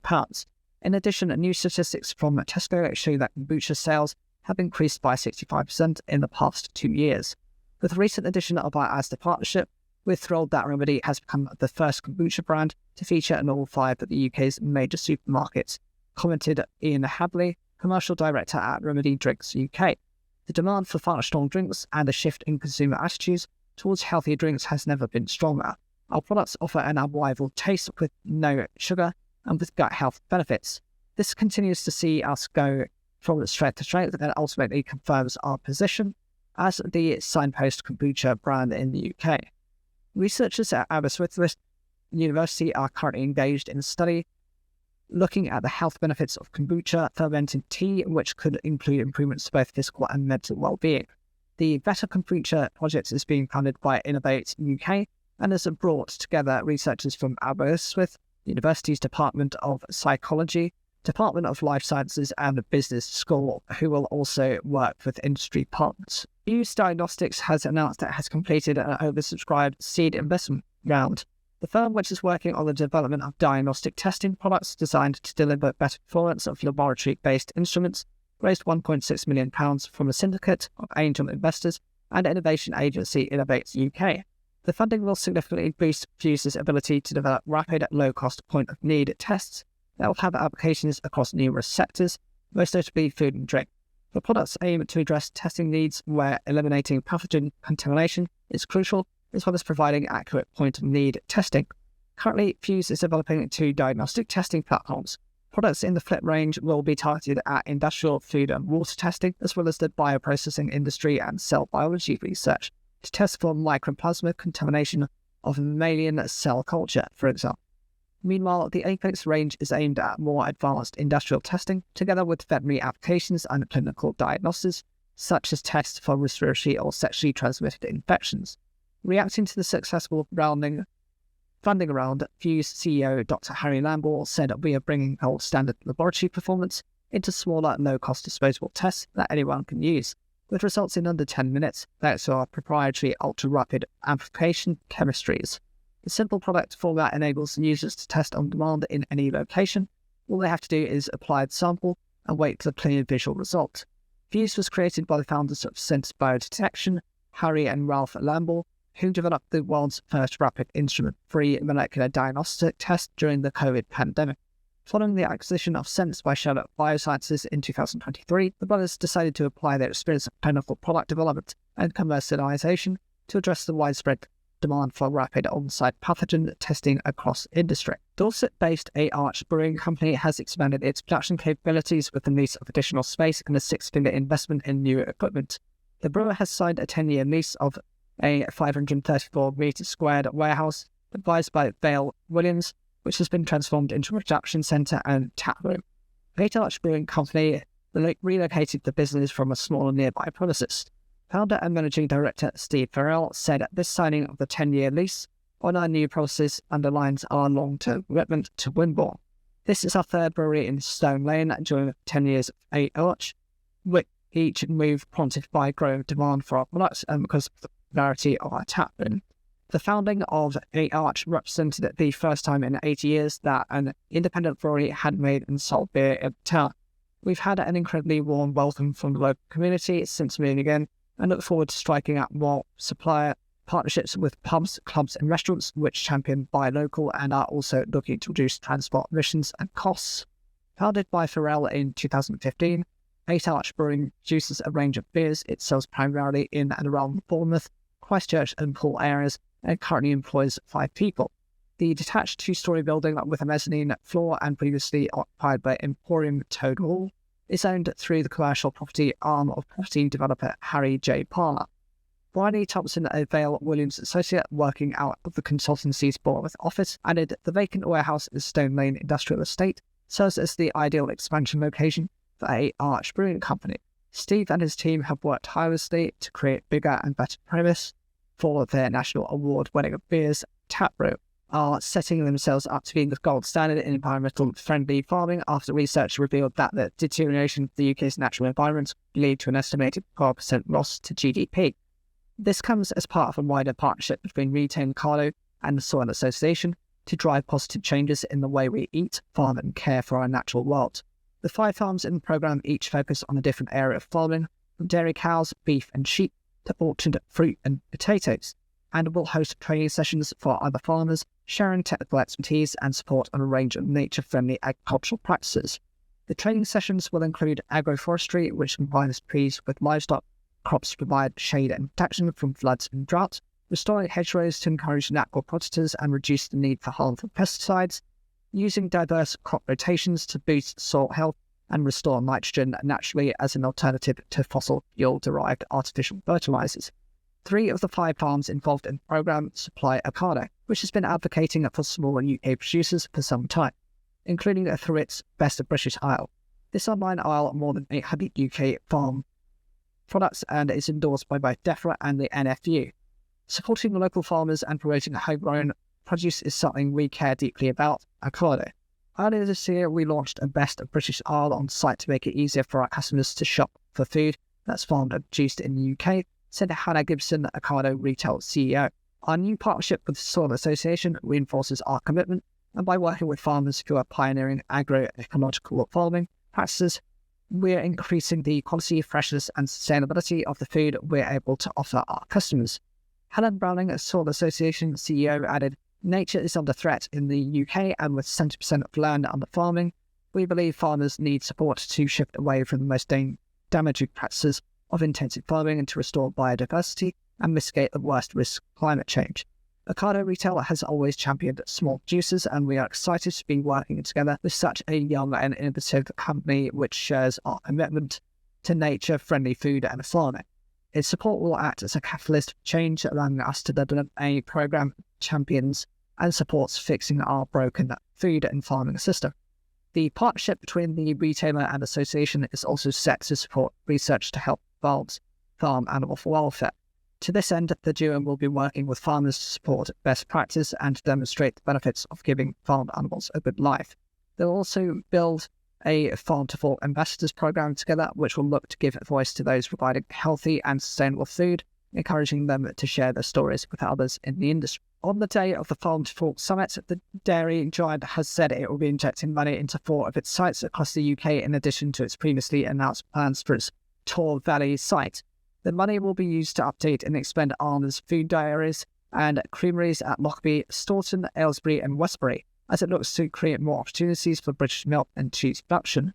Alongside the £179 million investment into Tor Valley announced in March, which will see the business capitalising on the potential for exporting its mozzarella, this brings the total UK investment for 2024 to more than £300 million. At Arla's site in Staunton, the updates will expand Arla's capabilities in extended shelf life ESL milk, particularly the Cradledale and B.O.B. brands, as well as plans to introduce capability to supply milk in cartons. As a result of the £65 million investment, Arla says the site will produce enough additional milk to fill the equivalent of 560 million bowls of cereal. Lockerbie will see the next big slice of the investment pie, with £34 million promised to fund new technology, gearing the site up for expansion and growth. Westbury will see a £15 million upgrade to the effluent treatment plant and powder dryer improvements as the business explores export opportunities.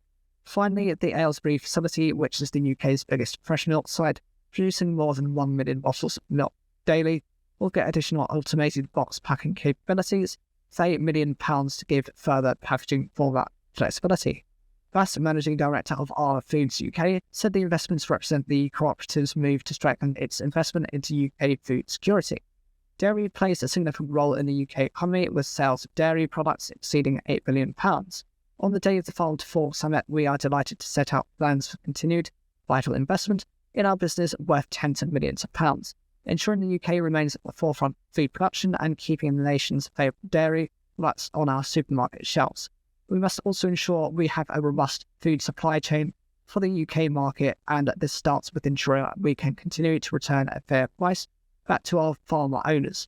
As one of the biggest food companies in the UK, it is only natural that we look for further opportunities to grow, which includes strengthening our export opportunity. Matt Taylor, partner at Sheds Sutherland, and Nikki Hussey, senior associate at the firm, look at how the Panama canal drought has caused disruption to UK food and drink producers and the benefits to testing your legal position.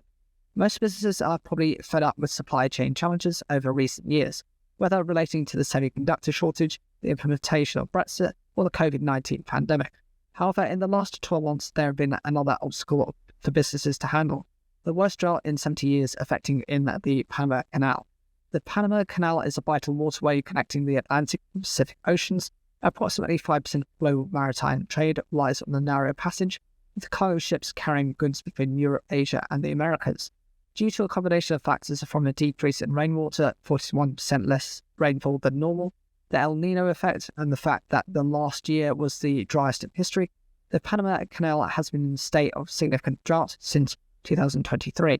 The drought has delayed and disrupted supply chains affecting industries worldwide, with a particular impact on food and other consumer items being felt by UK food manufacturers. At times, the canal operators have restricted access to the canal and significantly reduced daily transits from 36 ships to 24 a day, causing ships to queue up before they can even be granted passage.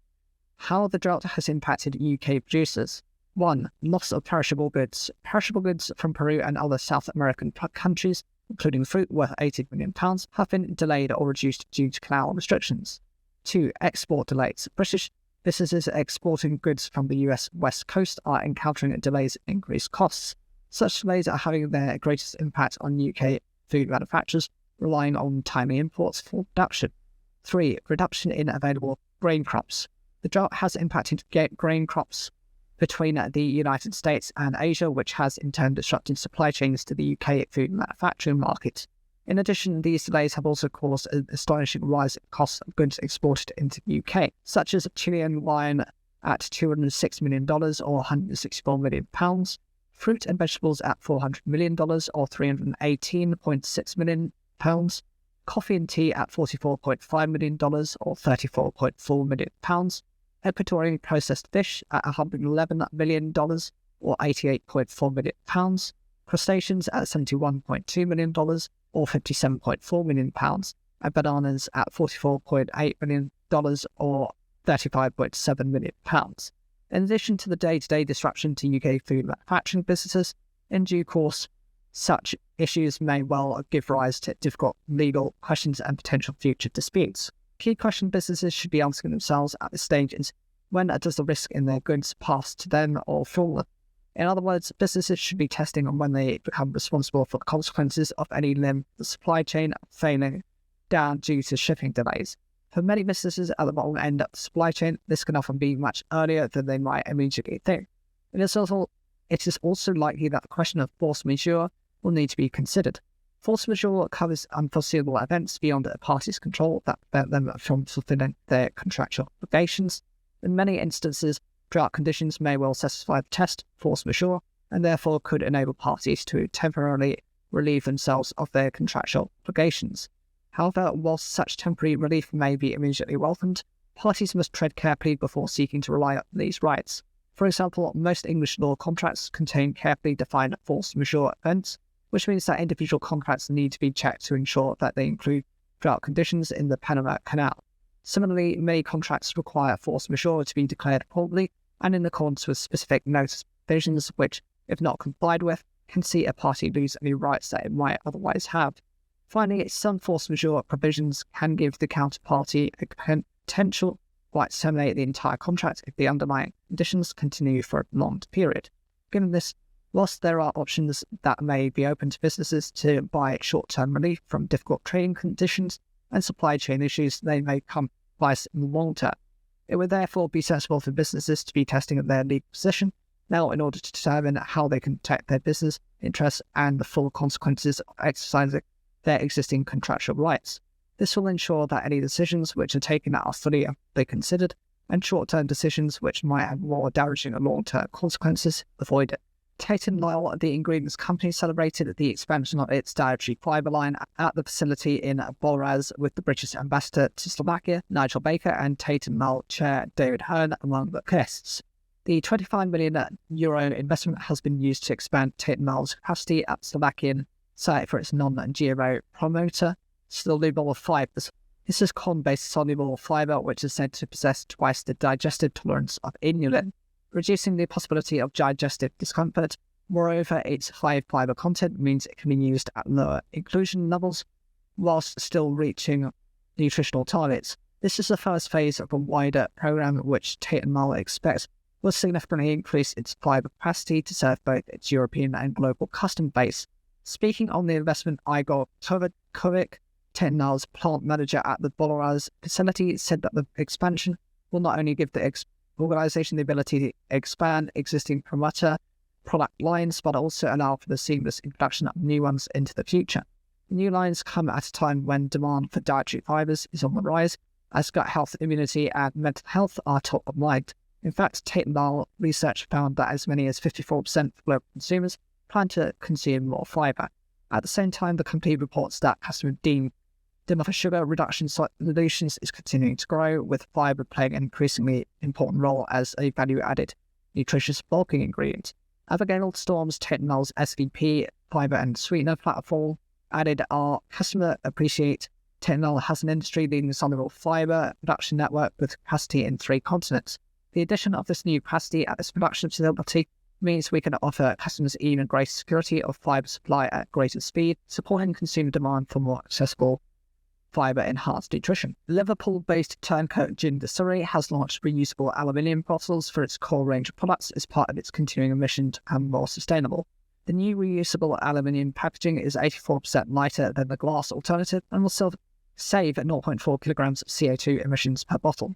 Speaking at the launch of the new bottles, head of distillery Edward Riding said, "As a company deeply rooted in the vibrant city of Liverpool, we recognise the importance of sustainability and are committed to minimising our environmental impact."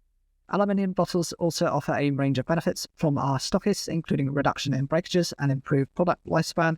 This is the first of many changes here at the distillery as we work towards becoming carbon neutral. While aluminium bottles have a slightly higher carbon footprint from manufacturing than glass, Turncoat said that this was outweighed by their lifespan and weight saving. Transporting heavy glass bottles can result in greater levels of greenhouse gas emissions. We believe that sustainability should be a part of everything we do. Our decision to launch reusable aluminium bottles reflects our dedication to creating a positive impact on the environment. We hope that our partners in the license on trade can work with us to recycle, reuse and reduce their carbon footprints. The shift towards aluminium bottles comes as the distillery relocates its production facility to Love Lane Brewery, in a move aimed at expanding production capacity and enhancing operational efficiencies. Gary Manning, new managing director of Love Lane Brewery, said, "We are delighted to welcome Turncoat Gin to Love Lane Brewery. Their commitment to craftsmanship and innovation aligns perfectly with our own values. We're excited to work together to create a wonderful experience for all guests here at Love Lane." Leaders at Amazon Fresh, the International Chamber of Commerce UK and HelloFresh have been appointed onto the Felix Project's Board of Trustees, while Gabriel Fernandez steps into the role of President of Global Emerging Markets GEM for Mars Snacking. Matt Birch, UK Country Manager at Amazon Fresh, which supplies the Felix Project with food to redistribute, is among the 3 to join the board. Birch brings a wealth of retail experience, previously working as director at Sainsbury's and Central England Cooperative. "I'm excited and then humbled to be joining the Felix Project. It's an organisation I followed for some time and watched grow through a passionate pursuit of getting the surplus stock of the food industry to the people who need it most. I love how the team innovate and solve problems at pace to better serve their communities and can't wait to play a part in the future." Joining Birch is Paul Dresker, CBE. He is the current president of SCI, a non-executive director of Schroders & Co. and chairman of International Chamber of Commerce UK. He is also the former chair of Business LDN. Dresser said, "London is the greatest capital city in the world, but not for everyone. The Felix Project is a fabulous charity that last year distributed 32 million meals to Londoners in need. I'm thrilled to be joining a great team whose vision I totally share." The third new trustee is meal kit provider HelloFresh UK's CEO Adam Park. HelloFresh UK is another long-term supplier of surplus to Felix. Park said, "In the UK, more than enough food is produced to feed everyone. Yet too many people experience chronic food insecurity, while enormous amounts of surplus food go to waste every day. Addressing this is an urgent and important challenge for our society and our planet, and I look forward to contributing to the Felix Project's vision of London where no one goes hungry and good food is never wasted." The new trustees bring an extensive range of skills and expertise across many areas, including the food industry, income generation, health and safety, and public policy. all vital for the work of the London charity as it continues to expand its reach. Chair of Trustees for the Phoenix Project welcomed the new members and their valued input. Their deep expertise across so many sectors and their enthusiasm and commitment to our work can only benefit the Phoenix Project and help us drive forward with our mission. The trustees will begin their work this month, appointing one further member in May who will represent the community organisations they provide food to later this year. Elsewhere, Mars Snacking has appointed a new president of Global Emerging Markets GEM. Gabriel Fernandez will take on the role succeeding Blas Makiva, who assumes a new role as Global President, Health and Wellness at Mars Snacking. Fernandez has been with Mars since 2005 and has held regional and corporate leadership roles in Latin America, Europe and North America. From 2016 to 2024, he served as General Manager of Mars Wrigley Mexico. During that time, Fernandez led the business through several key transformations, including the successful integration of Mexican chocolate brand Turin, the Wrigley portfolio, and Mars Wrigley's Caribbean and Central American markets. In his new role, Fernandez will oversee the GEM region, focusing on cultivating a strong talent development pipeline and championing inclusion and diversity across 140-plus markets within the GEM area. During his tenure in Mexico, female representation within the Mars Wrigley Latin America business rose from 10 to 40%. Fernandez has also led Latin America to significant financial success, achieving more than 50% growth. Commenting on his new position, Fernandez said he is eager to continue his work under Blas' leadership and champion brands and talent. From iconic global favourites such as M&M's to our local heroes such as Turin, I look forward to continuing our legacy of culturally relevant innovation for consumers in emerging markets. A new survey has found that UK consumers are increasingly prioritising healthy eating and feel better as a result. According to Savanta's Q1 2024 Grocery Eye report, a rolling survey that tracks consumer behaviour, every quarter 49% of shoppers reported that they were eating a more healthy food, and 32% said they were feeling healthier than last year. The number of people feeling healthier is up 7% on the same time last year, with Savanta attributing this trend to the evolving demands of young people as food inflation falls. Elsewhere, 37% of respondents said they are cooking from scratch more often, while 40% expressed an interest in products focused on gut health. There has also been a 4% increase in consumers that eat a plant-based diet, rising from 8% to 12% between Q1 of 2023 and this latest report. High prices remain a concern for many people, though, with 42% stating that the cost of healthy food has led them to eat less healthy. Commenting on the implications of the research for F&B production, Savanta Senior Director Julie Vignay has said there is a real opportunity for the food and drink industry to capitalize on UK consumers' increased appetite for and changing understanding of healthy food. Our research points towards what we've already been seeing on our supermarket shelves, such as new ranges of gut health and high-protein yogurts. But there is plenty more the industry could be doing with products, offers, and new technologies that address the growing concern around ultra-processed food that is highly likely to redefine healthy eating definitions in years to come. Many consumers are now looking for simpler food with fewer ingredients and fewer additives. The challenge will be delivering them at a price range that doesn't feel prohibitive to many consumers.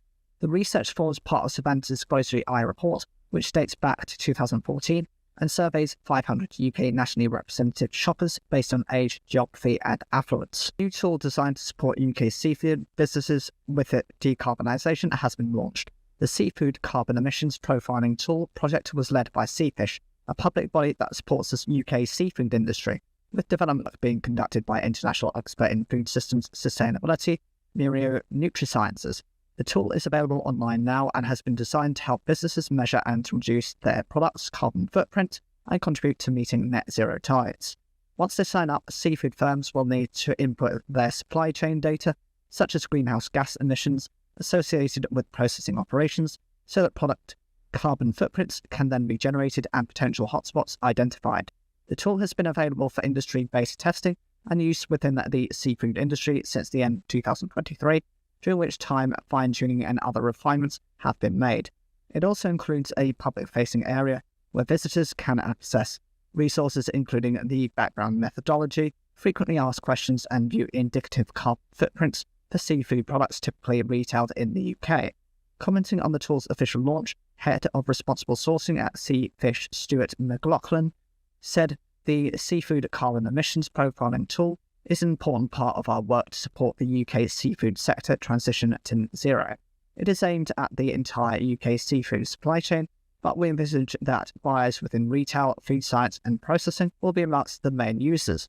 The tool provides several benefits for industry, but first and foremost enable industry to identify carbon footprints for their seafood products and understand the hotspots or risks in their supply chains.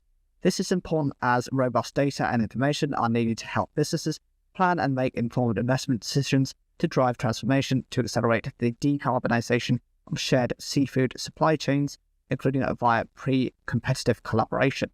UK-based seafood importer, processor and distributor New England Seafood has supported in the development of the tool, with the firm's People and Planet Director Cassie Leask describing it as intuitive and easy to use. You don't need to have a lot of carbon knowledge or expertise to be able to access it. The whole point of the tool is it's something anyone in the business can use, whether you're working on sustainability, working specifically on carbon if you're a CEO, or working in ops. For me, it's something that's helpful to translate some quite detailed technical information into something simple for anybody to access. Meanwhile, Tesco has used the tool to better understand how it can meet its decarbonisation targets. The tool is super important because it enables us to baseline carbon completely through the supply base. So at primary at wild capture and aquaculture, said Ben Lambden, Sustainable Fisheries and Aquaculture Manager at Tesco. The beauty of the tool is it's continuously developing, so as you continue to use it, more data will be added and reviewed, and it should get easier to use. Wholesaler Harlech Food Service has invested £1 million in a new fleet of low-emission delivery trucks as part of its journey to net zero. Harlech introduced 6 new HEVs to its fleet, with a further 6 to be added at a cost of another £1 million by the end of this year. The investment coincides with the launch of a major expansion of the business into South and West Wales, with new depots in Merthyr and Carmarthen, respectively. Sales Administrator Janet Jones said the company's progress towards reducing its carbon emissions has helped it win new public sector contracts as well as being environmentally important. In turn, that is driving the growth of the company, which employed about 180 staff pre-COVID, but is now heading towards 250. As well as the new fleet of HGVs we have and the other delivery vans, we are looking at the feasibility of equipping the sales fleet with all-electric vehicles and using smart technology to plan journeys, deliveries and pickups more efficiently. It's about getting the right people in the right place at the right time, because there is a big saving to be made not just in our fuel miles, but in the fuel miles of our suppliers. The wholesaler has further supported its net zero emissions through the investment into more environmentally friendly coolant gas for its giant freezer rooms at its headquarters and for its refrigerated transport fleet as part of a major review of their energy needs. Head of Operations Ian Evans added it's becoming more and more important for our customers in the public sector, schools, colleges, councils and health boards that we commit to net zero. We're expanding at our headquarters too, with more space, including refrigerated space, but we are also being more efficient in the way we operate by making the aisles in our warehouse narrower so we can store more. We also still have a lot of land here that is surplus to our needs, so we are looking at installing more solar panels in addition to our existing solar array on the roofs. The search is on for the world's best steak, as entries open for the prestigious Wild Steak Challenge, WSC. Now in its 10th year, the WSC shines a spotlight on the very best steaks, producers and suppliers from across the globe as they compete for the title of the world's best steak. Beef and steak producers, wholesalers and retailers up until the 8th July to enter the 2024 competition, which will be judged by a panel of experts from all over the world in September at Vlees & Co Steak Restaurant in Amsterdam. Categories open for entry this year are fillet, sirloin and ribeye, and the new category Wagyu, with the best performing steaks awarded much coveted gold, silver or bronze medals. All gold medal winning steaks automatically qualify for our international categories, where we announce the best steak from Asia, Europe, North America, Oceania and South America. One producer will also claim the coveted overall title of the world's best steak. Winners for this year's WSC will be announced at a special awards dinner held at Smith and Walensky on Monday, the 11th of November. This year's competition also introduces a slew of new awards up for grabs, including the Environment, Social and Governance Award, the Small Producer Award, the Large Producer Award and the Innovation Award. Stefan Chonka, restaurant editor, said the WSC remains the must-enter competition for steak producers and suppliers to allow them to showcase their product quality and breed credentials on an international stage. In a world where taste, provenance, and sustainability in meat has never been greater, this competition recognises those in the industry that continue to strive to bring the best quality meat possible to people's tables across the globe. Launched in 2015, the WSC delivers a recognised standard quality to support world-class steak production on a global platform. Judging for the 2023 competition was held in Amsterdam, with the winners announced at a special awards dinner at London-based steakhouse Smith & Wollensky. A total of 346 medals were awarded in the 2023 challenge, including a record 134 gold medals, with 120 states given silver medals and 92 states bronze medals. Last year's overall winner was Australian producer Jack's Creek, which took home the accolade for its grain-fed Wagyu Black Angus Cross sirloin, which was also named the world's best sirloin and the world's best grain-fed steak, as well as Oceania's best steak. Global drinks manufacturer Diageo has confirmed the appointment of Nick Giangani as its new chief financial officer. Giangani will take up the role in the autumn of 2024 to coincide with the departure of incumbent Lavanya Chandrasekhar, who will return to the US after 3 years in the role and 6 years with Diageo.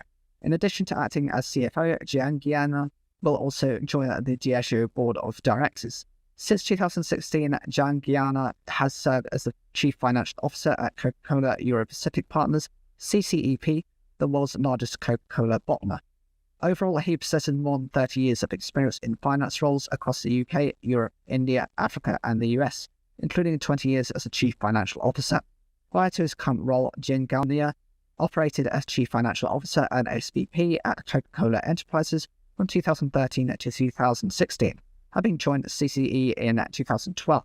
Meanwhile, the departing Chandrasekhar joined Diageo in 2018 as the Chief Financial Officer for North America and was appointed to a current position in July 2021, during which time she has been key to the delivery of a 10.5% net sales value of CAGR. Commenting on the announcement, Diageo Chief Executive Deborah Crew described Giangani as a CFO with a proven global track record of generating growth across multiple consumer businesses and industries.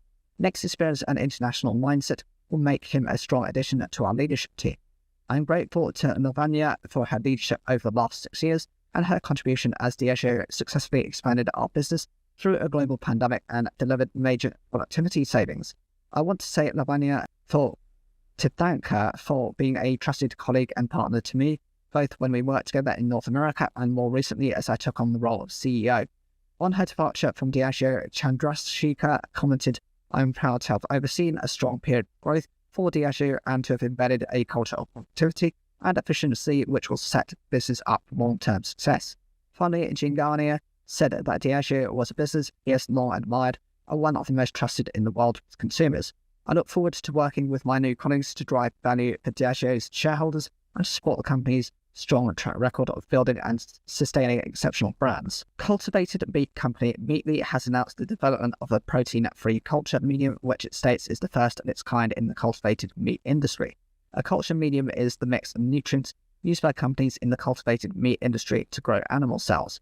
Founded in 2022, Meatly is currently focused on manufacturing cultivated meat products for the pet food market and believes its new culture medium marks a significant step forward in the bid to enable animal-free, cost-effective cultivated meat production.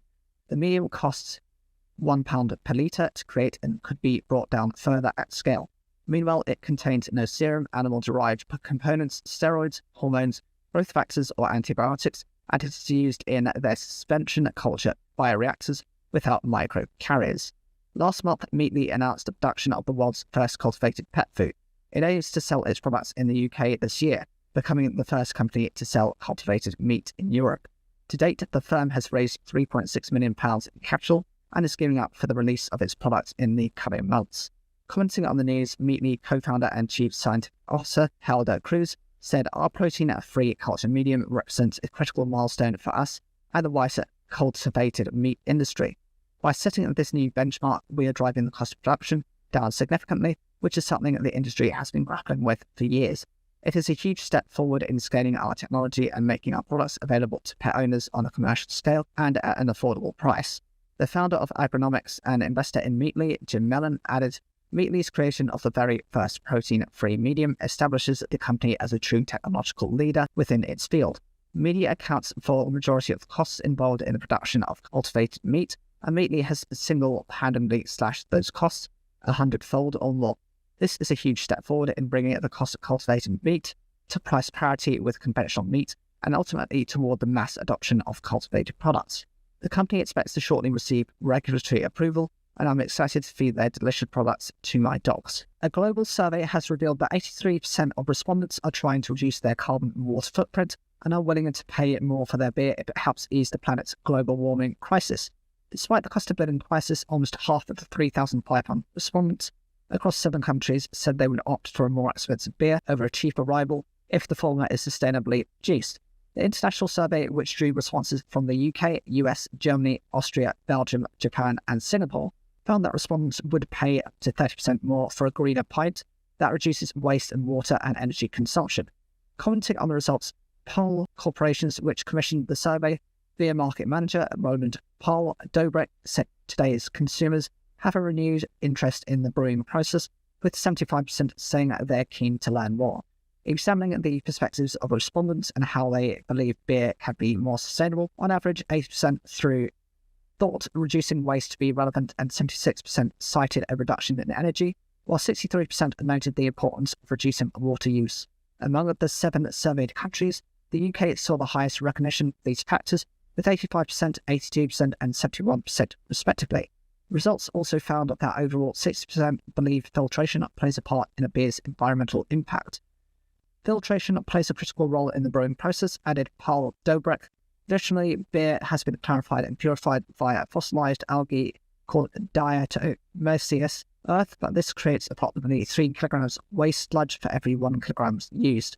This can amount to hundreds of tons of waste in large breweries and often ends up in landfill sites. It also typically uses a lot of water. There are more sustainable options. Modern methods include cross-flow membrane filters, which use less water and energy, generate far less waste, and are more cost-effective to run. The Northern Ireland dairy cooperative Dale Farm has announced one of the largest ever investments the region has seen from an agri-food company, as it expands its cheese site in Dunmanbridge, County Tyrone. The £70 million investment comes off the back of years of successive growth for Dale Farm, as its market continues to expand, with the Dunmanbridge site already exporting to 40 countries worldwide. Group Chief Executive for Dale Farm, Nick Whelan, says the investment will support further growth, positioning Dale Farm as a leading cheddar player across Europe. Dale Farm has built a strong reputation as a leader in cheddar production, and thanks to our reputation for quality, sustainability and consistency, we are seeing a strong customer growth in the category. Key to our success is the dedication and ingenuity demonstrated on a daily basis by our team right across the business. We are already exporting to 40 countries, and with this investment, we want to build on that momentum and future-proof our operation at Dunmanbridge for decades to come. The expansion to the Dale Farm site is already underway and on track to complete next February, as well as improving and replacing existing site-wide services and utilities. The investment will see the installation of a new high-speed automated cheese slicing line, an increased warehouse footprint, and new patented products and processes. The site's cheese capacity will increase by 20,000 tonnes per year following the work, whilst also expanding its whey protein concentrate capacity. Together with the new production processes, the rollout of more advanced energy-efficient technologies will also reduce the site's carbon footprint by around 4,500 tonnes per annum when compared against milk powder production. We want to continue to lead the sector in Northern Ireland and beyond, and cement our region as a global leader in quality, sustainability and innovation. We've been granted a patent for cheddar produced at the site and are onboarding new technologies and digital transformation. We're also investing in sustainability, and as a result of this expansion, our carbon footprint will see a significant reduction, marking another important milestone on our journey towards net zero. To date, the Dunmanbridge site directly supports more than 1,100 families in the local area, with 345 employed at the facility and a further 760 farms out of Dale Farm's 1,280 milk producers supplying milk to it. We then conclude the sustainability and profitability of our farmers and their businesses are at the heart of every decision we make as a cooperative. Thanks to the success of our strategy and growth, we are in a position where we can make an investment of this scale while continuing to pay a competitive milk price. This investment will be transformative, not just for Dale Farm, but for the Northern Ireland rural economy, We have big plans for the future and are looking forward to the next step of this journey. Global food and drink manufacturer Danone has announced the acquisition of functional formularies. The US-based Whole Foods tube feeding business was purchased from Swanner Case Capital for an undisclosed fee and will strengthen Danone's medical nutrition portfolio by enabling the expansion of its enteral tube feeding ranges. The deal forms part of the renewed Danone strategy, which was introduced in a bid to restore growth, competitiveness, and value creation for the long term. Meanwhile, Functional Formularies operates as a provider of organic whole food, shelf-stable feeding tube formulas, offering an alternative to traditional formulas used across the medical sector. Currently, the business offers its products to institutional customers in hospital and long-term care settings, and to retail customers online throughout the US and Canada. Commenting on the move, Danone Deputy CEO and Chief Financial Officer Jürgen Esser said, "As a global leader in medical nutrition, we are delighted to welcome Functional Formularies to Danone. We are confident that with the addition of the greatly differentiated product portfolio of Functional Formularies, which complements our existing real food blends branded range, we're even better positioned to support the nutritional needs of tube-fed families and patients." In a statement on LinkedIn, Functional Formularies confirmed it had joined the Nutricia North American family, Nutricia being a brand owned by Danone and pledged to serve people living on feeding tubes better. We're excited about this new partnership and remain committed to bringing nourishment to thrive to as many people as possible, the statement added. Headquartered in Paris, France, Danone manufactures food and drink products across three categories: essential dairy and plant-based products, waters, and specialized nutrition. With almost 90,000 employees and products sold in over 120 markets, Danone generated €27.6 billion in sales in 2023. Meanwhile, its portfolio of brands includes Actimel, Activia, Alpro, Actimel, Evian, Nutrilon, and Volvic.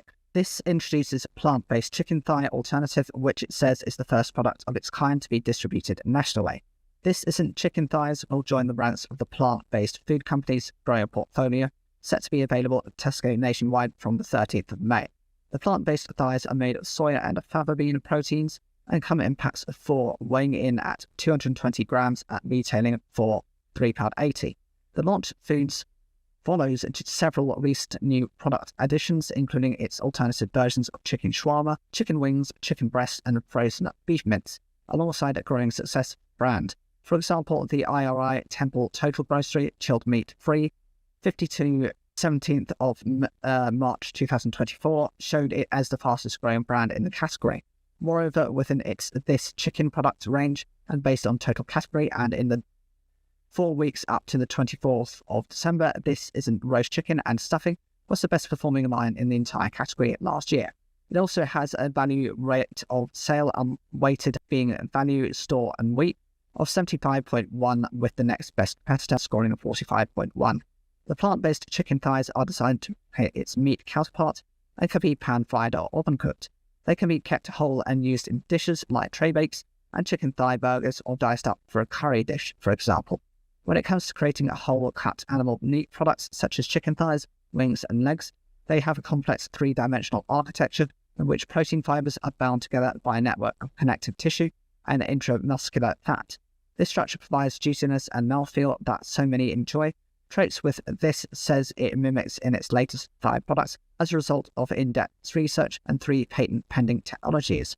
The soy and fava protein bundles create a similar texture to traditional chicken thighs, binded together with an olive oil-based fat. The thighs are then coated in a seaweed layer to replicate the unique structure and texture of chicken skin. Mark Cuddigan, CEO of this, said, "We're reinventing the way people experience plant-based dining, and we're incredibly excited to share our latest product launch. This Isn't Chicken Thighs. We're on a mission to lead a revolution to change what people eat, to protect animals and the environment, and with our ridiculously delicious and nutritious plant-based food, we've got you covered with the ultimate plant-based chicken thigh." Supermarket chain Asda has announced that it has refinanced more than £3.2 billion of its debts. The retailer said that this reflects the strong demand from investors, with the refinancing including the biggest sterling high-yield bond this year and the second largest sterling bond in the European leveraged finance market, only behind Asda's original £2.25 billion sterling bond tranche in 2021. Asda raised £1.75 billion of senior secured notes and upsized a £900 million equivalent EU term loan by 200 million, while it used close to 300 million pounds to reduce its gross debt.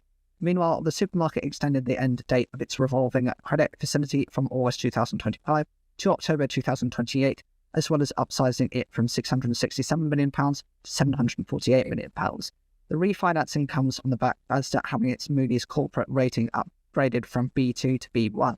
In its most recent results, Asda revealed it has increased underlying profits by 24% to £1.1 billion during 2023, after boosting like-for-like sales by 5.4%. Commenting on the refinancing, Asda CEO Mike Gleeson said, "We saw strong demand from investors after taking a thoughtful and prudent approach to refinancing our near-term debt, well ahead of maturities to further strengthen our balance sheet." The positive reaction followed Asda's strong financial year 2023 results, and Moody's upgrade of its corporate rating to B1 from B2 last week cited a material reduction in leverage and growth in underlying free cash flow. The refinancing also reflects the wider strength of Asda as a diversified retail group with a strong grocery business at its core, supported by a fantastic non-food offering in George, and following recent investments, a major presence in the high-growth convenience and food service markets. According to data from Kantar, published on the 14th of April 2024, Asda holds a 13.4% share of the UK grocery market, making it the third largest retailer behind Tesco and Sainsbury's. Food and drink businesses received royal recognition in this year's King's Awards for Enterprise. This year's awards saw 252 businesses from across the country recognised for their contributions to the UK economy in one of four categories: innovation, international trade, promoting opportunity through social mobility, and sustainable development. Warrendale Wagyu was one of the many businesses recognised for their outstanding achievements in innovation, specifically its work with quality breed cattle and other UK farmers to drive a customer-led approach. Commenting on the award, Warrendale Wagyu founder Jim Bloom said, "Receiving the King's Award is an honour for Warrendale Wagyu after founding the business 7 years ago. We work closely with many farmers across the UK to produce British Wagyu beef, and are also very fortunate to have established some long-term customers who value the product and supply chain we have created. The award is great recognition of our efforts in building relationships and working with some great partners to create sustainable business." Luxury chocolatier Harry Specters was also honoured in this year's awards, recognised for its work providing and advancing employment opportunities for autistic people. It was one of just 7 businesses that received an award for promoting opportunity. Minister for Enterprise Kevin Hollandrake added, "I congratulate the recipients of this year's King's Award for Enterprise, who exemplify the talent, innovation and entrepreneurial spirit of British business. I wish them every success and commend the invaluable contributions they make to communities both at home and overseas, helping to grow the economy." The King's Awards for Enterprise were previously known as the Queen's Awards for Enterprise and were renamed last year to reflect His Majesty the King's desire to continue the legacy of HM Queen Elizabeth II by recognising outstanding UK business. The award programme, now in its 58th year, has awarded more than 7,000 companies since its inception in 1965. Here is a roundup of the various new product categories that have been introduced in May. Estonia-based sunflower seed butter producer makes UK debut. Sunfly is looking to transform the nut butters alternative sector with its debut lineup that aims to be free of all 14 major allergens. The sunflower seed butters come in 5 flavours, including natural and chocolate varieties. Established in Estonia in January 2024, the Sunfly team brings over a decade of expertise in handling sunflower seeds, with prior experience in cultivation and B2B exporting. Sunfly's first direct-to-consumer product, sunflower seed butter, is crafted in a certified production facility in Tamlin, which is exclusively dedicated to sunflower seed processing. Sunfly says the facility is the first of its kind in Europe and will set a new standard for food safety. The company also boasts a field-to-fork approach, overseeing each step of the sunflower seed product's journey in-house. Giving more detail around the choice behind sunflower seeds, Mark Even, co-founder of Sunfly and a former medical practitioner, said, "Though sunflowers are primarily cultivated for their oil-rich seeds, less than 10% of their harvest is transformed into the delectable snacks we love. While there is a long history of producing a food-grade sunflower oil meal, there remains untapped potential in creating food-grade products solely from the sunflower seeds. Our choice to focus on sunflower seeds is rooted in their exceptional nutritional profile. Packed with protein, fibre, vitamin E, and a myriad of essential minerals and vitamins, sunflower seeds offer unparalleled health benefits. Since its launch, Sunfly's sunflower seed butter has garnered praise from consumers and quickly became available in more than 100 leading Estonian stores within just 3 months. This saw its UK launch last month on the 15th of April 2024 in Selfridges based in London. To debut in the UK market by Selfridges is a dream come true. Dimitri Avin, CEO and co-founder of Sunfly Selfridges' reputation for championing conscious brands aligns perfectly with our commitment to sustainability, ensuring zero waste throughout our supply chain, with plans to introduce future products like sunflower seed milk, sunflower seed protein powder, and sunflower seed cold-pressed oils. Swizzles releases Squishies flavour. British sweet manufacturer Swizzles, which makes drumsticks, lollies, and nub hearts, has announced the national launch of Squishies Strawberries and Cream, which are now available to retailers throughout the UK. The Squishies range has been growing in popularity, with the brand now worth £52.5 million. This latest addition to its portfolio represents a consumer call for new flavours. Last year, to support the continued success of Squishies and meet growing demand for NPD in the future, Swizzles unveiled an additional factory in Cheshire. Talking on the new launch, Claire Newson, trade marketing manager at Swizzles, said, "Our mouth-watering Squishies strawberry and cream flavour reflects our dedication to creating exciting and new taste sensations for our consumers. Our newest launch is sure to become a must-have sugar confectionery product, combining Moorish Squishies with classic British combo of strawberries and cream. Plus, the timing couldn't be sweeter, launching just in time for National Strawberries and Cream Day on May the 21st. Squishies Strawberry and Cream will be available in 120-gram bags in both price-marked and non-price-marked packs. Cathedral City enters chilled ready meals segment. Chilled food manufacturer Oscar Mayer has teamed up with British cheese brand Cathedral City on its first venture into chilled meals. The new products include a cheesy lasagna, cottage pie, chicken and pasta bake, and macaroni cheese. This marks a first for Cathedral City, which until now has yet to appear in a chilled meal range. Consumer research from Oscar Mayer revealed that consumers opt for ready meals to save time, accepting that quality may be compromised. Keen to change narrative, Oscar Mayer has been working closely with Saputo Dairy UK, owners of Cathedral City, to create a range that shatters outdated perceptions. To this end, the range, which hit UK supermarket shelves on the 1st of May 2024, is said to contain at least 30% more cheese than the nearest own-label equivalent product. For too long, the chilled meals category has been content to simply provide options that are a functional purchase for consumers. At Oscar Mayer, we believe it's time to go beyond that and create meals that are unique and desirable, said Gordon Walsh, Chief Commercial Officer for Oscar Mayer. This partnership with Cathedral City is about us delivering on what consumers want, a meal solution that is still convenient, but also provides restaurant-quality, delicious meals at an affordable price point. We want to tear up the rule book and reverse the outdated perceptions of ready meals of old packaging our products with plenty of inspiring and indulgent flavours. While Oscar Mayer looks to break down a ready meal stigma, this partnership represents a major milestone for Cathedral Cheese portfolio.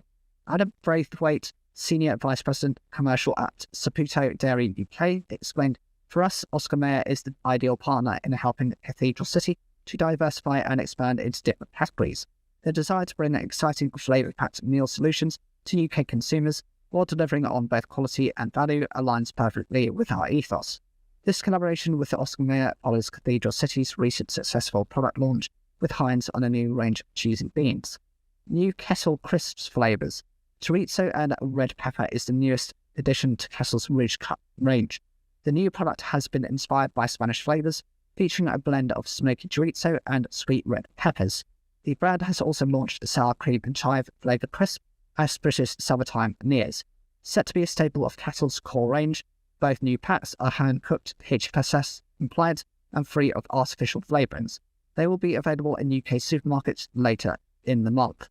We're overjoyed to be able to treat consumers to our 2 new flavours, each the result of the passion and creativity of our innovation chef. From the mouth-watering spice of chorizo to the delicate hum of chives, every element has been refined from the highest quality ingredients to build the perfect seasoning. We know that our firm fans and new faces alike will enjoy tacking into a bag of both, said Phil Holford, head of brands at Value Snack Foods, which owns Kettle Chips. Premium pies for on the go.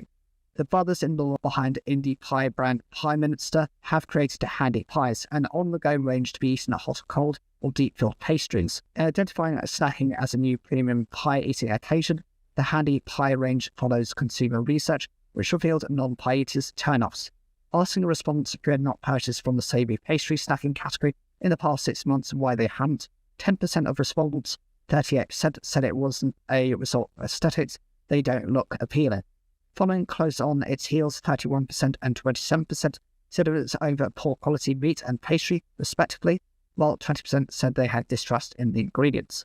Commenting, John Simon, Prime Minister, co-founder and managing director, said our key innovation objective is to offer pies for all occasions, catering for consumers with a variety of dietary choices and requirements, while always sticking to our values, only using premium quality ingredients that are sourced for their deforestation-free and high animal welfare credentials, as well as great taste.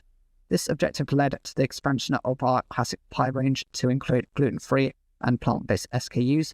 Then in May 2023, we successfully launched the trio of phyllo pastry pies. Launching Handy Pies into the snacking category is the obvious next step for us as we find tasty new ways to welcome younger, conscious consumers into the pie category. The new range will be available on Ocado from April and in Tesco from May, with a retail price of £3 at 170 grams in 4 different varieties. These include cheese and onion, chicken tikka, steak and peppercorn, and a plant-based sausage and bean pie. New England Seafood's chilled fish brand expands. Chilled fish brand Fish Said Fred is launching 2 new SKUs to its oven-ready range, with the launch of Thai green cod curry and tuna katsu curry. The Fish Said Fred oven-ready launch was in April 2023 to offer shoppers a convenient way to integrate more fish into their diets. These convenience products continue to be a key strategic opportunity for the brand and category, with added value spend growth within that chilled fish, plus 9% year on year. The 2 new products will join the existing cheesy smoked haddock offering, with the entire oven-ready range 100% MSC and ASC certified. Lisa Cowell, head of marketing at New England Seafood, parent company of Fish Said Fred, shared her thoughts. These latest introductions to the range furthers our commitment to promoting appreciation for delicious, nutritious and responsibly sourced fish, all while upholding our dedication to accessibility for families across the UK. With exciting new flavours like the Thai green cod curry and tuna katsu curry, we're not only satisfying the evolving palates of consumers, but also inspiring them to explore the diverse culinary landscape of seafood options available. Alcoholic ready-to-drink brand gets new blackcurrant flavour. Vodka-based ready-to-drink brand Four Loko has extended its range with the launch Dark Berry Burst. Delivering a mix of blackcurrant flavours, Dark Berry Burst comes in 440ml cans, 8.4% ABV, with a regular retail price of £3.59. RTDs are enjoying a major period of reinvigoration, and the forecast for RTDs is extremely exciting, with a particular emphasis on at-home occasions and the linked opportunity to drive sales, commented Clark McElroy, managing director of Four Loko distributor Red Star Brands. Four Loko enjoys a well-earned reputation of being the go-to drink for those seeking unconventional fun and full-on flavour. Taste is perhaps the top consideration when it comes to RTD preferences, so staying ahead of the curve is critical. Dark Berry Burst joins the existing Four Loko lineup of 8 flavours, all at 8.4% ABV, and like the rest of the range, is caffeine-free. Four Loko is a US brand which launched into the UK in 2021 and has since become one of the fastest-growing RTD brands in the UK. Adding a £7 million value growth to the convenience sector over the 52 weeks to the 24th of December 2023, it has also 8 of the top 13 fastest-selling SKUs in GB convenience by value. The continuing squeeze on household incomes increasingly means that staying in remains the new going out, but the consumer thirst for innovation signals a clear demand for flavourable imagination. A safe space to talk mental health over crisps. Beavertown, a British brewery based in Tottenham, which is known for its craft beers, including Neck Oil, Gamma Ray, Lupin Lloyd, and Bones, has teamed up with mental health charity Calm to launch a limited edition packet of crisps. The cheddar and jalapeno flavoured crisps have been developed with the help of several companies, artisanal crisp brand Smug and its partners, crisp manufacturer the Yorkshire Crisp Company, as well as compostable packaging expert Parkside. The idea behind the crisps is to encourage positive conversations around mental health, with the pack featuring conversation starters, printed on the inside of the laminate material. The icebreakers created by Calm featured on pack asked questions such as, what gets you through tough times? And if you could give your younger self advice, what would it be? This stems from research conducted by Calm that found more than half, at 56%, of people in the UK have tended to be okay to avoid talking about their own mental health. The packaging is a compostable solution sourced from Part-Side Flexibles, Part 2 Nature range. The laminate includes high-barrier compostable cellulose film layers, Nature Flex films sourced from Future Mura. The finished products with printed designs on the outside and the inside are Seedling and OK Compost, accredited as compostable. It is also compliant with the EU standard EN 13432 for packaging and recovery through biodegradation and composting. Commenting at Part-Side sales account manager Mark Shaw said, "We are delighted that we are able to work on this design for Beavertown Crisps and contribute to this campaign for mental health. Beavertown Crisps provide that natural invitation to start sharing it in a relaxed way, right there at pub. A great idea if you ask me." Responding to the demand for healthier carbonated soft drinks, launching in May, the new products will be available in single and multi-packs under the name Sweet Freedom Fizz. Full flavours will hit shells: lime and mint, raspberry and cranberry, mango and mandarin, and pineapple and coconut. The drinks have been designed with well-being in mind, with ingredients chosen for their health and cognitive benefits. They are also free from artificial sweeteners and flavours and refined sugar, as well as being low calories. Artificial sweeteners and ingredients have always been a no-go for us, and when we discovered the potential for sustainable cacao juice as a natural sweetener, we were eager to be the first to bring it over to the UK. This is the part of the cacao bean which usually gets discarded, so using it means the farmers we work with now get paid for an extra part of their harvest, said the company's co-founder Deborah Piner. In terms of how we retrieve this unique ingredient, the cacao pods are collected and pressed in innovative mobile solar-powered factories to extract their light, fruity juice. Then, through blockchain technology, the farmers are fairly compensated and their beans are returned to them to continue their processing for the cacao industry, which we use in our chocolate products. Research carried out by Sweet Freedom with help from TRKR last year found that 65% of people who buy carbonated soft drinks say added health benefits would make them buy more of it. This combined with many other studies, including a key finding from Breitbart's 2023 soft drink review, that 73% of consumers would like to see carbonated soft drinks variants with all natural ingredients, proved to the team that there was growing demand in this area. Sharing our thoughts on this, Piner added, "These findings, alongside our extensive expertise in crafting products from all natural ingredients, has made transitioning into the functional drink space a logical progression for us." Moy's mini French beignets arrive in the UK. Finally, Moy by the Sel Desserts has unveiled bite-sized French desserts to the UK.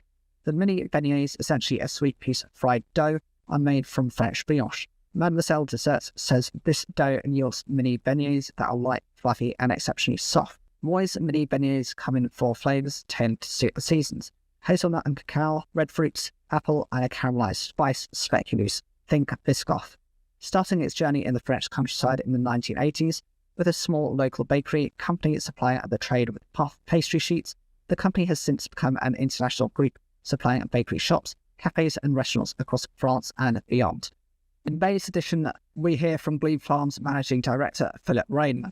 He's age 50, his job title is the owner and managing director. The company is Glebe Farm Foods, based in Huntington, with an education in mechanical engineering at Cambridge University and a PhD in microengineering and nanotechnology at Cranfield. His favourite food and drink, well, it won't surprise you to hear, it's oats, and plenty of them. Porridge in the morning and oat cookies for a delicious treat. What inspired you to enter food and beverage? Having grown up on the farm, helping with harvest when young, even driving combines from 15, my sister Rebecca and I had the ambition to not only grow crops, but manufacture great tasting products from what we grow on our farms, promoting British and sustainable practices as well as connecting the farm directly to retailers and consumers. Both of us are always innovating and trying new products, which led by a varied path to becoming one of the first companies to make gluten-free products in 2006. So when we worked out that we could create a gluten-free oat supply chain, we fell straight on it and learned about oat milling and created our own mill. By managing the full supply process from our farm to end customer, we ended up making the very first gluten-free oat supply chain for porridge and ingredients. For us, it was also the perfect crop to grow here in eastern England. We then set about spreading the good news that celiacs can eat great cereals and bakery made from gluten-free oats throughout Europe. Making our pure Oatly oat milk was another step in the right direction and learning a whole new set of skills and processes to master. Upon the creation of pure Oatly, our already well-established gluten-free processes enabled our product to gain the unique position of being the only celiac UPA certified drink on the UK market, which for the celiac community is a huge landmark. As a hands-on owner and managing director, I have an active role in the day-to-day running business, including working closely with our teams on operations, business development, technology, and innovation. What does a typical day look like? My mornings tend to be focused on operational needs and engineering projects across our production facility. A mix of projects are for improving quality and productivity, innovation, and keeping our environmental impact to a minimum. We are constantly investing in ways to improve our product and how we operate sustainably, including using our oat residue to create steam for our biomass boilers and solar panels to completely power our operation. We also recently opened a state-of-the-art Tetra packing plant at our Cambridgeshire site, which has enabled us to bring all packing into one place to reduce our food miles to the absolute minimum. A key part of my day is therefore checking on these new processes, equipment and techniques to ensure everything is running smoothly. In the afternoons, I'm more involved with our customers, relationship building and exploring business plans and opportunities, so every day is quite varied. Also, given that I live right next to our site, I'm sometimes the reluctant on-call boyman. How did you get to where you are today? After 15 years in technology development and innovation, I had a strong drive to bring new life and skills to our young food manufacturing business. The long-term relationships we've built over many years with fellow farms and customers has allowed us to pave the way in creating a British farming supply chain unlike any that have existed previously. Carefully selected, our farmers all follow our stringent gluten-free processes and are located locally to our farm to reduce food loss with neighbouring farmers. Our farming background helps us hugely because we understand all the aspects of farming and how to really work with people we know personally in a long-term relationship. When we're having a bad day, what cheers you up? Being a natural problem solver, getting stuck into whatever issue has arisen, and creating a solution always cheers me up. There are no bad days, just problems that I haven't solved yet. What's your favourite part about the food sector? Being an independent British business that's a pioneer in the world of gluten-free food manufacturing. We have the unique privilege of being able to follow our oats from field to farm to mill and then to food and drink. Food is so all-encompassing, and our gluten-free oat innovations have helped millions of people with wheat intolerance have healthier, better and longer lives. Alongside this, supporting our fellow farmers and reducing climate damage all are what we enjoy beyond just doing business. If we could change one thing about the food and beverage sector, what would it be? An increase in focus from the retailers on British sourcing. It is not only positive for impact on our climate, but in Britain we have world-class farming and food manufacturing capabilities that we should celebrate and appreciate.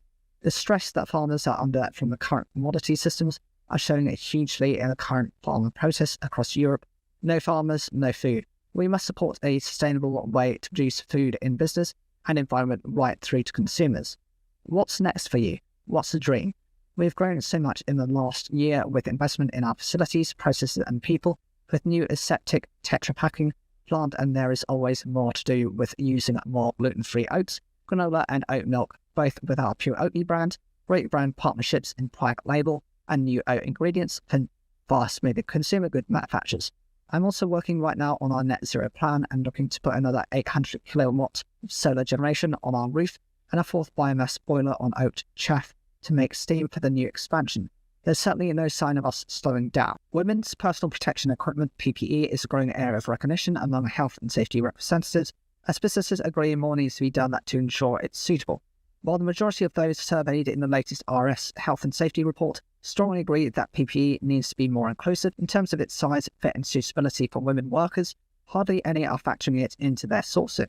The 2024 report was completed by 891 respondents working in the health and safety roles in the UK and Ireland, from a variety of sectors including F&B. More than half, 53% of participants, were from large businesses with between 250 and 10,000 employees, with 29% working with medium-sized organisations 50 to 249 as a headcount, and 18% from small businesses with 49 or fewer staff. 2/3 of those respondents stated that up to 40% of people in their organisation who require PPE are women. Just 1% cited it as an important factor when acquiring kit. It is also worth noting that a response of the 2024 survey were mostly men at 71%. The top 3 challenges for buyers of PPE, according to survey respondents, were finding suppliers who have the right stock, services or solutions at 31%, sourcing quality and trustworthy parts, services or solutions at 28%, and keeping up to date with new products and technology at 23%. These figures mirror 2023's findings. The report also highlighted that more than a third, at 37% of respondents, cite counterfeit or substandard PPE as a real issue in the industry. Dr. Karen McDonnell, Occupational Health and Safety Policy Advisor at the Royal Society for the Prevention of Accidents, OSPA, said the British Safety Industry Federation is very clear on standards for personal protective equipment. Getting PPE procurement right first time is fundamentally important, and businesses should take advantage of the available support and guidance from recognised suppliers.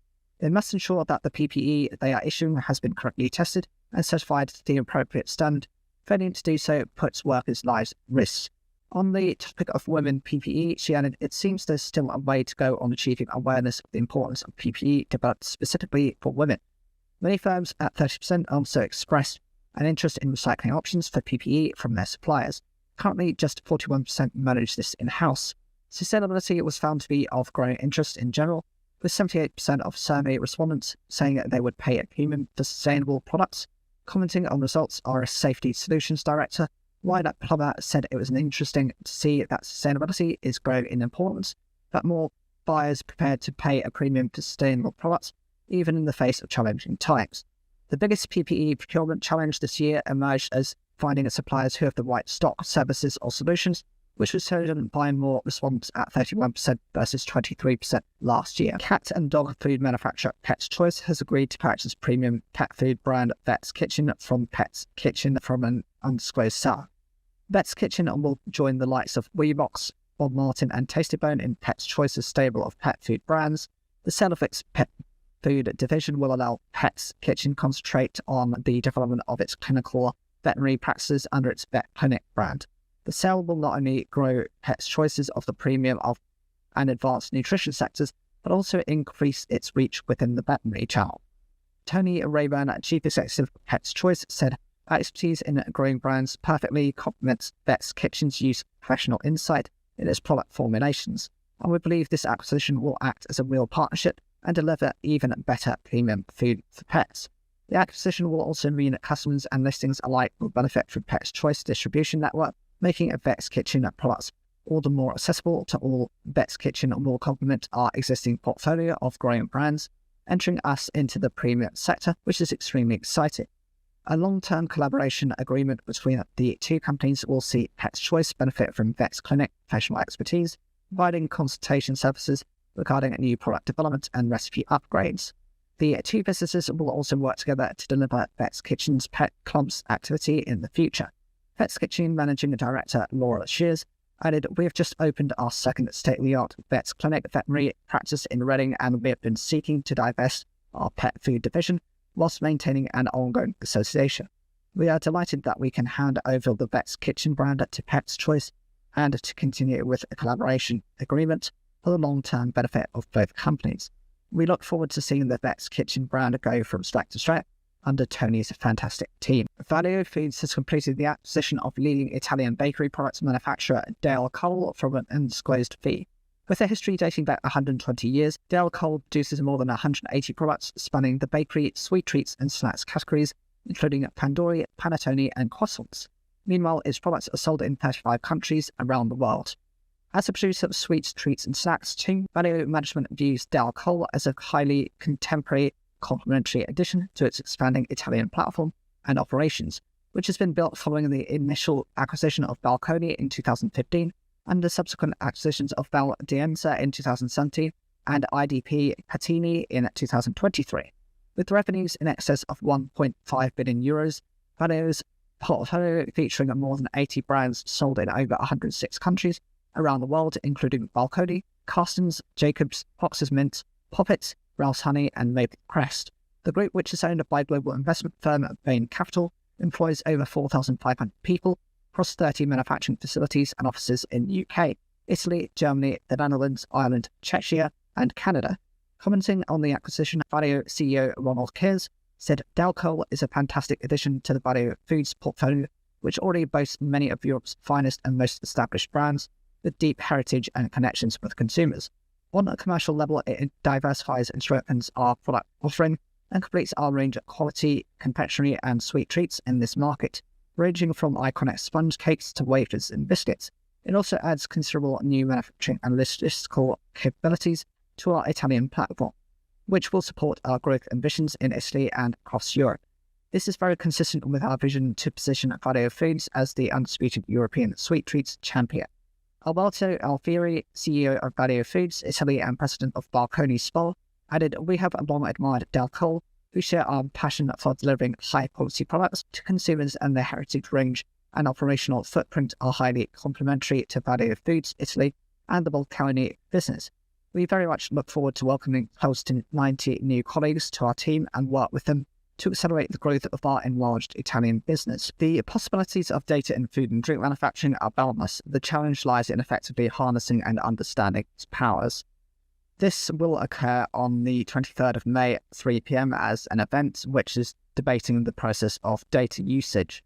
During the live roundtable, discussion topics on the agenda will include the use of data and technology to create intelligent business insights, optimizing data usage to drive productivity, learning from the failures of the past, the future of data, and how data can help mitigate volatility and disruptions. The people who will be moderating this will include William Dodds, who is the Deputy Editor, Food Manufacturer, and the following speakers include Mark Holmes, Senior Advisor for Supply Chain at InterSystems. Holmes brings more than 25 years of experience in consulting, manufacturing, operations, and software development. He specializes in working with manufacturers and retailers, CPG, to solve their most difficult supply chain issues through digital transformation with a modern data fabric architecture. Ian Walker, UK Director of Industry Engagement at data standards body GS1 UK. Walker was appointed as a Director of GS1 UK in 2022, joined from the Foreign, Commonwealth and Development Office as former UK High Commissioner to Ghana, and before that, Finance Director and Foreign Office Board Member. He has worked across UK government and within the private sector. Tom Hollands, Innovation and Technical Director at sandwich manufacturer Rayner Foods. An accomplished food scientist, Hollands has worked for the Food Standards Agency and across the private sector, specialising in sustainability, food safety, meta-food systems, and emerging technologies. His focus on technology leads naturally to developing real-world systems to improve sustainability, cut waste, and reduce emissions. Yitzhak Grant, Client Solutions Director at consulting and advisory firm FutureBridge. Grant works at FutureBridge, leveraging over a decade's worth of experience in supply chain and consumer goods to support clients connect technologies and propel human expertise forward. Having worked across research and development, supply chain strategy, finance, and market, Grant uses the breadth of his experience to bring a unique perspective when developing and solving problems and identifying opportunities. UK manufacturers have failed to take crucial steps to mitigate fluctuations in energy prices, as new research by Mitsubishi Electric reveals a disconnect between the industry's views and action taken on site to address these concerns. The study found that 91% of respondents were concerned about energy price security, while less than a quarter, 24%, had a fully implemented on-site energy management system. What's more, just 27% said they employed a dedicated energy manager. Mitsubishi Business Development Group Manager David Bain said this demonstrated a clear disconnect between thought and action to resolve an acute, ongoing, and worsening problem. These statistics are not only eye-opening at face value, they need to be considered within the context of how energy pricing has changed in the past few years, said Bean. The sector is just coming out of one of the worst energy crises in modern memory, and the impact of this price volatility is yet to be fully felt. Despite the clear concerns about the effect of energy price security and grid resilience identified in this report, the industry has not yet taken crucial steps to mitigate further fluctuations. With costs now resembling something approaching normal, it is an ideal time for decision makers to reconsider these energy strategies and address potential uncertainty. A similar disconnect was observed when respondents were asked about decarbonisation in their businesses. While 85% survey said working towards net zero was a key part of their noisiness, only 35% were currently implementing net zero within their operations. This report provides a much-needed snapshot of the manufacturing sector's most pressing challenges and underlines why decision-makers can no longer delay action. Being concluded, however, the pressures and instability affecting the industry may have made businesses reluctant to do so.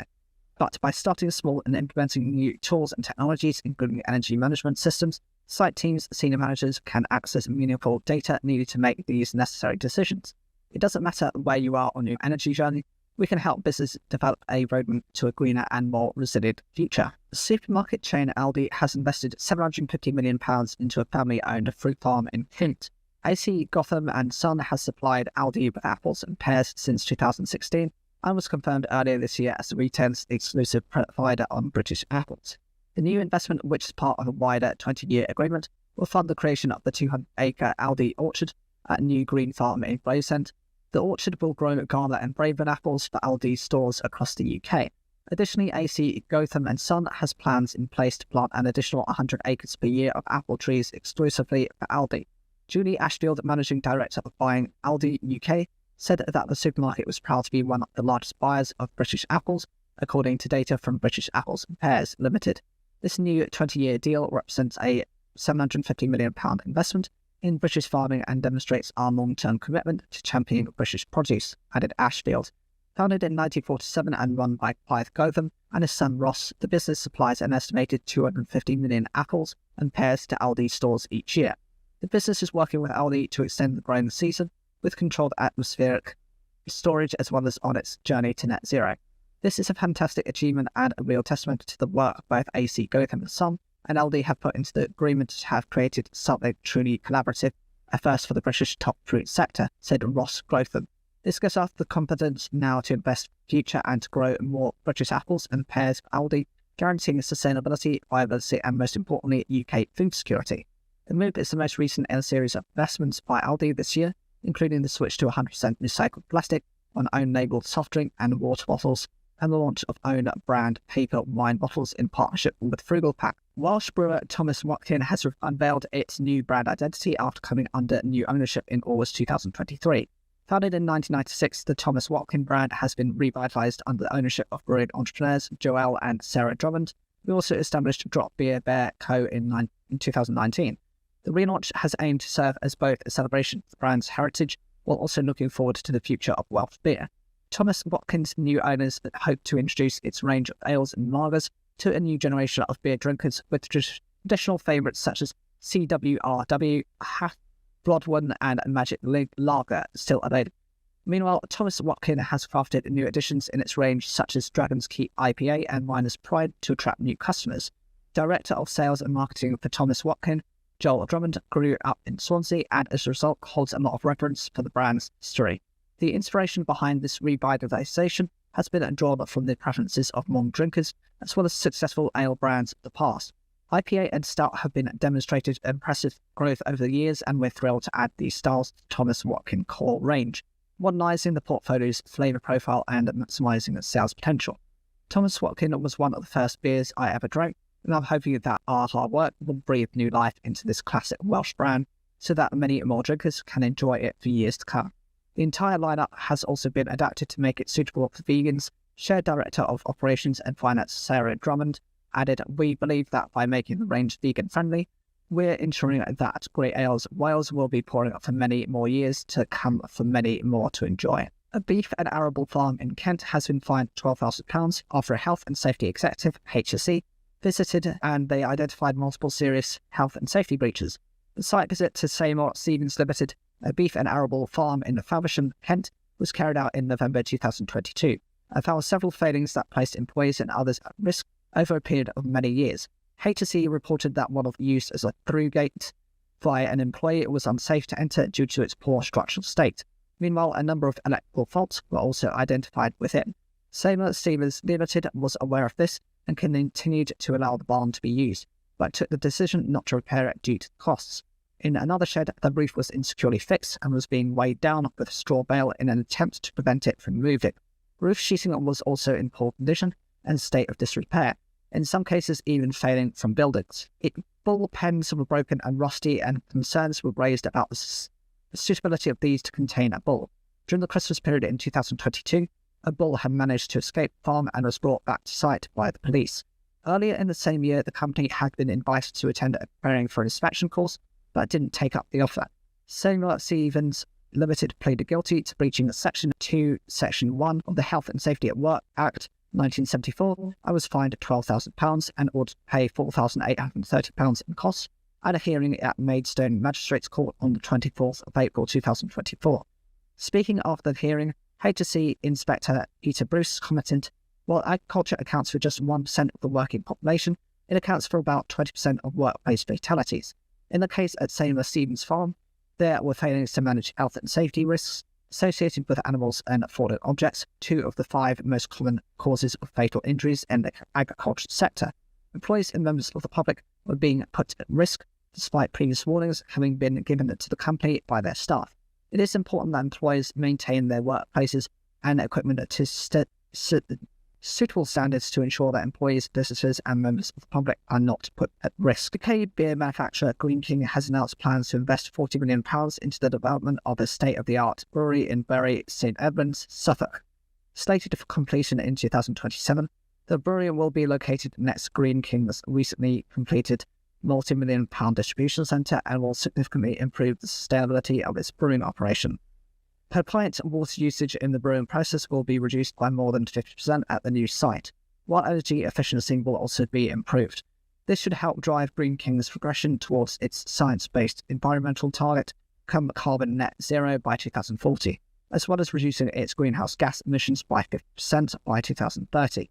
During the construction process, the firm's brewing operation will continue in its current form at Westgate Brewery, also in Bury St Edmunds. Commenting on the announcement, Greene King Chief Executive Nick McKenzie said the brewing in the town of Bury St Edmunds was part of the company's DNA. This investment represents a further and significant ongoing commitment to our brewing operations in a town which has such a rich and storied connection with our business and with brewing. As we seek to make our operations more sustainable, our new brewery will future-proof our ability to brew our much-loved brands as we create a thriving modern hospitality business. Meanwhile, MP for Bury St Edmunds, Joe Churchill, added Greene King is at the heart of our Bury St Edmunds community and has been for more than 2 centuries. Building a more sustainable brewery that looks to the future will bring many benefits. It is brilliant to see the company commit to the future of its operations in the town and surrounding areas, supporting hundreds of jobs and maintaining the town's heritage as a pillar of British brewing. The announcement comes not long after Greene King invested more than £9 million in its Belhaven brewery in Dunbar. Vegan Food Group CEO Dave Sparrow discusses the firm's mission to lead the plant-based category and put an end to intensive farming practices. Prior to starting his plant-based journey in 2020, Sparrow was not a vegan, but rather an experienced food industry figure who spotted an opportunity and ran with it. Today, he is not only leading a major player in the category, but Sparrow is also at the heart of the company's mission to fix a broken food system, alongside co-founders Matthew Glover and Adam Lyons. His background in the sector was forged with businesses including Yorkshire Provender, Hain Daniels, Kirsty's and Heck, where he worked in various finance, commercial and operational roles over a 10-year period. His first foray into the plant-based category came at Hain Daniels when he worked on the Linda McCartney brand, but it wasn't until he made contact with Veganuary co-founder Matthew Glover in 2019 that he began to see the vision and need for plant-based food beyond commercial potential. Veganuary was growing in prominence and I had been aware of Matthew for a while. So when I learned that he was based in York, I reached out and we set up a meeting. At the time of their meeting, Glover was setting up Veg Capital, an investment platform designed to support startups in the vegan space, but also expressed an interest in founding a plant-based Southern Fried Chicken brand in the shape of VFC Foods Vegan Fried Chicken, alongside York-based chef Adam Lyons. I wasn't particularly immersed in the plant-based sector at this stage, but once I started working with Matthew and Adam, I really began to understand their vision and the mission they were on. I started by supporting on the Veg Capital and then transitioned into the role of CFO at BFC, supporting it with fundraising so that we could get business off the ground. BFC was initially run as a direct-to-consumer business operating out of Lyons' restaurant, producing small batches and shipping them out. Glover and Lyons had employed a design agency to create a distinctive look for the brand, but it was not until Tesco showed an interest in the autumn of 2021 that things began to take off. We travelled to Wollongong City to pitch BFC and they agreed to stock our products and loved our approach. At this stage, I went full-time and began the process of finding a new manufacturing facility as we could not meet the demands of Tesco out of Adam's restaurant. This process proved a challenge given the ongoing pandemic and the firm's status as a startup, but eventually Sparrow came to an agreement with a manufacturing partner in Canada that would allow VFC to fulfill its agreement with Tesco. Things snowballed from there, and within 6 months, Sainsbury's and Asda were stocking VFC products. We were growing well, but I felt passionately that we needed to invest in product quality to rival brands such as Quorn and Linda McCartney that was selling at a lower price point. To achieve this, we raised additional capital, invested in the texture and taste of our chicken products, and moved our manufacturing operation to Germany. This really paid off, causing our existing partners to increase distribution of our products, and new retailers such as Waitrose and Morrisons take us on. The success of VFC was not limited to the UK at this point, as it established a presence in the Netherlands and Spain too. It was this growth that allowed founders Matthew and Adam to consider the greater impact they could have on the food system as we know it.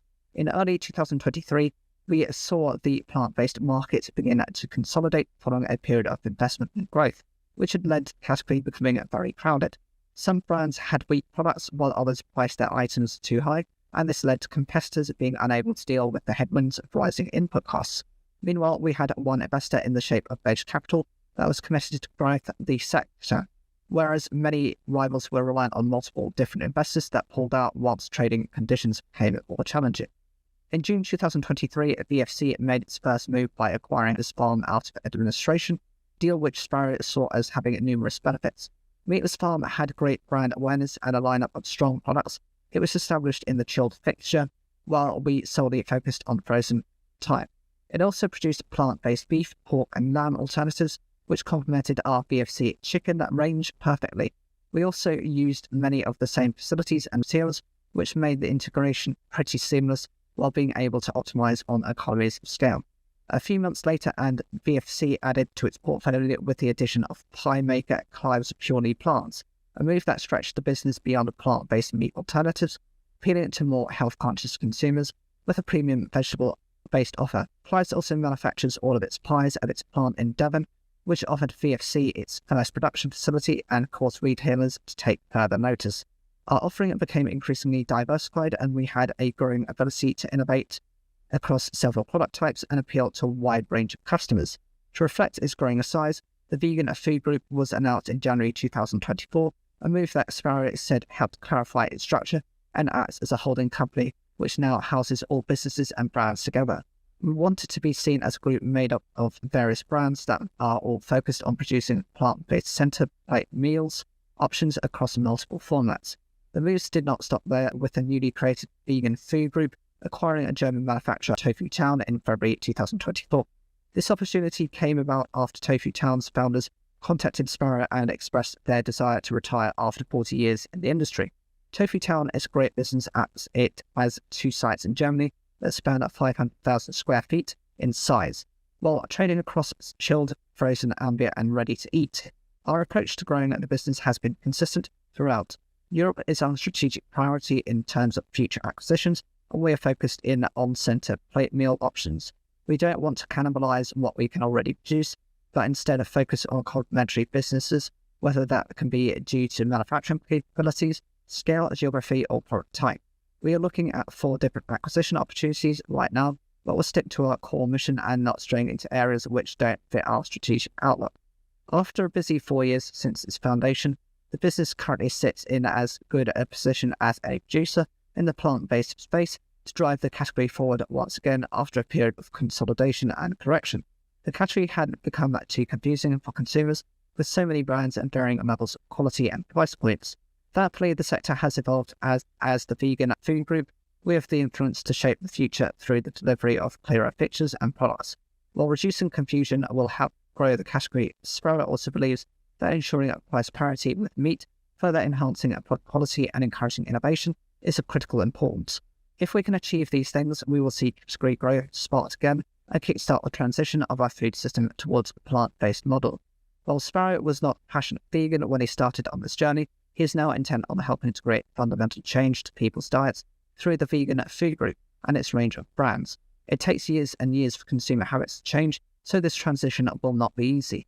We want to educate people along the way and encourage the switch from animal-based diets over time. In terms of defining the group's overall mission, Spiro and his fellow founders are clear about their ambitions. It would be great to say that everyone adopts a vegan diet, but we know that won't happen overnight. Looking at the change we can make during our lifetimes, ending intensive factory farming is an achievable goal. Modern agriculture is a broken system and we want to fix that. Young people are struggling to secure entry-level engineering roles as industrial service providers. Erics reveals more than 2,500 people have applied for its 2024 apprenticeship program. The company, whose engineers can be found in food factories across the country, has received 5 times more applications to its expanded apprenticeship program than last year at 500 applicants. Now in its second year, the apprenticeship program has been expanded to 21 places, with 17 spots for engineers and 4 in sales and services. From the 2,500 applications, Erics will bring around 90, roughly 4 in 1, to the next stage, which is an assessment day at a service centre. Last year saw Erics take on 30 new engineering apprentices, who are now on the second of 4 rotations, focusing on the skills that manufacturers and engineers businesses in their region require. They will complete all 4 by the end of August. These apprentices get hands-on experience in the service centres while also studying for their level 3 engineering fitter qualifications at S&B College in Leicester in regular 1-week blocks. Laurie Broadhurst, talent developer partner at Erics, said our first year program is going well. We've had some notable successes with several of the apprentices taking on activities or going out to custom sites and completing their safety passports, which is ahead of where we thought they would be at this point. It shows how quickly our more experienced team members' knowledge in the service centres is being passed on. New senior appointments have been announced at Marks & Spencer, Pladis and Applied Nutrition. Marks & Spencer named new CFO. Marks & Spencer Group has announced the appointment of Alison Dolan as its new Chief Financial Officer. Dolan will replace interim CFO Jeremy Townsend, who is set to remain in the post as planned until May 2025, with an exact date for Dolan's arrival set to be announced in due course. She'll also sit on the boards of director. Currently, Dolan is serving as a Chief Financial Officer at real estate firm Whitemove, having previously worked for companies including News UK and Sky. According to its financial results for the 52 weeks to 30th of March 2024, M&S food sales increased by 13% year-on-year. Reflecting on the appointment, Dolan said that she was delighted to be joining M&S at what she termed an exciting time for the business. As a customer shopping at M&S, I've always loved the brand and I'm thrilled to be part of reshaping the business for growth. The scale and pace of change are significant and there are many great opportunities ahead. Stuart Machin, CEO at M&S, said, I am delighted to welcome Alison to M&S as our Chief Financial Officer. We are fortunate to attract somebody of Alison's calibre who will be a fantastic addition to the leadership team and with so much experience in fast-paced, digitally led businesses will help us in this next phase of transforming M&S. I want to thank Jeremy for all his hard work and effort, and he will support and leave M&S in the strongest financial health the business has been in decades. But Jeremy is not going anywhere quite yet and will, as always, be planned to stay with us until May 2025. Plaid hires Research and Development Vice President. Global snacks manufacturer Pladis has named Taryn Lisa Noel McConnell to the role of Vice President of R&D for the UK and Ireland. Noel McConnell will be responsible for helping Pladis UK and Ireland to grow its reputation for innovation within sweet and savoury biscuits and cakes. In addition to a degree in food technology, Molly McConnell has more than a decade of experience in the sugar and sweetener sector, where she received training as a confectioner and completed multiple courses at the Sugar Milling Research Institute and Camden BRI. She joins Pladis having worked for companies such as McCormick, Mondelez and PepsiCo. Molly McConnell said, I am looking forward to working across such a fantastic portfolio of category-leading brands.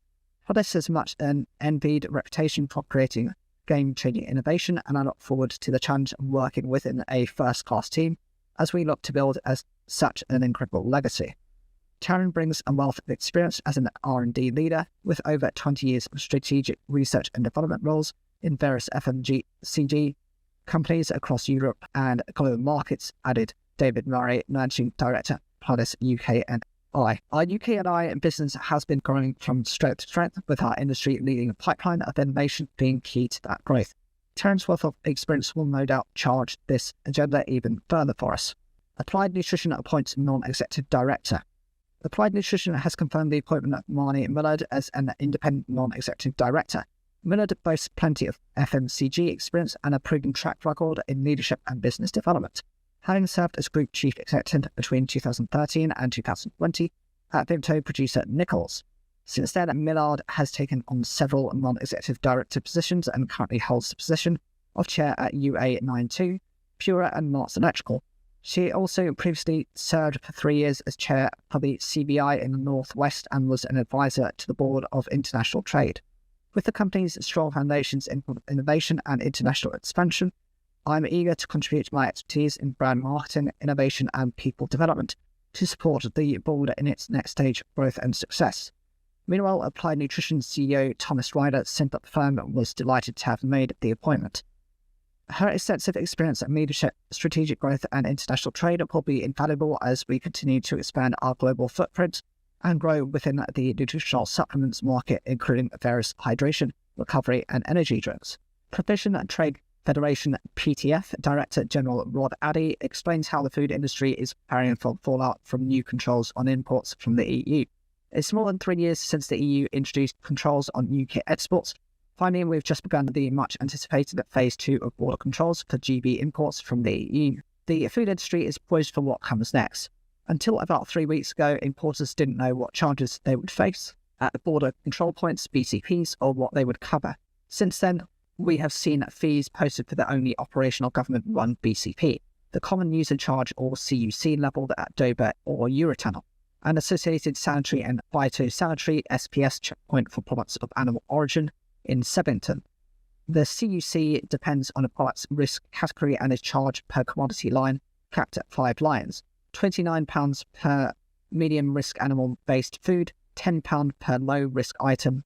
One thing to note is all 5 lines in mixed loads are charged at the rate of the highest risk product. For example, if an importer transports a load containing mostly low-risk products, mostly dairy, and only one medium risk line, the medium risk rate applies to all 5 commodity lines, a total of £145. While fees for running BCPs apply to all loads passing through them, separate amounts apply for SBS inspections.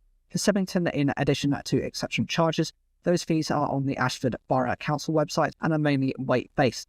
All this only applies to government-run BCPs. Privately run BCPs, the vast majority across the UK, will charge the varying fees for operations and inspections. Some may not be capped.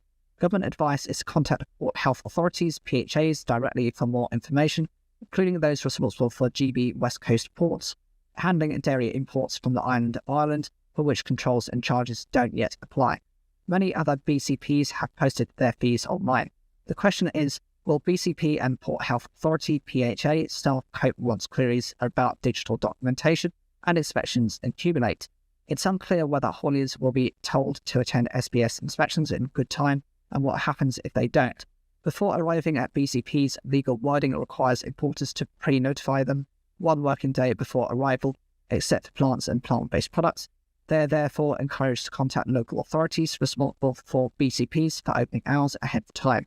1 working day may mean if the message doesn't arrive until 5 minutes past 5 on a Friday for a BCP that is not open at weekends, consignments may be detained until Monday. Derogations of as little as 4 hours' notice can be secured only by local authority permission. Delays and costs could easily soar, which could well prevent small to medium-sized businesses from exporting into GB. Some argue this strengthens domestic producers against overseas competition, and finally it redresses the balance in board costs between the EU and GB. There's some truth in this in cases of direct competition, where products are complementary or have no UK equivalents. It's hard to see how the system won't reduce choice and increase prices for consumers. Fees for bulk ingredients shipped into the UK could also increase costs for UK finished product manufacturers. The government claims it has robust research suggesting that the net increase to food prices would be 0.2%, which could easily be absorbed by the food chain. Without seeing how these calculations have been made, it's hard to know, especially because they were made when full details of private BCP charges were unknown, how accurate they are. Industry is holding its breath. Here's hoping that teething problems are minimised. Consumers are increasingly turning to own label products in the place of established products and brands as the sting of ongoing food inflation challenges continue to ravage people's wallets. Counter data shared with British Frozen Food Federation, BFFF, found that private label volumes had increased by 2.2 percentage points in the 52 weeks to 17th of March 2024, while total branded volume decreased by 3.7 percentage points. Commenting on the Kantar data, EFFF Chief Executive Rupert Ashby said it reflected a shift towards value-driven purchases, with volume share increasing in Lidl and Aldi 0.8 and 0.6%, and declines for Morrisons and Asda minus 0.6 and minus 0.8, showed where the most change was happening. With the national minimum wage on the rise and the rate of inflation now slowing down, consumers can anticipate a potential reprieve on the financial struggles of the last few years. As economic conditions stabilise, we anticipate a resurgence in consumer spending power, presenting new opportunities for frozen food manufacturers. Yet this is somewhat of a double-edged sword. More extensive labour in an already stretched market means that manufacturing costs will rise, and this will likely be passed on to the consumer in the price of the product. Global conflicts continue to cause market disruption, so we're a long way from being out the woods yet. Meanwhile, upmarket supermarkets such as Marks & Spencer experienced a marginal rise in frozen food sales as part of the broader shift towards own-label products. According to the BFF, a trend suggested a continued demand for value even in the premium environment. The Kantar data showed that the overall grocery market experienced a 5.0% increase in value over the last quarter. However, when read alongside the decreasing volume stats, it's clear that consumers are paying more for less. Within specific categories, a significant surge in the value of frozen potato products was recorded, up 11%, indicating notable price changes in this category. This spike can be attributed to supply issues as poor weather has led to lower yields. A Gloucestershire-based miller has teamed up with Aberystwyth University to study the milling and blending process for white flour in a bid to better new white bread. Equipped with funding from Innovate UK, the collaboration between organic millers, Shipton Mill and the team at Aberystwyth University could see peas, beans and oats added to wheat flour to boost its nutritional value. The project is one of 47 to receive a share of £17.4 million from Innovate UK as part of its Better Food for All programme, which is looking to improve food quality, boost nutrition, and extend the shelf life of healthy foods. Aberystwyth University, based in Wales, is known for its leading plant research, with 65% of all oats in the UK grown from varieties developed there. Dr. Amanda Lloyd, who works within the Department of Life Sciences at the university, hopes its long-standing research in this area will be able to be put to good use. Poor diet plays a major role in ill health, chronic diseases, and a significant portion of cancer cases, said Lloyd. Obesity rates are very high in the UK, with projected costs for the NHS at £9.7 billion by 2050, and society at nearly £50 billion annually. Using our expertise at the university, we hope that this project can play a role in tackling this growing issue of diet-related poor health and well-being. Lloyd continued that the project has the added benefit of bringing significant social and economic benefits to the UK too, with a chance to further establish the UK as a leader in the flour and flour-based food markets. Commenting on the partnership, Chris Hollister from Shipton Mill said, "This project builds on our belief that variety and nature-friendliness is the way to measure the success of crop, not speed and growth. Milling our craft is to provide bakers with excellent and reliable results at that work with nature and what climate and seasonality can offer. We hope that this work can help make it for a healthier and happier diet for very many people. With projects like this, we in the UK food industry have a chance to make a positive impact, creating innovative products and solutions that can both improve people's health and create jobs in the sector." Global manufacturer General Mills has completed the acquisition of European pet food brand Edgard and Cooper for an undisclosed sum. This serves as part of General Mills' strategy to prioritise its core markets, global platforms and local gem brands to drive sustainable, profitable growth and higher shareholder returns over the long term. Established in 2016, Edgard and Cooper is among the fastest growing independent pet food companies in Europe, with last year's sales estimated to have exceeded €100 million across 13 markets. The brand boasts omni-channel distribution capabilities and is focused on natural ingredients with sustainability at its heart. This acquisition follows General Mills' purchase of fellow US pet food brand Blue Buffalo in 2018 and Tyson Foods' pet treats business in 2021. According to General Mills, the latter move made Blue Buffalo the leading natural treats brand in the US. It will also join other household brands such as Nature Valley, Old El Paso, and Haagen-Dazs, which all sit under General Mills' umbrella. Edgard & Cooper is an intersection of accelerate strategies, core markets, and global platforms, commented John Newley, Group President for the Pet Division, International and North America's Food Service at General Mills. We're thrilled to welcome the Edgard & Cooper team to the General Mills family, and we look forward to partnering together to advance their mission to revolutionise premium and natural pet food. Headquartered in Culture, Belgium, Edgard & Cooper will be a separate operating unit led by its three founders, Cohen Bosten, Louis Chalabin, and Jurgen de Grand, with its financial results consolidated into General Mills' international segment. Cohen Bosten, founder of Edgard & Cooper, said the team is excited to join at General Mills and continue its journey to make better dog and cat food with real ingredients. He added, combining our brand's natural positioning and commercial capabilities with General Mills' marketing and supply chain expertise, we're ready to accelerate Edgard & Cooper's growth. Premium soft drinks manufacturer Fentimans has extended its supply chain partnership with Canton. The 5-year extension will see the supply chain business as Fentimans' dedicated warehouse and transport partner, managing operations from Wincanton's shared user distribution centre in Middlewich, Cheshire. Services include the distribution to the drinks firm's UK domestic market and the assembly and preparation of export lads for onboard shipping to global markets, delivering about 5 million products annually.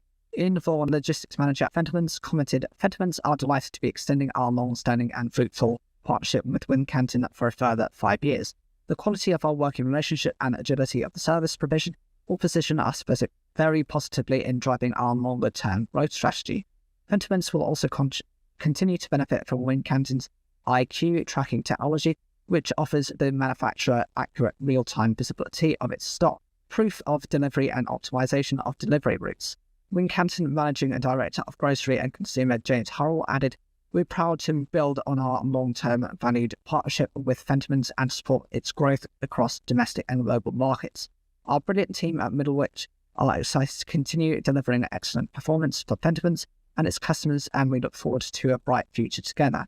Fentimans is a family-owned business that started in 1905 by Thomas Fentiman and is presently run by Eldon Robson, Thomas Fentiman's great-great-grandson. Last month, the drinks revealed that the top bold and strong flavours according to the British public.